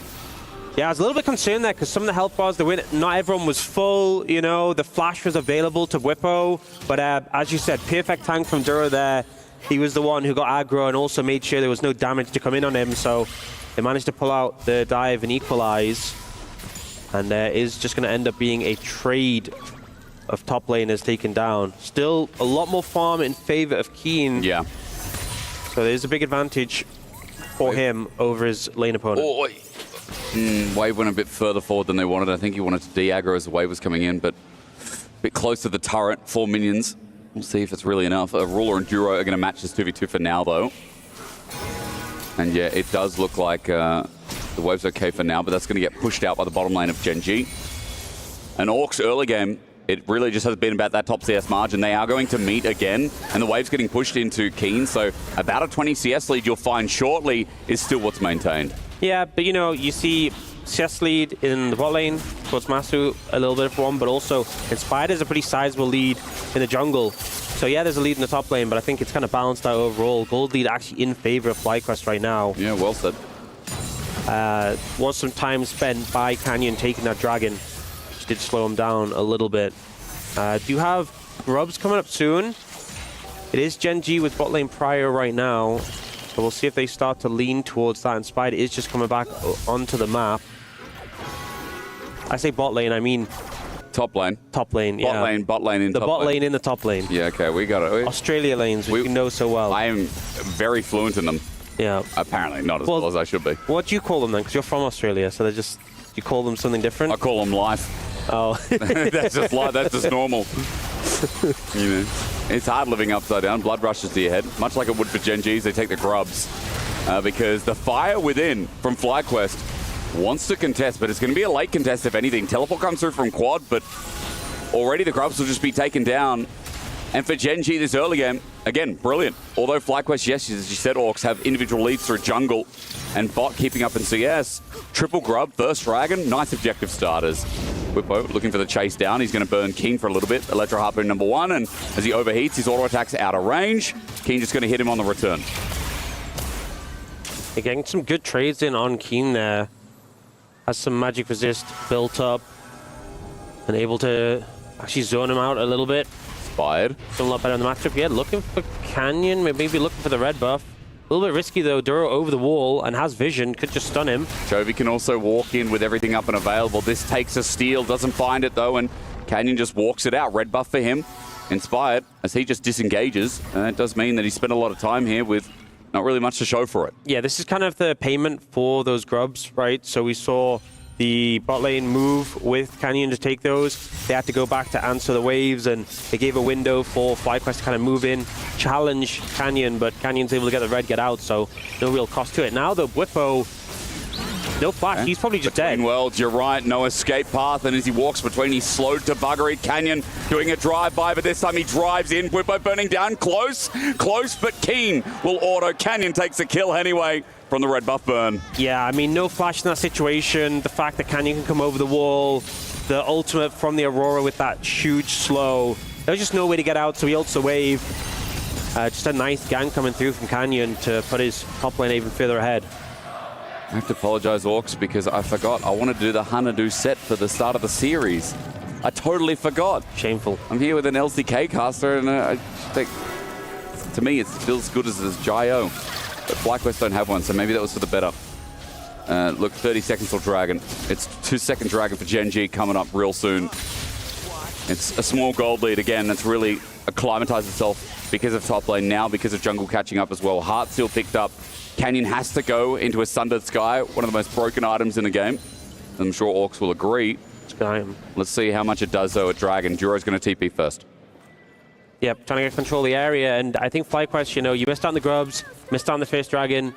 Not a major gold lead, but a little one. I feel like you do want to start contesting these objectives sooner rather than later, but the real major item spikes, yeah, other than that Sundered Sky in the pocket of Inspired. See if they can find an angle, though, if they are going to look for this. I don't think they are. This is a back from Masu. Yeah, I think they're just giving it up. Oh, barrier TP. No, barrier instead of the TP, I should say, but yeah. No, actually back from Masu. Oh my god. Riot, spectator, please fix. You're getting tricked. I am, again, just the usual with Nico, but regardless, your statement was right. There is no contest here. It's a second Dragon for Gen.G. Flyquest is saying we're not ready to fight yet. I understand why. Oi, oi, oi, Chobi. Just to be careful, there's a big wave coming out. Inspire just gets over the wall. They want to turn this into a dive. It's just two of them for now. Chovy could clear the wave, maybe? Teleport to defend. True Shot Barrage does damage. He ulties, flash away from Bwipo. Tempered Fate interrupts midway, and it is indeed, because Keen is sitting there waiting. The equalizer, not enough. Chovy at full stacks as well. Under turret, Busio is going to get his pop, but where's the damage? He thought he could take Chovy down with him, but he just runs in to die.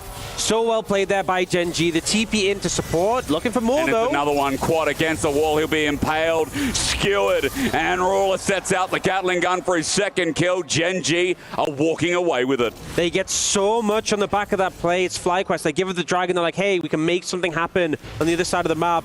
Dura reads it perfectly, though. Keen's there to TP in. The ult saves Chovy, buys time, and the overcommit under tower costs them so... Yoink! Good one, Matthew. There's the consolation prize. That's right. Maybe is it worth it? Not no. sure, but it's something Not at when least. Chovy's doing this with 3 grubs. Yeah. That's feats of strength as well for Gen.G.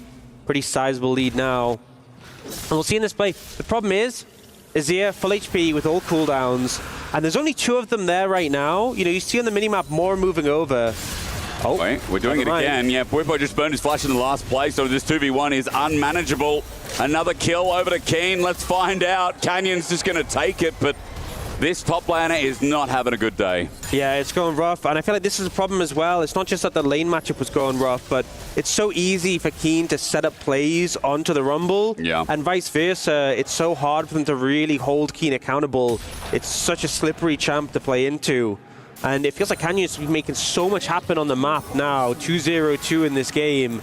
And Gen.G 6 kills to 1, 3,000 gold lead with so many objectives in pocket. They're feeling great. And Keen, as you said, is putting on the best Aurora matchup we've seen at EWC so far out of this pairing. Waiting for the Q pullback. Keen finds it low on mana.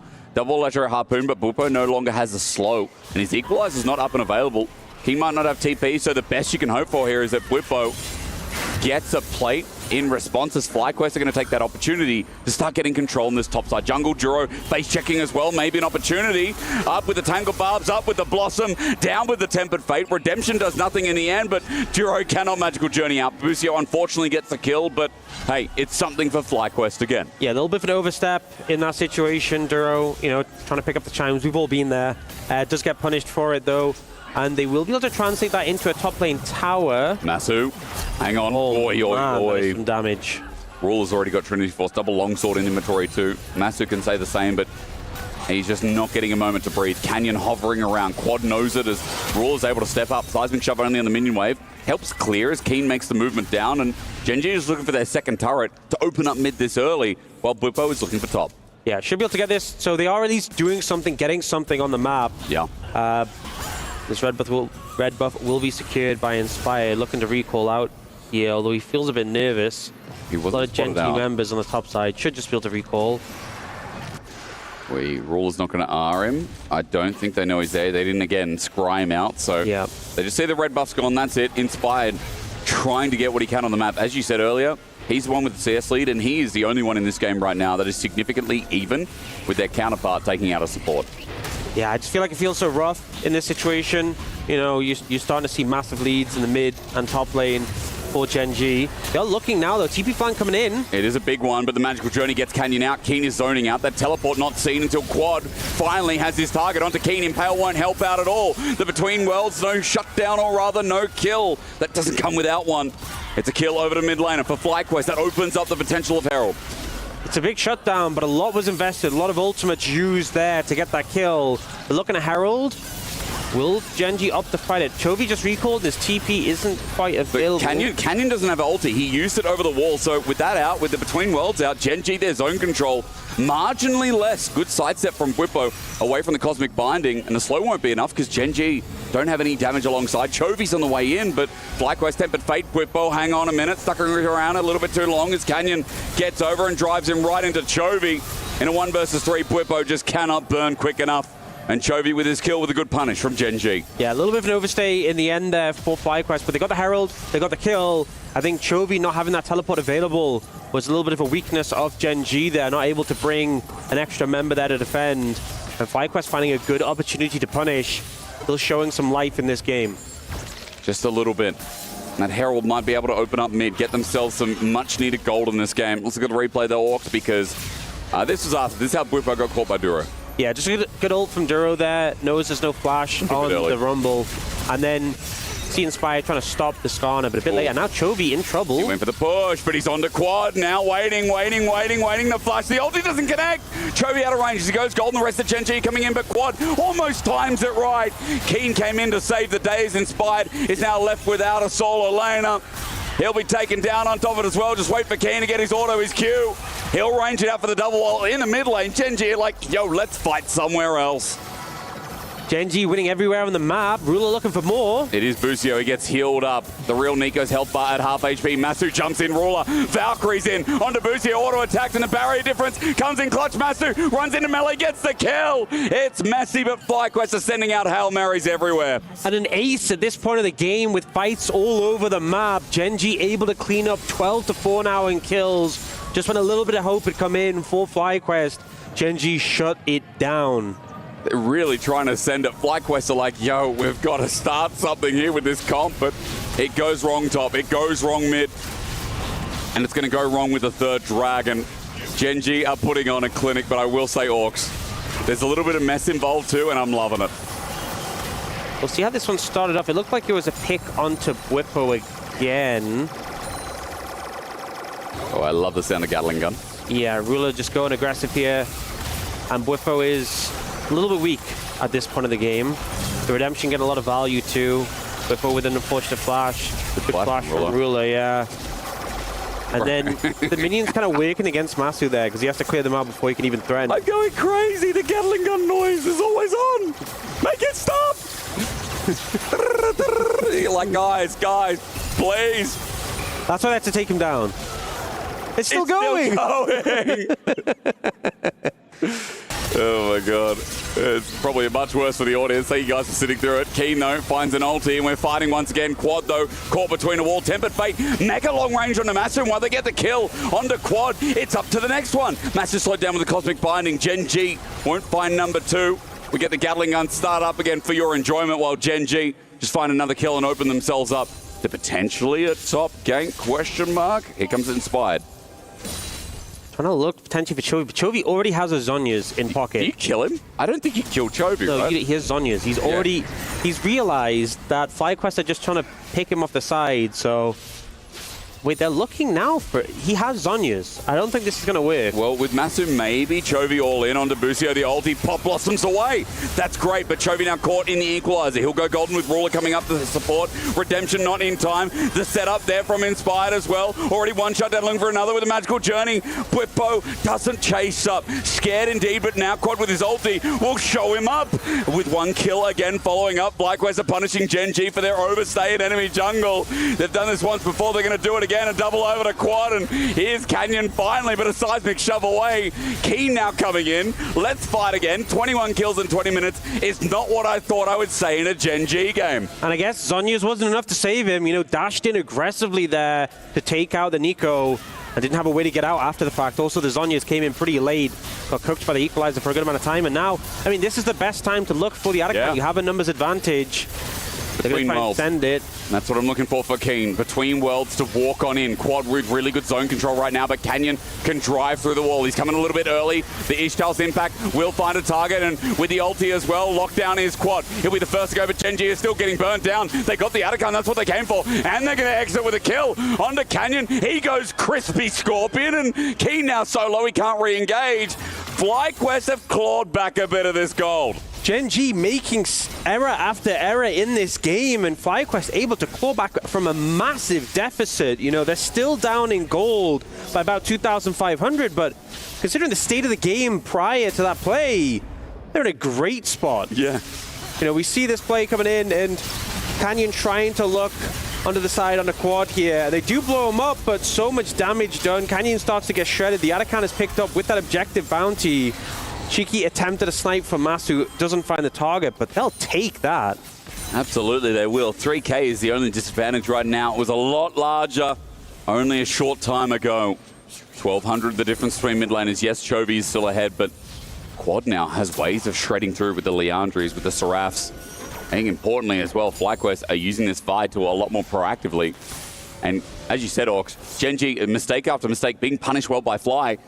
The West here in game 1 at 22 minutes has another option. It will be now around Dragon to find a pick-off, because that's going to be solved for Gen.G, and then things get difficult again. Yeah, and you know, even given the fact, I will say, that they picked up Atacon, got a bunch of XP from that, Quad is still like a level down on Chovy, so... Yep. Not out of the woods yet. There's still like a 1,300 gold lead between mid laners. This is still very strong. But I will say, much better spot than they were in before. Absolutely. And you know, they're looking for the Azir again. Yeah. It's been a consistent theme. Looks like a recall from Inspire that's going to back away. In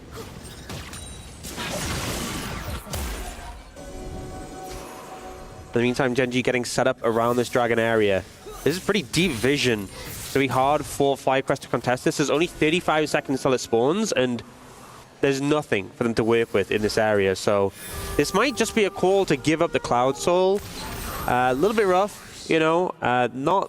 It's not a soul that's going to make the game unwinnable, but that extra movement speed definitely is going to make things feel worse. It does suck a bit.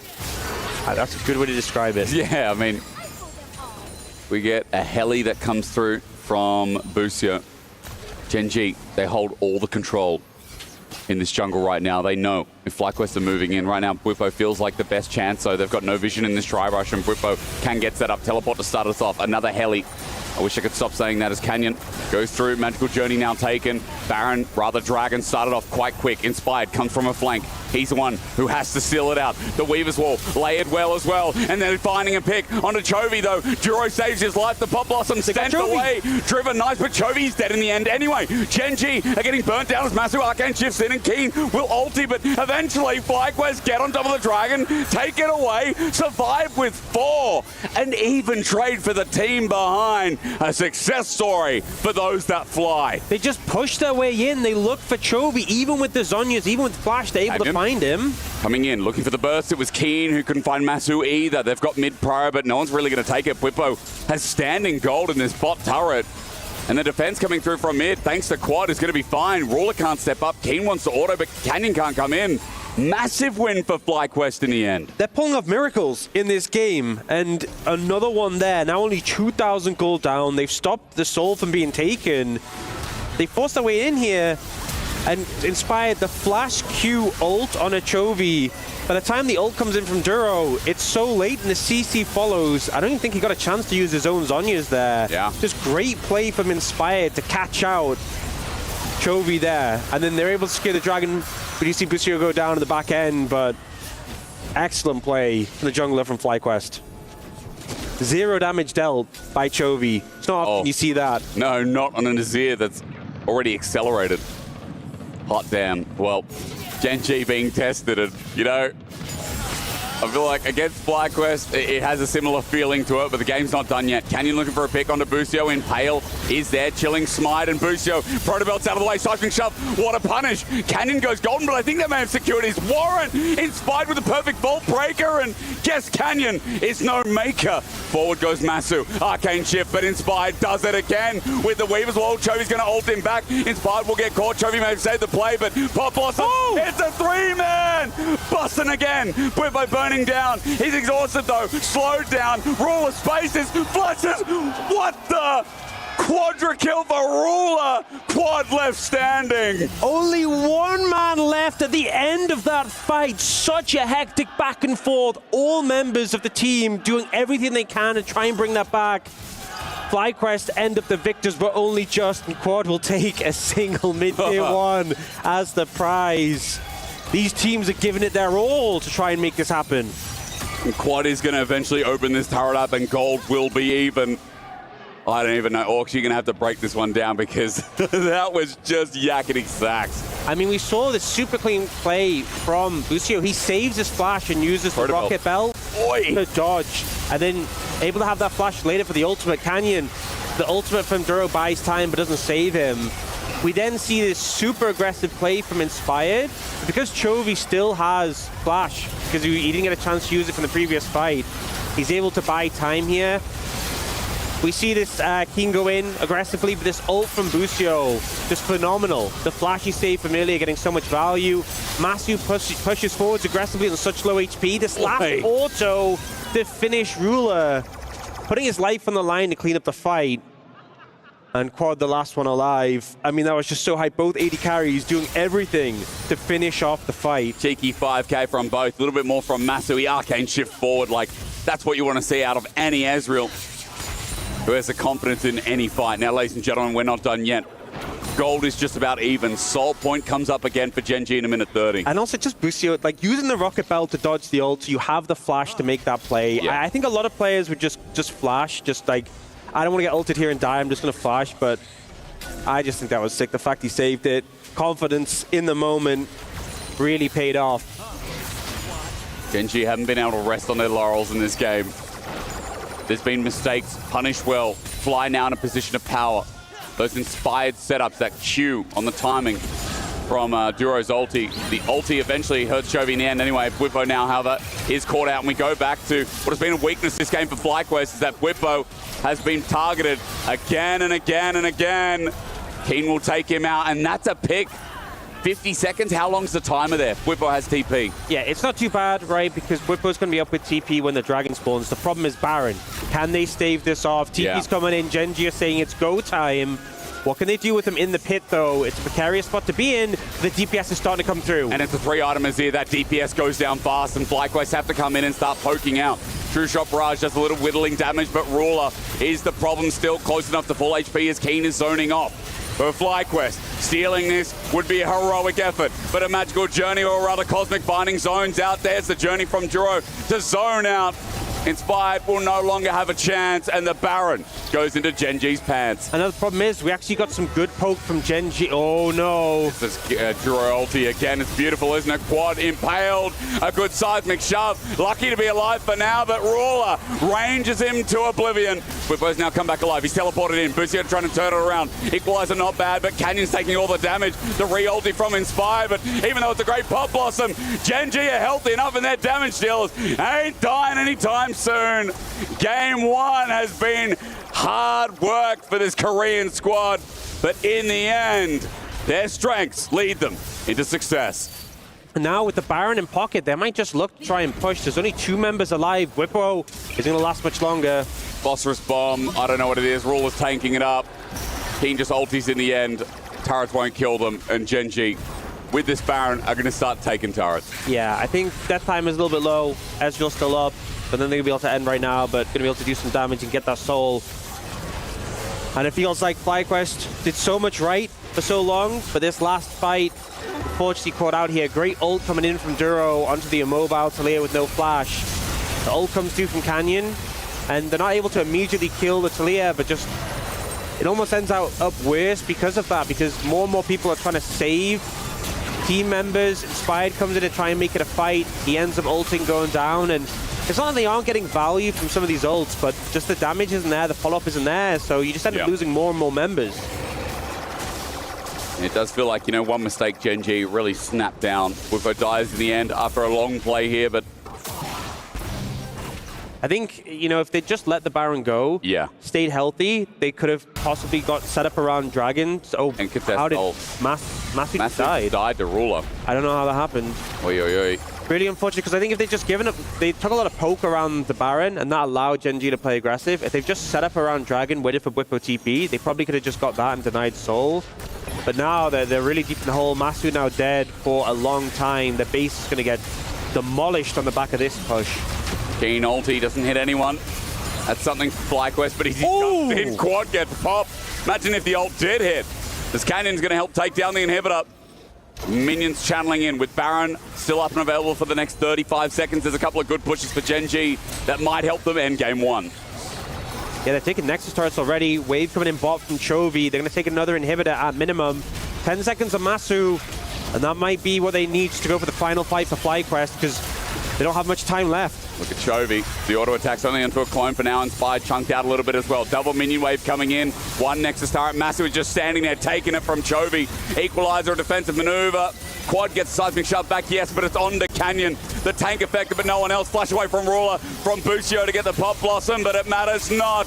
Gen.G got tested, made some mistakes, but in the end, their hands did the talking. Game one succeeds, but boy, was it tough.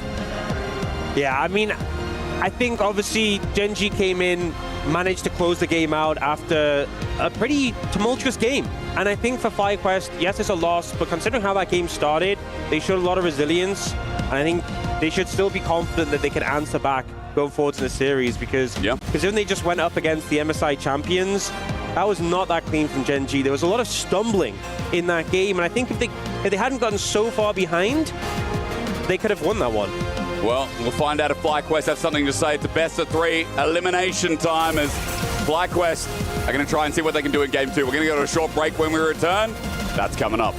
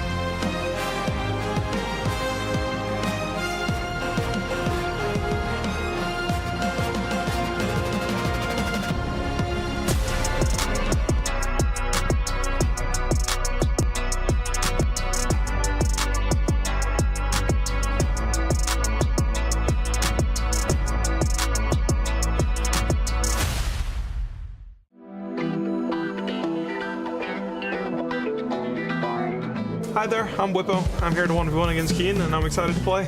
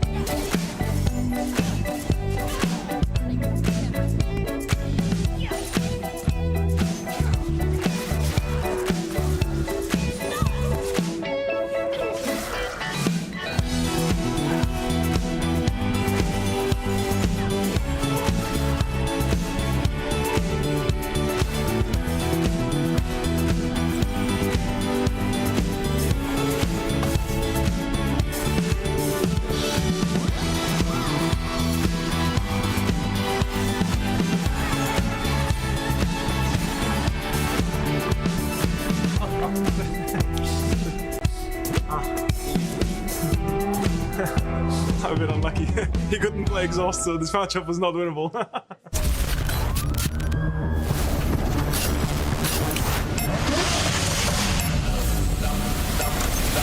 I'ma get.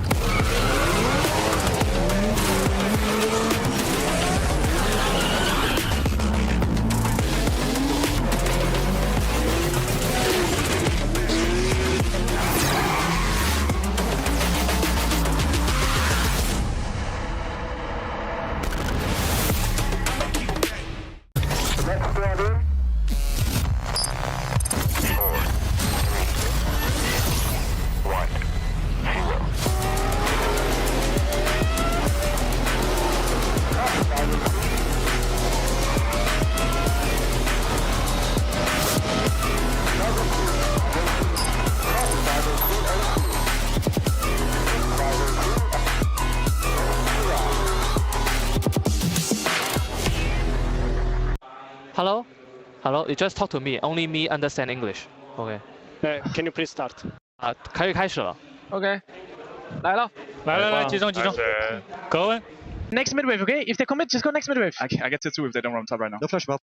When is Cannon running top maybe? Vision. No flash. No flash. Oh. This one. I'm out, guys. I'm out. Oh, I couldn't block. Nice, we got him, guys. Slowly. Gwen might still be there, guys. Slowly. Gwen not TP. She's still here. Okay, nice. I'll get to 2. I'm fine, I'm fine. You run. Run. Silence. Sim flash. Oh, I almost blocked it. Just keep pushing. Guys. It's so good. They still didn't get Dragon. Can you base for tempo? They'll get it now, but that's fine. Oh, no. Alistair's casting. Aatrox is missing, okay? Pay attention to Aatrox. He could be showing mid soon, okay? Yeah. No flash, Fight up. Aatrox wait. I'll just wait. I have K. I got this guy too. He has red wall. W and 2, let's get a slash at least. Nice. Crazy flank, Gabba, crazy flank. I'm going. Yeah, I go. How you finish? No flash on Jean. Victor, no flash. I don't reach. Okay, good enough. 120 Drake, okay? Victor, Jin, no flash, okay? Kill. Slowly. Guys, we're winning this, okay? When this pillar. Is that? Slowly, I will 5. Good. Short. Anyone? Hard win. Go mid, guys. Go mid. No, we got it. Nash. No, Drake. Guys, it's not there alive, man. Go Drake. I'm going soon, okay? I'm ulting. I'm going. No combo. Look, Victor dead? I go. You know flash. Look Chin, guys. Look Chin. I'm not dead, okay? Nice, good job, go. Nice! Ostia! Guys, 5 seconds my ult. Okay. Take a deep breath. Aurora is up. We can wait. I'm ulting, guys. Yeah. Wait. You can tank. I'm tanking. Guys, wave. Just play with the wave. We can end. Nice, that's it. That's smurfing. Let's go. That's 2 people. We can, no? Yeah, we can, guys. We can. Buy ult. I'm panicked, guys. Okay, Kalista session or guys?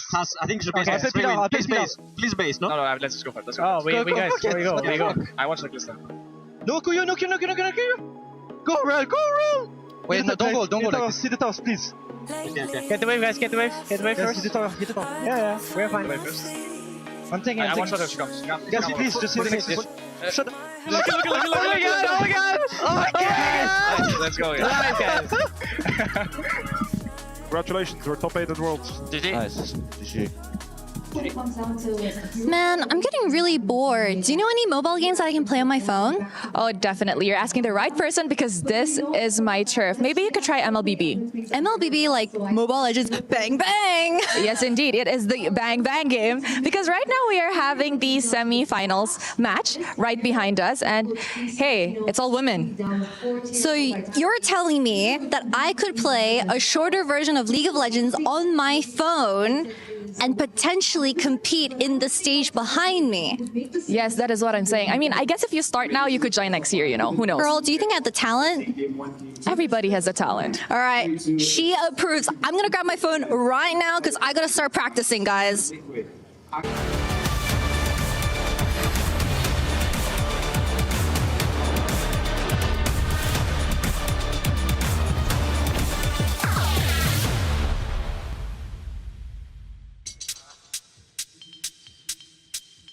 Thank you very much, Kitty, as we had a couple of explosions here, a lot of it, as we close out our quarterfinals with the final one. It is Gen.G up 1-0 over Flyquest, but it wasn't without its twists and turns. Gen.G with the early lead, Flyquest battling on back, but ultimately the back-to-back reigning champions of MSI find their way to victory in game number 1. Welcome back to the SDC Arena. Digon here alongside Valdez and Medios as we set the stage for game number 2. Now this one goes the way of Gen.G as we take a look at the draft. Medios, what jumped out at you here? Well, I thought Gen.G had a really good plan going up against Flyquest. Something that, to me, shows that they have a lot of confidence against this team is that they gave Vi and then they took Azir Skarner 1-2, which, to me, you wouldn't really do that against a team you were scared of because that's opting for a really weak early game. Even knowing that Talia was up and it was a counter, they figured they would rather just have the Azir rather than give Quad a good scaling pick, which he's done well on. And then Gen.G also drafted Bard to disengage the Vi and put Masu on something, a little bit more mobile, maybe not a hyper carry. Also, giving the Rumble, I think, was really smart. So it just seemed like Gen.G had a very good plan to go up against Flyquest, and they executed on it. Yeah, absolutely. Definitely want to talk about that Rumble. It's not something that Bwipo has played all that much, and he had to blind pick it into Keen, who does love playing the Aurora and is one of the best picks into that Rumble in the lane. Bwipo definitely not having the best time in this one, I think partially because of that choice with the Rumble coming through, and Gen.G just very calm and collected, take this one down. Yeah, calm and collected. I mean, it was like 28 kills on one side, 14 on the other. After seeing what game 1 was like for T1 earlier, where it was controlled and a little slow, that was not the case here as we take a look at some of the highlights from this last one. It started off with an attempt early on in the top side for Chovy, but he's able to get away and punish the other side of the map. Yeah, absolutely. I mean, they were trying to target Chovy a bit, but immediately the follow-up came through from the teammates. This is something that Gen.G do so fantastically. Some of the best macro League of Legends in the world. They're able to just get up there and essentially counter-gank what was a setup on a Chovy and get a nice lead in this game.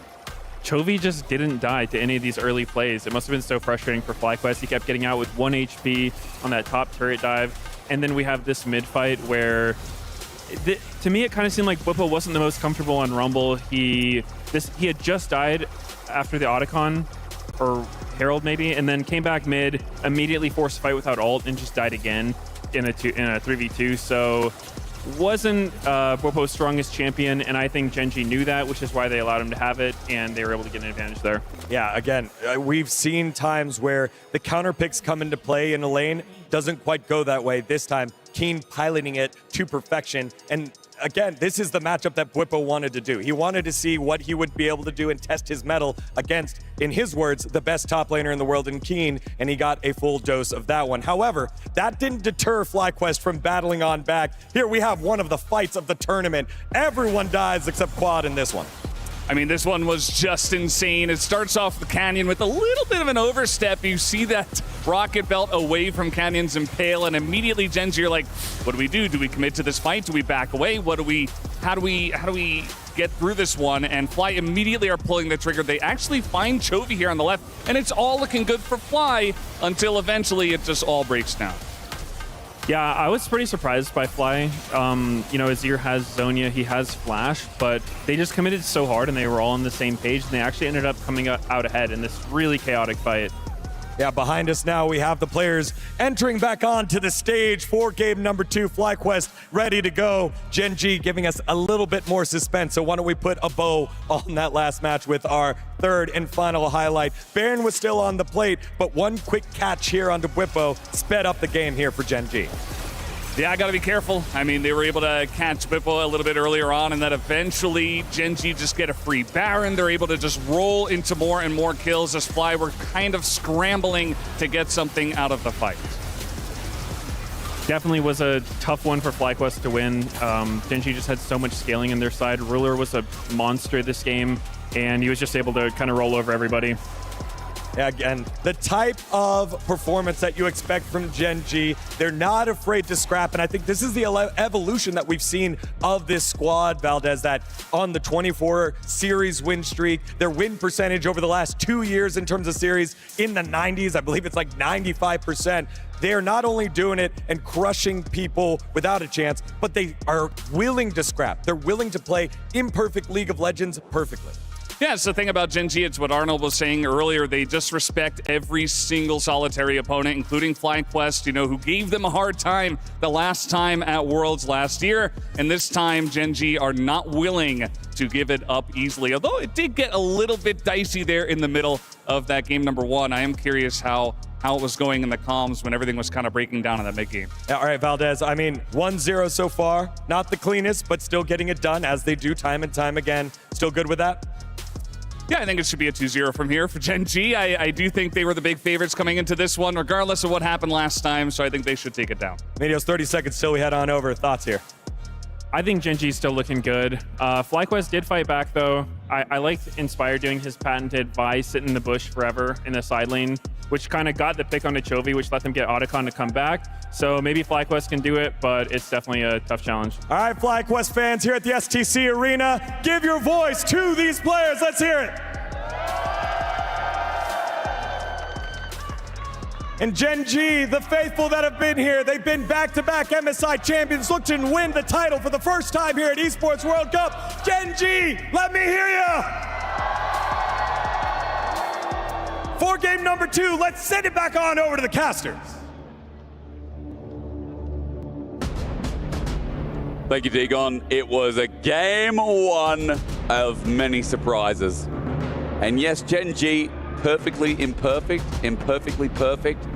Game 1 wasn't perfect. Game 1 was a bit of hilarity, but hey, Flyquest made them work for it in the end. Gen.G just realized they had hands, and then managed to finish the first game. I don't know if that's fair or not to say, but Gen.G domestically, we've seen them go on huge win streaks, right? We've seen them break records in the LCK where they've won game after game after game. Individual game win streaks, not just series, where they have the longest win streak in the LCK. And they had games like that. They had games where it looked messy, it looked like they might lose control, but their ability to lock in, to find a win despite maybe some hiccups in it, they are very good at doing that. So, in that game against Flyquest, they did lose control at times. They did start to give opportunities. Flyquest really found some great moments, but they did manage to pull it back, and I think that's something Gen.G are very effective at, but also we've seen Flyquest, I think something they've done well, and the reason they performed well against teams like Gen.G and BLG in those best of 5s we saw internationally is because even when they fall behind, they don't let the fact that they're down against a team like Gen.G get into their heads. They don't think, oh, Chovy's ahead, we can't kill him. Like, Chovy was ahead on Azir, he had Flash and Zhonya's, Inspired was like, we're going to kill him anyway, and they did. So I love that confidence that came out with them. We do now see Gen.G on the blue side, Flyquest on the red side, going into game 2. A lot of picks taken off the cards, obviously, with Fearless, so we'll see how the priority changes. Obviously, in game 1, we saw like the Varus and Pantheon banned away on red side, so expect that to be the same. Yeah, Varus is definitely so far the 80 carry, or rather pick of the tournament. I think it was still great at MSI, but it just feels like here it's had that extra layer. So no wonder that's banned away. Pantheon alongside with it. Now that Vi's gone, now that Skarner's gone, things like Wukong come into mind, Orcs, the Annie pairing is something worth mentioning as well with Talia down. Interesting to see this Karma blue side ban priority rising up, because we saw Flyquest ban that on blue side in game 1. True. And now Gen.G banning that on blue side in game 2. Do you see the Varus and Pantheon taken away here? And, I think things like the Azir and the Talia end up going for the Annie as a ban away. I think Wukong's B1able. Potentially. I mean, there's still like the Xin Zhao available, so I think there's no huge pressure to put a massive priority into jungle. And I think with all those mid lane bans, the Rise coming through makes a lot of sense. Now maybe that jungle priority for Fly comes in straight away for Inspired. Spartan's something that can make something happen early. AG.AL hits that mark completely. I think especially like the mid lane pool, if you think about the fact that it's not just we've lost Azir and Talia, and then we have 3 bans. It's a Cassio. But then also the Aurora's gone. But yeah, I mean, Cassio, good matchup into Ryze, and also a quad specialty. You know, and on top of that, looking at this Trundle, you know, in a mobile pick like the Ryze, could be pretty powerful, having that pillar to just cause some issues. This is just a normal hover for Fly. I mean, this happens constantly. Will it get locked in? No. Sen is something again. Another AD carry we've seen really successful at EWC so far. It's been doing so much work at this tournament. Really high win rate so far. Yep. And particularly into the Ryze, I feel like Ryze does well when he's played into a composition that kind of has to come into him. Shorter range champions, you can get that spell flux. Into this, he's going to struggle to walk up with the Cassiopeia, but also the Senna just outranges quite hard. Senna's 100%, by the way. 3 out of 3 games. Yep, been doing well. Do you like the Wukong, though? Something that can close the gap onto these picks. Not going to have too much of a fun time into the Cassiopeia, but you have some trickery you can play around. Kind of force out the Miasma, maybe dodge away. And the Gwen comes through as well for Keen. And Whippo had a rough game in game 1, so we'll see what they opt to go for. Oh my God, you're joking. Okay, so Flyquest have smashed in the Cassio, and then Whippo says, good matchup into Gwen. I'm just going to pick Set. Yeah, I mean, I guess feels confident on it. Is something that he played at MSI. So, see what he can do with his pick. A lot of CC, a lot of control already on the side of Flyquest, while having that Senna, that long-range insurance. And they're going to ban away the Caitlyn, so limiting some of those ranged AD carry options that we're looking to go for. Jhin probably also something that you might want to take away. Alistar ban going to come through. Senna Alistar's been super popular. I think Nautilus could also be a ban. Yep. Although Braum is still open and available. Maybe Gen.G hoping they can finish with Rel here for the comp as well. Because it does feel like for Gen.G's comp, that all-in with Wukong, reliable snap engage just looks so nice. I love Rakan with Wukong, but Rakan into Cassiopeia is miserable. It's a nightmare, right? It's miserable. It's even, I mean, what do you think of Rel into Cassio? Is it a similar problem? Not as bad. Not as bad, but not as bad. It's still there, but you're right, not as bad. Poppy gone in the end. I mean, double grounding is not a fun time. True. Would really make that a little bit of a nightmare. And, you know, I said about the Braum, I mean, you could go Braum if like Flyquest go Nautilus, which is a common pairing with the Senna, you could go Braum, but I feel like it might make it a little bit tricky to close the distance. Yeah. Oh, looking at potentially the Lilia here. The comp, they are cooking. Oh, I mean, the goal, I feel like, for Gen.G has to be to close distance, and running into this Flyquest composition, the Lilia gets so much value.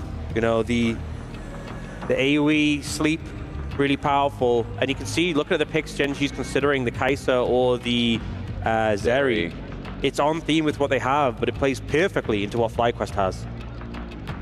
Hold up, let's see if this ruler pick is locked in. Lucian. Zen's been banned a lot in the second phase of this tournament. But Lucian, Braum, okay. Something that can play disengage as well, maybe kite back. I don't think you already kite back that well against Flyquest composition. I mean, that's also true, right? There's so much chase there. Yeah, I do think now the Nautilus feels a little bit uncomfortable playing into this. A lot of skirmishing power for Gen.G. You know, a lot of people who can proc that Braum passive, and those early fights, they will have a lot of power there. But I think if it gets to late 5v5, Flyquest feels super confident with what they have. The only question is what they bring out in the support role. Rakan, I think, is a good matchup in the Braum. And the limitations I said of Rakan and the Cassiopeia, well, you know, Rakan, the only one there I think who really holds you accountable is the Ryze, if you can get the root on you. Yep. But Braum, it's going to be tricky for him to lock down the Rakan, and as long as you can survive lane with the Senna, I mean, the 5v5 from Flyquest is so strong. It really is. You got so much CC, you got so much peel, you have that long-range Senna who's going to cause so much problems. And Gen.G very much around these skirmishes, and it's not like that composition falls off a cliff. I just think Flyquest has so many good tools into them as the game goes on. I think really Ruler and Duro have to have a great laning phase. I think as well, Keen on this Gwen needs to get the ball rolling early. Well, it is a lot about bot lane. Don't forget as well, the solo lanes of Flyquest, great duelers. not just Cassiopeia into the Rise, but Set into Gwen. I'm curious about the matchup because Set at level 1 especially will just run at you with Conqueror, which he assumes is a matchup unless it's going to be a grass lane, but he'll run at you and he'll take the fight. I'm really wondering about the spacing in that top lane. But regardless, Flyquest have sent us up with a comp for a game 2. It's just full of mystery. It's great. Like, it's very innovative, you know, and I think Flyquest, they cooked, but it does feel like they didn't overcook. It's elimination. And Flyquest with this composition, I'll tell you what, they're putting up class. See if they can take us to a game 3. So hoping to see, you know, I think game 1, despite it being a loss, if you think how badly it started for Flyquest and yet how much they challenged Gen.G, they really were close to having that comeback. They really made Gen.G work for the win. I think that should give them a lot of confidence coming into this game 2, convince them they can take this to 3 games at minimum. The fans are out. But is it going to be a game 3 that we're going to be talking about? Let's go. Gen.G, see how they skirmish in this game, see how they survive through that bottom lane. On the other side, Flyquest, Cassio, Set, got a center down bot. Yeah, there's a Lilia there too. This is great. All right. Cass no boots, by the way. Low. Sorry, it's an old one, Orcs. You know, you're an old player. You're like 41. You get it. Remember when Cass could buy boots? 30 seconds until I do. You know what? Yeah, I've had this discussion before, but it's the fact that Cassiopeia can't buy boots, but like, what about Nami? True. She's got to buy fins, bro. Like, she don't know feet. Yeah. You know, there's a lot of champions who I feel like also wouldn't buy. Like, Corki buys boots and it makes him go faster, but he's driving the plane. They should put little legs on the plane. Right? And also, Inspired, playing Lilia buys 1 pair of boots. Needs 2. Yeah, what about Hecarim? Yeah. Oh, how many legs does that guy have? Yeah. You know what I'm saying? Some consistency. If you're willing to say Cassiopeia doesn't buy boots, right? You know, just make it consistent. Also, I'm pretty sure, like, Rakan has claw feet. You know, he's a bird, right? So he wouldn't have normal boots. I don't think he's like a full bird. I think he's like a bird person. So he's like a mermaid, but for a bird. A bird person. I mean, like, he has feet, right? I don't know. Well, he's in this game, so we'll be able to see him. The important questions: who has feet, who does not? This is what I want to see. He's not like Anivia. Anivia's just like a full W start. Oh, Keen got, man! It's not the true damage, but it is the damage on the side with a fully charged up shield. Yep. This is what Set wants to do early: run at you with Conqueror, get it fully stacked up, get those auto attacks in, and try and win trades. And this is a matchup that Whippo. So he did play Set at MSI, but it wasn't into Gwen. But he did play Set into Gwen against Cloud9 in the LTA North playoffs to great success. Won that matchup. So confident in this matchup, confident to bring it out against Keen, and doing pretty well with it so far. You can see Quad also happy with his matchup. So mid and top, both getting some good early momentum. Bot lane on a bit of the back foot, but we talked about this. It's very much a survival game for Masu and Busio playing this Rakan center. Ruler just took a tower hit, though, and burnt the cleanse. Yeah, for the damage. Quad also just flashed away from Canyon. Ruler's step up to the turret Orcs. He just wanted the damage on the concussive blows, but I think that was what you'd call too far. Yeah, and also the cleanse, maybe thought he had barrier, an uncharacteristic mistake, but he didn't cleanse anything. No heal, though. The trades are still going well. Ghost from Masu, but the Ghost is going to be a chase down.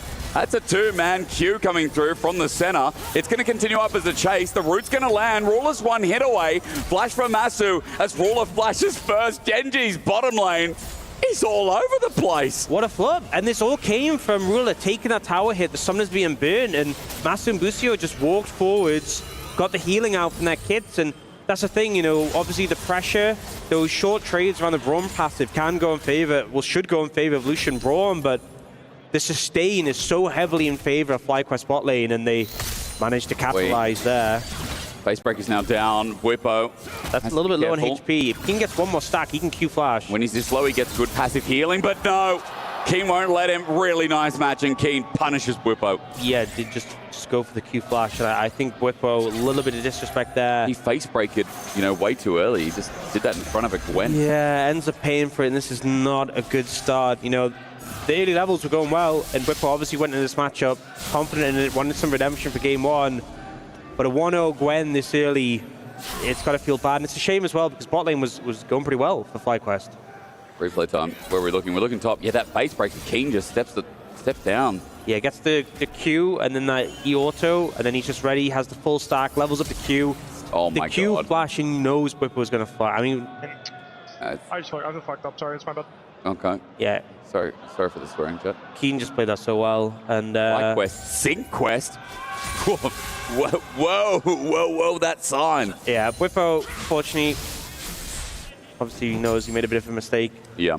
And now Keen with the early plated steel caps, gonna be a little bit harder to deal with. Do end up getting a swap come through already, so Masu and Busio in the top lane. Set also without flash in 1v2 against Brom when Canyon is passing down. As soon as he gets 6, that could be trouble as well. Keen steps up here, Flyquest a 2v1. It's still looking good for soul stacking, but the W makes it a little bit annoying for the time being, means King can walk away. Yeah, the steel caps as well, they're just not doing that much damage at this point. They'll take the souls, they're obviously happy to go for that trade, but in terms of actually doing anything to Keen, the pressure's not really there. We also see that despite the fact that there was a good trade from Masu and Busio, still down in farm compared to Ruler right now. Canyon's on Dragon in the meantime as well. He'll hit level 5. Inspired is just farming up. I mean, Inspired last game was quite much the same as, I don't know what Lily is singing about. Hope it's happy. Because having a good time farming. He needs this game. Yeah, jungle roll. Attempted dive, but more so just to chunk out Keen. No damage comes down. Busio hits him in the end. Gleaming Quill for the heal. Inspired. It's nap time soon. Oh, the W's down. The ult now. Oh, yeah. Keen needlework. Wave is thinned out. Yeah, the wave's gone. The ult's available. Inspired. 6 now, but yeah. I think the moment's gone. Okay. I think they were trying to set up, if they got him a bit lower, if they beat in the W, I think maybe we were going to look to dive, but I think it's too risky. Because, especially with the wave being gone, I don't think you go for it. Even if you get the kill, if he gets a kill back, if he gets 2, it's just game over. But I don't think it's bad for them to obviously set up, look for it. Masu gets some souls as well from it, and just applying the pressure. Also, Inspired just took that whole topside jungle. Yeah, he is super farm. He's 57 to 36, and obviously Canyon's trying to reach 6, but him being a little bit delayed gives time for Quad, for example, to get his flash back up and available. So some of that pressure is now taken away. I mean, I said this in the draft, but in this game, it is such a good Lilia a composition to play Lilia into because, there's not that much instantaneous CC to lock you up that you can't really, sort of skid around with your movement speed. You have to... A lot of it's conditional, Wukong has to commit his ult, but the CC's not that long. Chovy has to get their spell flux on you before he can root. The passive from Duro has to stack up. So when you have all that mobility, it's not easy to immediately pin down the Lilia, and everyone is so short-ranged, right? It's 3 melee champions, 2 short-range champions, so if Inspired gets ahead, he can really do so much work in these team fights. Looks like Inspired again in another game where he needs to help carry. In this game earlier on. The kill not meaning too much as Masu, hang on, has to go. The damage is nuts. That's a pickaxe for you on Ruler early as Masu, that ghost now down. He has to leave the lane, which means less souls. Early game stymied a little bit. Whippo's just going to ulti straight away. The showstopper already down, waiting for the face breaker, and Haymaker in next, but Inspired doesn't land anything, so it's no sleepy time here for the Gwen. What is sleep? But he's okay. Keen doing a good job there to be untargetable when the... Try and gaze. Miasma down as well. Grounded for the time being. Chovy's going to run it out, and luckily he got the phase rush before the petrifying gaze, because otherwise Quad would have just sunk his fangs in. Oh, TP across map. We just see a Rakan floating as an orb from Dragon Ball. They're looking for Ruler. Yeah, they are going to find him as well. That root up is nice, but Massive. Will he die in the process? Ruler with a culling blocked out by Busio. In the end, tries a relentless pursuit away. He's done so. Busio gets the flash and the kill. Ruler double summoners down again. That's a roughie here for Ruler. So nice from the bot lane of Flyquest, because not only do they get a kill, not only do they get both sums, but because Busio was the one to finish it off, Canyon has no response. You know, if Masu had flashed in there, gonna get Lullaby. Hang on, Juro's coming in, looking for 2 targets. A Q turns into a lilting Lullaby. There's the Drowsy. Inspired's done a good job, but over the wall, Canyon gets before the re-engage, and Keen is shredding them all, sniffing them down to hell, and Juro setting up with the passive. Masu has the flash, but not before Busio dies in the process. Flash from Keen. And Gwen is taking us to sewing class this game. Oh, such a disaster. You know, I think the play on a ruler was great, but unfortunately, they thought they had an opportunity there, getting the sleep on a Canyon Enduro, but the sleep being burned early backfired because when Keen came in, there was nothing left to deal with this Gwen, and he is such a problem now. 3-0 for this Gwen. He is not something they can deal with at this moment. Top wave going to be received by Inspired, but Fly's early game is in a rough spot. Oh, Chovy might just be dead. Maybe something back. Chovy walking down. Juro's here, though. Grounded for the time being. Good knock up here with the grand entrance from Busio. And again, with Quad getting the DPS down. There you go. Something of a punish from Flyquest. Early game feels a little bit better, however, slowly. Good setup. The flanking Cassiopeia. Yeah. Doing a good job. Yeah, and I think this one was unfortunate because in this situation, like, Masu's so low on HP, and Juro and Canyon start the fight confident that Keen's coming in. The sleep being burned means that Keen is so confident to slide in. Yeah. Busio doesn't have ult, Masu doesn't have ult, and is super low. And there's just no real response that can come through to deal with this Gwen. And something that everyone will talk to you about is how good Brom is early on. Oh my God, that sign. Innovation. Yo, shout out to that person. That's a cool sign. I feel like LCK has cool signs, though. You start having the, you know, the ones that move? Yeah, that's the meta. That is the meta in LCK. Yeah, signs are so goated. What was I talking about? I was talking about Brom and skirmishes. Broken, I think, is just an easy way to say it. He's very good. He's very good early on. There's so many champions who are great at stacking it. It's everyone but Rise, basically, is just a great stacker of the Braum passive. But now Quad is going to actually play up against Keen. There's an option here. Petrifying Gaze still available, but it looks like we're going to fight again because Canyon's found his way in. Busio, he's got concussive blows on his head. There is no lilting Lullaby to be pulled out yet, but Inspired has it in his pocket as Gen.G. Top around bot. Second Dragon on the cards for them. Yeah, this will be feats of strength as well for Gen.G if they can secure it. Flyquest will force them away, and it's important to note Keen not in a position to teleport right now with Quad up in his face. And I think with Gen.G, I wouldn't really want to fight if the Gwen isn't available personally with how important Keen has been so far. It looks like they are just going to give the Dragon over. Bwipo's going to get some plates, and Flyquest get a pretty positive outcome here. And Bwipo's been keeping up in CS. He's been mismatched in this lane. While Keen went up for the fight, Bwipo was obviously just pushing around. And so from 1,200 the lead to 750, Bwipo is definitely making this set draw some eyes from Gen.G. Yeah, I think the person who suffered the most is Masu, who's quite a bit behind. For sure. Obviously fell behind a lane, but I think maybe the swaps have favored Bwipo more than it's favored Masu. Souls-wise, I hear it's a little bit, but as long as you are getting a decent amount of soul stacks, he's not too far behind, you're going to be okay. And once you have the Shiv, you can start to pick up farm quite consistently on the center. Yep. But this center coming online is really important. Engage, though, setting down with the trap. Juro might be caught out. The wall's up, but he wants to stand behind. He'll get rooted up anyway, and an ulti from Masu that aligns the straight. Bwipo with a face breaker just out of range as Canyon looks for him for an escape, but even as he gets over the wall as Bwipo, he will just knuckle him down. Double for Fly. That's such a good route there from Masu over the wall. Knew exactly what Duro was going to go for there with the leap, and as a result, they get both Canyon and Duro for that play. Nice little 1-2 from Flyquest. And a really positive play has put them equal in gold, equal in dragons. They'll even take this red buff as well. And Bwipo's got attack speed in this lane. There's no full completed item for the 3-0 Gwen. So with Stride Breaker out, quick pushing, sticky movement, and Gen.G will go back to how they got caught here. Yeah, I mean, I think just a little bit over-aggressive. Duro got in with the blast cone. Chase potential is there, and then he wants to W to Canyon, but look at Masu who predicts. Knows Canyon's over the wall. The root ends up catching them both, ults to follow, and then Canyon gets hit by the Lily ability and tries to juke and just ends up going down. Some much needed goal for Flyquest. This early game was a horror, turned into now some kind of reciprocal factor where Flyquest have caught back up.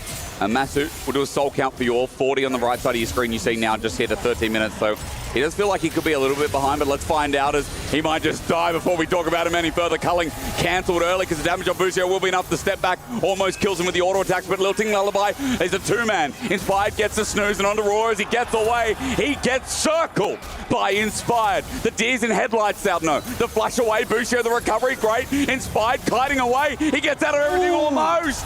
Canyon whacks him down. Whippo's now joined in. Hang on a minute. Showstopper over the wall, and we're throwing haymakers everywhere. Whippo comes in clutch with the cleanup there. Such a scrappy back and forth, and in the end, it's a 3 for 3. Masu overstepping a little bit at the start, but in the end, the cleanup is there. And I mean, Inspired is doing a lot of damage in these fights. We'll see the replay. So Masu just ends up stepping up a bit. Canyon finds a great angle. Kusio does his best to try and peel here. And then we end up getting the cleanse from Ruler early on. So Inspired's like, okay, I can go for an ult. Just completely deletes the Lucian here. So much damage. But then Duro does a great job with the flash to land the Q. They get the stun. But then once again, so much damage from the Lydia. Yeah. And nearly finishes off Canyon there. Canyon just clutches it out, but Whippo comes in. Dry break it. Kill. Lucio, if he'd survived there, that would have been pretty clutch. Man, it's just clutch again, the Flyquest. You said it. Game one, they just keep sending Hail Marys. They're like, okay, we're losing some of these fights. Let's just keep going. Let's keep going. They're not afraid. And Flyquest, it's great to see that here after the early game disaster that was that 3-kill Gwen, they've mitigated it. Look at Whippo now. Gold's almost even, 3 kills himself. It was the difference of him getting his item first. He's able to move up. And with that double in his back pocket, also trailing on levels and getting closer to where Keen is now, I feel like Flyquest can be a lot more confident. They have a top laner again. They might have a fight again as Herald spawns. Yeah, Herald spawns, so could see both teams looking towards that one. Do have flash on Masu, but he's playing quite aggressively now. Got to be a little bit cautious. Be careful. For Duro, poke onto him. He's going to be rooted down. Busio's going to take that advantage. That's free souls for Masu, but more importantly, good damage. But Herald resets. It's going to go back to its home as Shelly decides another day. I think it's super risky just to start it up because if you're trapped in that area and Wukong approaches, Gwen approaches, that you can be really vulnerable. I don't know if that's a Gen.G fan or a Flyquest fan. Could be both. Duro just taking a beating at the moment. Yeah. Ghost now pop.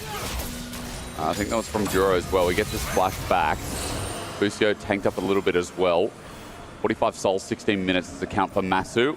Just quick by the by that he does have static shield, static shiv, and a slingshot, but Ruler, obviously the one with the biggest gold lead in the game right now individually. He's 50 CS up, and he's almost the second item. So obviously, if Ruler, if he auto attacks his wife, then Masu's going to get, you know, a lot of HP traded off. He has a lot of burst this mission. Definitely will when he gets the second item.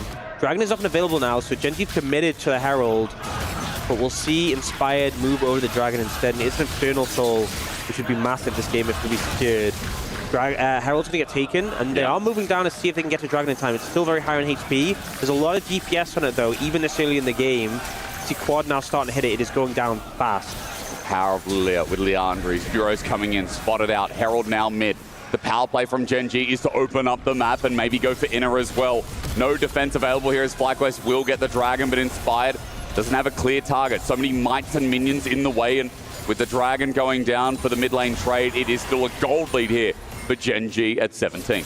Yeah, Gen.G get the Herald, get mid tower. They can be okay with that, with the outcome of that. But second Dragon for Flyquest. I wonder if he can kill him. No, he needs Lilia, it needs Inspired, and it is going to happen. 2 versus 1. Swell Seed misses. That's a start. Stride Breaker slows him down, and Keen's got nowhere to go. He's stuck to the ground. Sleepy time indeed, and as he sits there waiting, again, it's the showstopper in the end. Double ulti, but Keen, hang on. Almost bringing it back with too much shielding. The kill goes to Inspired, and Keen is down. Yeah, well played. Both of them able to get inside the Shroud, and Inspired gets to sleep off. No real way for Keen to escape, so good kill picked up there. Flyquest continuing to make proactive plays in this game around this Lilia.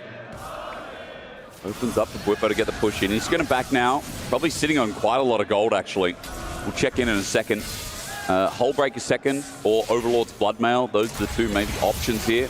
Tunneler picked up. shows one thing for now. Busio, though, just taking a culling. He's got nowhere to go. Auto attack galore. Ruler almost taking out the Featherman solo. And he gets quite low as he has to run away. I think when you get the set build and you just have a ton of HP, ton of AD, and you get the Haymaker off and it's just a million. It feels so good. You get the true damage, and it's amazing late game. When also, you flash to redirect, and it's just one shot. Oh, yeah. That's the set micro, isn't it? The set special. It is a shame that he doesn't have a hard tank to throw into the rest of his team this game, but like, you got bruises, you know, you got a bit of health to play with Enduro on Canyon. You know what's the funniest thing is when there's like a CC immune tank or something. Oh, and he throws nothing. And he throws nothing, but it still does the damage. It does, yeah. So he just throws air onto the ground. The best is like when there's a Morgana shield and a Cho'Gath. Oh, yeah. And it looks like he just grabbed nothing and slam and do a million damage. He just have to be careful here, though. He does indeed. He's got a bit of health to play with if he sticks around, but he will not. Chovy's going to open up this turret. And again, the gold trade. Gen.G, they already got feats before, but they're definitely on the warpath here in this game as well. It's still kind of their game in the early game, but remember, Second Dragon went over to Flyquest. There will be a force fight in 2 minutes 30. Artican up in 25 as well. This game is far from over. Flyquest still have a lot of options here, and Dan the man has already told you about what Inspired can do on this Lilia in this game if he gets the time. You see Canyon waiting in the wings. But yeah, I feel, you know, it's a lead for Gen.G. They have the feature strength, they have more pedals. But I feel like it's still anyone's game. And Senna on the side of Flyquest, Cassiopeia, the tools they have in these 5v5s. Yeah. A lot of things I think Flyquest have in pocket with the champions they picked, but it's also Gen.G's team fighting, which is scary to go into. I also feel like now around the Artican. I also feel like Masu's MSI Senna was the most reliable out of anyone's. Like, he was one of the best centers at that tournament as Busio. Face checking, has to be careful, but he is Rakan after all. So if there's anyone who can scale up, it's definitely going to be him. As Gen.G are just trying to get themselves priority up at this top lane. Artican sits there waiting, but no one from Gen.G nearby. Canyon's around bot, and Chovy as well is just backing off after getting bot push. And I just feel like they're waiting for these second items, Orcs, because Nash is now picked up for Keen. And second item is Boots actually acquired by Chovy too, the upgrades. They just keep burning these blue trinkets, forcing Flyquest to use them to check. They definitely are trying to bait this objective, but it's so dangerous to start it. Especially, you know, a lot of short-range champions around the Artican, you're getting shredded by it. Flyquest could do so much damage if you're in there. Culling, quad, takes half. Can't zone out, can't do much to Ruler. He stays at full HP on the side. Duro is zoning. Gen.G walking in ever so quietly. Flyquest, though, they've got an alarm in this area, and it's going off right now. Quad's going to heal up a little bit thanks to refillable, but it's not going to be much. He needs a duel for that. As just have Rod of Ages and a bit of healing in his kit, so, you know, it's slow, but he will get some health back. And Flyquest push their way in, get some vision down, and now looking. They're going to use heal as well. Ruler might be caught out, but he's got his flash, he's got his cleanse. He's going to burn one of them as Duro defends nicely. Glacial Fisher down. Artican might reset patience here as Swellseed doesn't do much. Canyon is now on the path as well, but Chovy's pushing down bot side. Flippo has to respond. Both solo laners with TP, but Artican is going to reset, so it's not like Fly have a lot to work with much. It's a bit risky. You know, you can see the shred starting to come in. Busio can do a bit of healing, queuing Artican to get some health back for them. But Gen.G are here to respond. I don't think you want to start this up. I know you're getting pressured by Chovy and the rest of the lanes, but I think starting Artican would be a mistake. Dragon is up and available right now. It is. Chovy's walking up, though. Gen.G are just going to start this themselves. They've got a lot of true damage from Keen. Flyquest have to respond now. Oh, these are some good TPs. Their flanks, their sandwiches. Keen and Canyon are walking into one Realm Warp to get them out, but the whole of Gen.G are now here on the teleport. But the showstopper makes Gen.G cry a little bit, and Whippo, Haymaker down as well. A 3-man looks like a lullaby. Petrifying Gaze doesn't work out for Quad, but they're going to still find the kills on the damage, thanks to Masu's piercing darkness as he lines down the straight. Gen.G is so low, and Artican is going to be taken away. Chovy tries to step up, but there's another route. Chovy caught out, flash away, but Whippo under turret will care not. His Haymaker sets Chovy straight as Masu picks up a kill. Such a good fight from Flyquest, and the approach with the TPs. I think Gen.G must have miscalculated. Did they think it was Quad who was coming in on that TP? Because going into that point with the set coming in, that was prime opportunity for Whippo, and he took that chance to disrupt Look, Gen.G. that's a great question, right? Did they think it was quad? Because you look, both GPs on the right is quads, on the left is Whippos, and if you look at how they move in, if this is quad, this is great. But when Whippo arrives, he just slams them, and he takes this chance to do so much work. And then this huge sleep that comes in from Inspired means that Ruler and Canyon have to run away. The ult comes in as well. And I think the angle of approach from Flyquest here was so good. Chovy ends up overstaying, gets caught out. Now set up for Dragon here. Flyquest trying to get position. Masu also has a bit of range in this fight as well. 2 items, I believe, as well. He's starting to do some damage. You see in the bottom of your screen, but focus up. This Dragon is number 3, and Flyquest want it. Being taken down slowly but surely. Whippo's not here. Gen.G, they're in the river, they have control. I mean, it's going to be a flip, but it's taken away. Gen.G, get it! Flyquest now have to run out as Gen.G. Maybe they're the ones who actually have to run as well, but Chovy gets himself a bit of damage down. Quad gets zoned out. Culling is good as well, but Whippo takes no damage. Flash, Facebreaker in, Showstopper down. Wide Whippo time, but he doesn't get too much else. Inspired goes in just to die. Whippo nailed that as well. There's no front line, and even though Quad gets a good ulti, Gen.G have disassembled the fight, and Korea roars once again. Misplay there from Flyquest, but Gen.G instantly dismantle. Whippo tries to force forwards, and now they're still looking for Quad. Canyon will find him. He will indeed. It's a bonk down. The final piece of the puzzle to go towards Baron. Flyquest, it's another game of inches, but unfortunately, it seems an inch too far. Gen.G gonna get Baron off the back of that. And I think Flyquest a little bit overconfident after they got that fight around Arakan. Try and force a bit too hard, and Ruler outplays Whippo, and everything starts to fall apart after that point. I think the composition, it works so well when Gen.G are coming into you, but they try to rush forward, they try to force forwards, and it really didn't work out well. A big blow there. 3,500 gold lead now for Gen.G, and with Baron in pocket, they're going to look to extend that even more.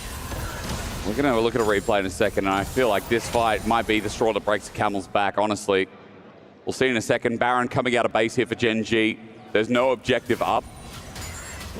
But as you said, it really well escalated, Orcs, that Gen.G, they got run into. They keep trying to force in, and they're taking so much damage from the color and the ult, and then Whippo is charging forwards at Ruler. He's so separated. But the dash comes in, and we see Inspired get CC'd as he's trying to move in.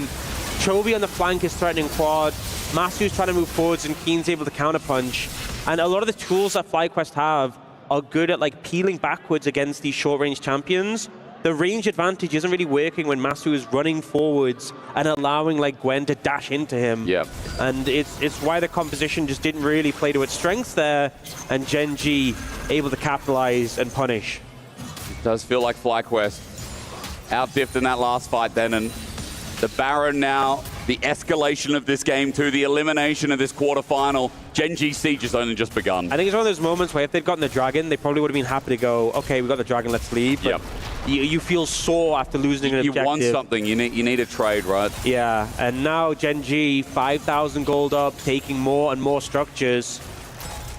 Significant advantage. They are trying to see if they can find something. Inspired, looking for some bowling balls. He has some good wave clear. Quad though might have found a pick onto Chovy. Quickness flashed in with the hero's entrance, and it is heroic indeed, but Petrifying Gaze looked away from Chovy. It's an inch too far again. Flyquest looking for the chase. They want the realm warp though, and Gen.G are going to take it and get out. Flyquest chase again nullified. So close, honestly, at finding the kill, but Chovy a bit too bulky, and the damage is not quite there. The ult for Masu just missing, but the locket, Duro is there to keep him safe regardless. Now Keen. He's got no help here. If a bowling ball hits again, but it does not, so Keen just walks it out. Yeah, able to get away. And the thing is, they weren't able to take an inhibitor tower, but they were able to get a lot of standing gold there. 4,000 Baron power play there to 6,000 gold lead. This point of the game, and Gen.G super far ahead on the back of that. It feels frustrating because I think Flyquest were in a great position in the back of the Arakan fight, but Gen.G are ruthless. They're great to watch. Flyquest, you have to say, is Quad can be rooted up by Chovy. Phase rush even through the Rylars is going to be enough for Chovy just to disengage. Not much damage given over. I think this is Salis, go in the direction of another one of those series where Flyquest really challenging. Yep. But you're wondering what if, and I hope Flyquest aren't letting it get to that point. You just think this game is still winnable. It's hard from here, but last game was hard, and they really give it a fighting chance. Yeah, so they did. Just focus on what they can do from here. Dragon up in 50 seconds. A lot of summoners available for Gen.G though.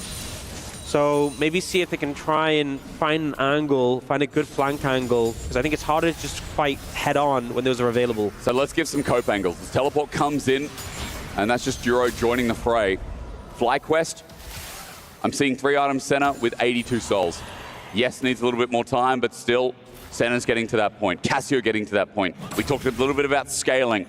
I think it's a cope angle, but it's they're still just letting the Dragon go. Yeah. If I'm being honest. If you look at how the map's playing out. Only third Drake.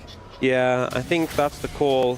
6,000 is a big lead right now, and I think they'll find better opportunities other times. The things with the Dragon as well is that you don't get a real advantage from them being on the Dragon. It's not like it does very much damage compared to like a Baron. True.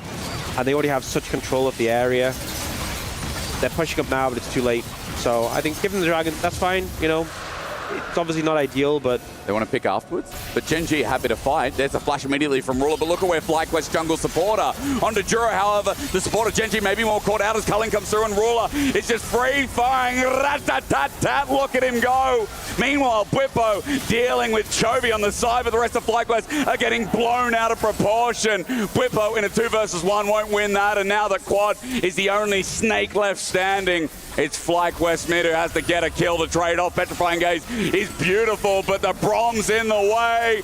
Duro makes it hard to call that worth as Masu is the last remnant of Flyquest. Heavy blow from Gen.G. You know, they try and find an angle. They get a flash from Ruler, but now Gen.G might just push to end the game. Keen does so much damage to structures. Now I was hoping they'd fight another day. I don't think they'll get that chance. As you said, Flyquest, it's the what if, it's the close calls, it's the honorable performance in the quarterfinals at EWC, but Gen.G 2025 is quickly becoming their year as they look towards another Nexus turret, yet another Nexus. Teams have challenged them, but they cannot triumph over Gen.G this year. Don't think it's too much of a surprise. Gen.G, the MSI champions, but Flyquest, again, giving them a good fight, making them wait for it. And Gen.G, though, came in as tournament favorites, and I think that momentum is going to continue. Ever since last split, moving into MSI, now into EWC, this has been their year. I guess you take first stand out of the equation then for that statement to be truly correct, but you know what I mean. It's quickly becoming a very powerful year for the org again, but you look at their roster, you're not too surprised why. Duro continues performing out of his mind. Another honorable mention.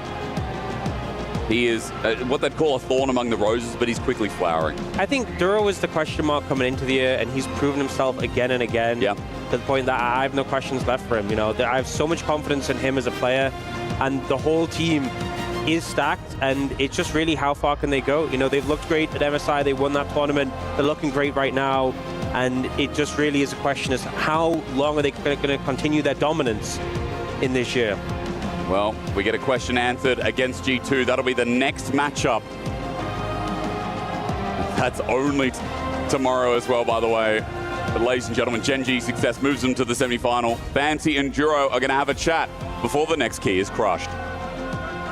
Thank you very much, gentlemen. We're back on stage with Duro after smooth sailing from Gen.G up to the semi-finals. So I want to start this Amazon winner interview. Duro, you were able to secure MSI as your second year as a pro player. I just want to know, how is it like to grow so much as a player, being around so many seniors?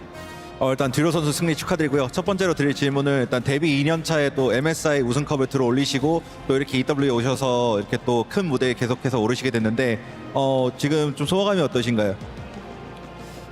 일단 당연히 2대0으로 이겨서 기분은 좋고요. 뭐 MSI 우승도 해서 기분은 좋은데 아직 더 올라갈 산이 있다고 생각하기 때문에 더 열심히 하도록 하겠습니다.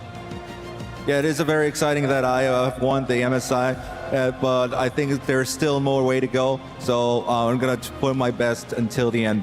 Well, there's a lot of history between Gen.G and Flyquest, and we heard from the Flyquest guys that you guys have scrimmed a lot during MSI. So I want to know, how was your preparation individually to them for this match?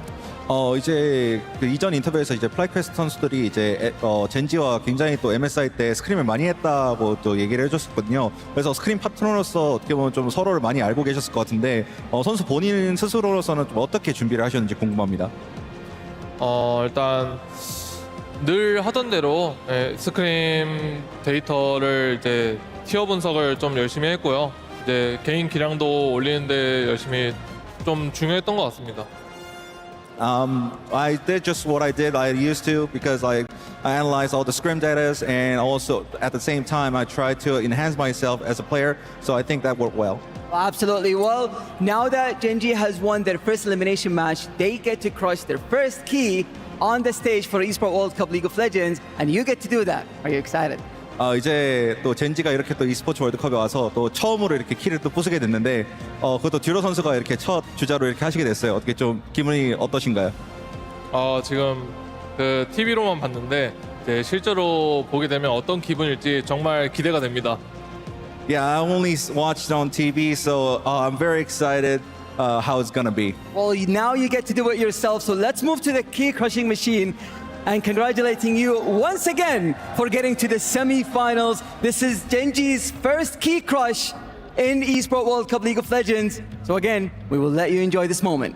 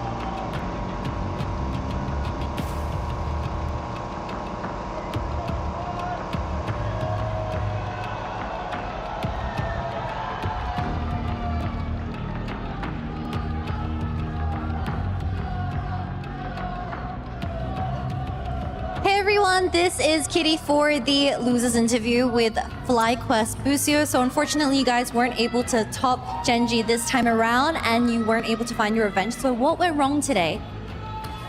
I mean, many specific things in game that we could do better, but overall, I feel like we didn't play like ourselves. We were either too scared at times or too hasty at others, and I just think we weren't as calm as usual, and that led to us losing. And this is also your first time versing Ruler versus Duo, Ruler and Duo as a duo in bot lane. So walk me through what laning phase was like and what their presence was like in the early game.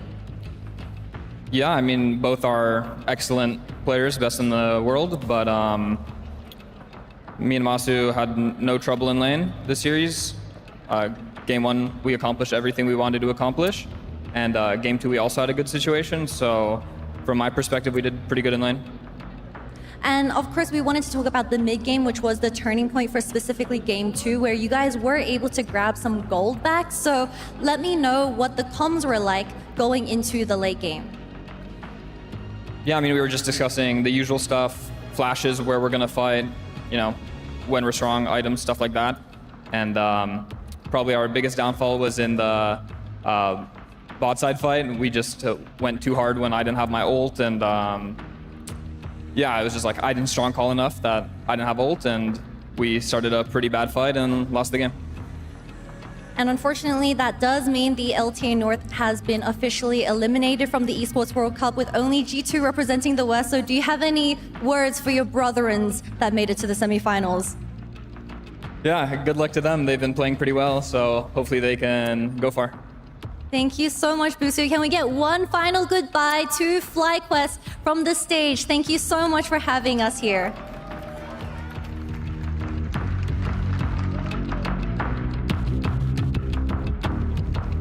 Thank you very much to Kitty and Busio for that interview after a tough loss. I mean, you saw it in the look there by Inspired, constantly pulling Gen.G in the knockout phases and still trying to find ways and answers to get victories here. And unlike G2 able to battle against their demons against BLG, Flyquest will have to look to another tournament, another matchup in the future for the win. But it does feel great for Busio and co. to play in front of an international stage, in front of fans, converting new ones. But this here was the big play where things just didn't quite work out, Medios. This fight was so heartbreaking because I'm a big fan of Whippo's set, and I think he was in a really good spot to take over the game, or at least have a really good fight. Usually every time you have your flash up as set, you can get a crazy fight, whether it's a flash ult or, you know, just flashing with your W. Like we did see at the very end of the game, he did get a one shot on a ruler with that, but I think he just got a little over eager. He kind of stride breakered nothing. He flash E'd and then ult. And if you do that without your team nearby, you have no way to confirm your W. They can just kind of run out of it. So I think Whippo got a little too excited in that fight and wasn't able to do as much damage as he would have liked. Man, you take a look at that gold graph, a couple of dips back there for Flyquest as they were able to constantly just scrap. I mean, throughout this series, I'm just going to remember it as a scrappy series. 14-13, a close kill score line here. Quad on his favored Cassiopeia, but just not quite able to scale over the hump there. And Gen.G close it on out with some quick hands, quick thinking, teleports when things went wrong there for Chovy and the squad, but they get it done 2-0 in their debut at the Esports World Cup here, Valdez. Yeah, I think all things considered, pretty good for them. I think halfway through game two, though, they were sending it a bit too much. There were a lot of iffy moments for Gen.G, and Flyquest were actually taking some really good fights. So, like, big props to them. They were actually giving Gen.G a run for their money, but we talked about this the other day, you make one mistake against one of these top Eastern teams, you will lose the game, even if you are ahead. I think something that Gen.G do really well is just, and a lot of our LCK teams, or even just Eastern teams do really well, is knowing exactly how to space, how to back as a team, and then move forward as a team. So they really did a good job of feeling the pressure from Whippo and saying, okay, we're backing. They were ready to receive that pressure, and then immediately came over the top. Well, Medios, we had the chance to talk to Whippo about this set counter pick. As we see in the highlight here, Gwen got rolling early along, but Set was supposed to find an answer to it. Did later on, but how did you feel like the set went here? I thought it was going pretty well. You know, until that fight we saw early on. Obviously, the lane didn't go exactly as he wanted to. He didn't manage to get solo killed. I think Keen did a good job holding the wave in front of his turret, not letting him crash with his D-Blade start. But he managed to bring it back, got a bunch of kills in the mid game, and then, you know, I think Set is an extremely strong team fighter when your flash is up, but obviously it's a long cooldown, and if you don't make the most out of that window, then it can be kind of hard to fight without it. Yeah, I mean, for me, it left a lot to be desired, to be honest. I expected more from Whippo when he picked this set. I expected him to have a good laning phase and try to transition that into some strong team fights. I kind of saw neither. The player I kind of was impressed by, for me, was Quad. I think he had an iron grip on Chovy this game and didn't really allow Chovy to do much. I feel like this was one of the more quiet games from Chovy that I've ever seen him play. And sure, he won the game and he did his job, but I feel like the combo of Quad and Inspired to some degree was really good at containing the mid-jungle of Gen.G, and I just want to give props to him because I feel like this game was very winnable for Flyquest. They had so many avenues where they could grasp their way back into the game, but fell a little bit short there. I think the patience was really lacking in these extended dances around the objectives. Gen.G just so calm and collected. They know this so well, and this is their magnum opus, these dances around objectives. So good play, so well played by them, and yeah, close but no cigar. Yeah, and Valdez, going back to the first highlight that we saw, the big set play where it looked over. Whippo stepped on in, he was able to get on top of Lucian. It was an immediate relentless pursuit, dashing out of the damage from the set that separates, I think, a very lost team fight for Gen.G and a way back in for Flyquest to the closing of the door with an exclamation point. I think it goes back to Ruler getting back to a form that we're so used to seeing him at. Yeah, I mean, Ruler's insane on Lucian. We all know that. And he was able to get it here in game 2. So not a big surprise that he was able to handle that pressure himself personally. Again, just what Medios was saying before, you got to be careful before you're going all in onto a Lucian who's got a Braum nearby and has a lot of help from his team. And he's got dash and he's got a flash available as well. So if you're going that deep, he's just going to be able to run you around the rift. So wasn't too difficult for Ruler there. So as we take a look at the bracket, we say goodbye to the LTA, not just South and North, but as a whole. They will not make it to the semifinals. It will be 2 teams from the LCK, 1 team from the LPL, and our lone LEC representative G2. It is Gen.G versus G2 tomorrow in the semifinals. Then T1 versus AG.AL, a battle of the LPL and the LCK. And in today, it was all LCK with the victories. A good effort by both squads from the West, but still falling a bit short as we see that grin from Owner crushing the key of Movistar Koi.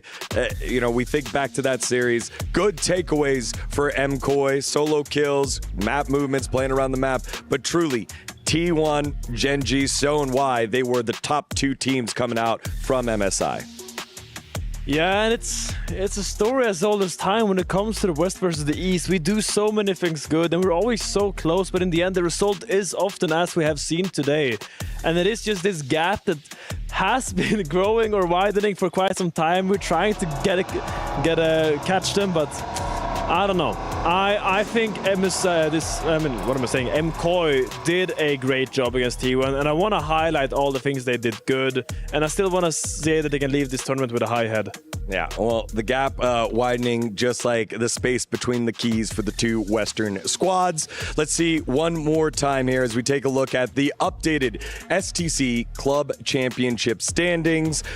With this win, Gen.G now move on up further ahead. However, Team Vitality taking a victory over at MLBB, the Women's Invitational. They now are in first place with 1250 points, but Gen.G, they keep climbing here. Every single win, moving them up the leaderboard. And at some point, we're going to start seeing T1 in this leaderboard as well. The quarterfinals, 3rd place match, 2nd and 1st, will be awarding a ton of points as we move closer and closer through the Esports World Cup Club Championship. My goodness, what a day of League it was. A little bit scary there for a bit for T1 fans, but thankfully they had their Sony MVP of the day on it, and it was Owner in the jungle, able to stand the test there against Elyoya and the reigning champs of the LEC. Had huge impacts in the wins. Owner has just been such a staple for T1 throughout the past few years. To me, he's probably the most consistent member on the team. He's just so good. It's very rare to have a game where Owner is just feeding his brains off, and that's not the case for everybody. Most players have bad games every once in a while, but I don't remember the last time I saw Owner have a really bad game. So, great player, showed up today in a huge way, and I think he's a big part of the success. Yeah, it's a really good read. I mean, especially if you're giving him a jungler like Pantheon, he is just going to run the Rift, as we did see in a lot of those highlights there. He can play a whole slew of champions as well. I think his champion pool is very suited to Fearless currently. His Skarner was excellent here in Game 3. And yeah, I think your read of him being the most stable player on T1 is correct. He always has been, even through some of their big ups and downs, he's always been good. He's always been good.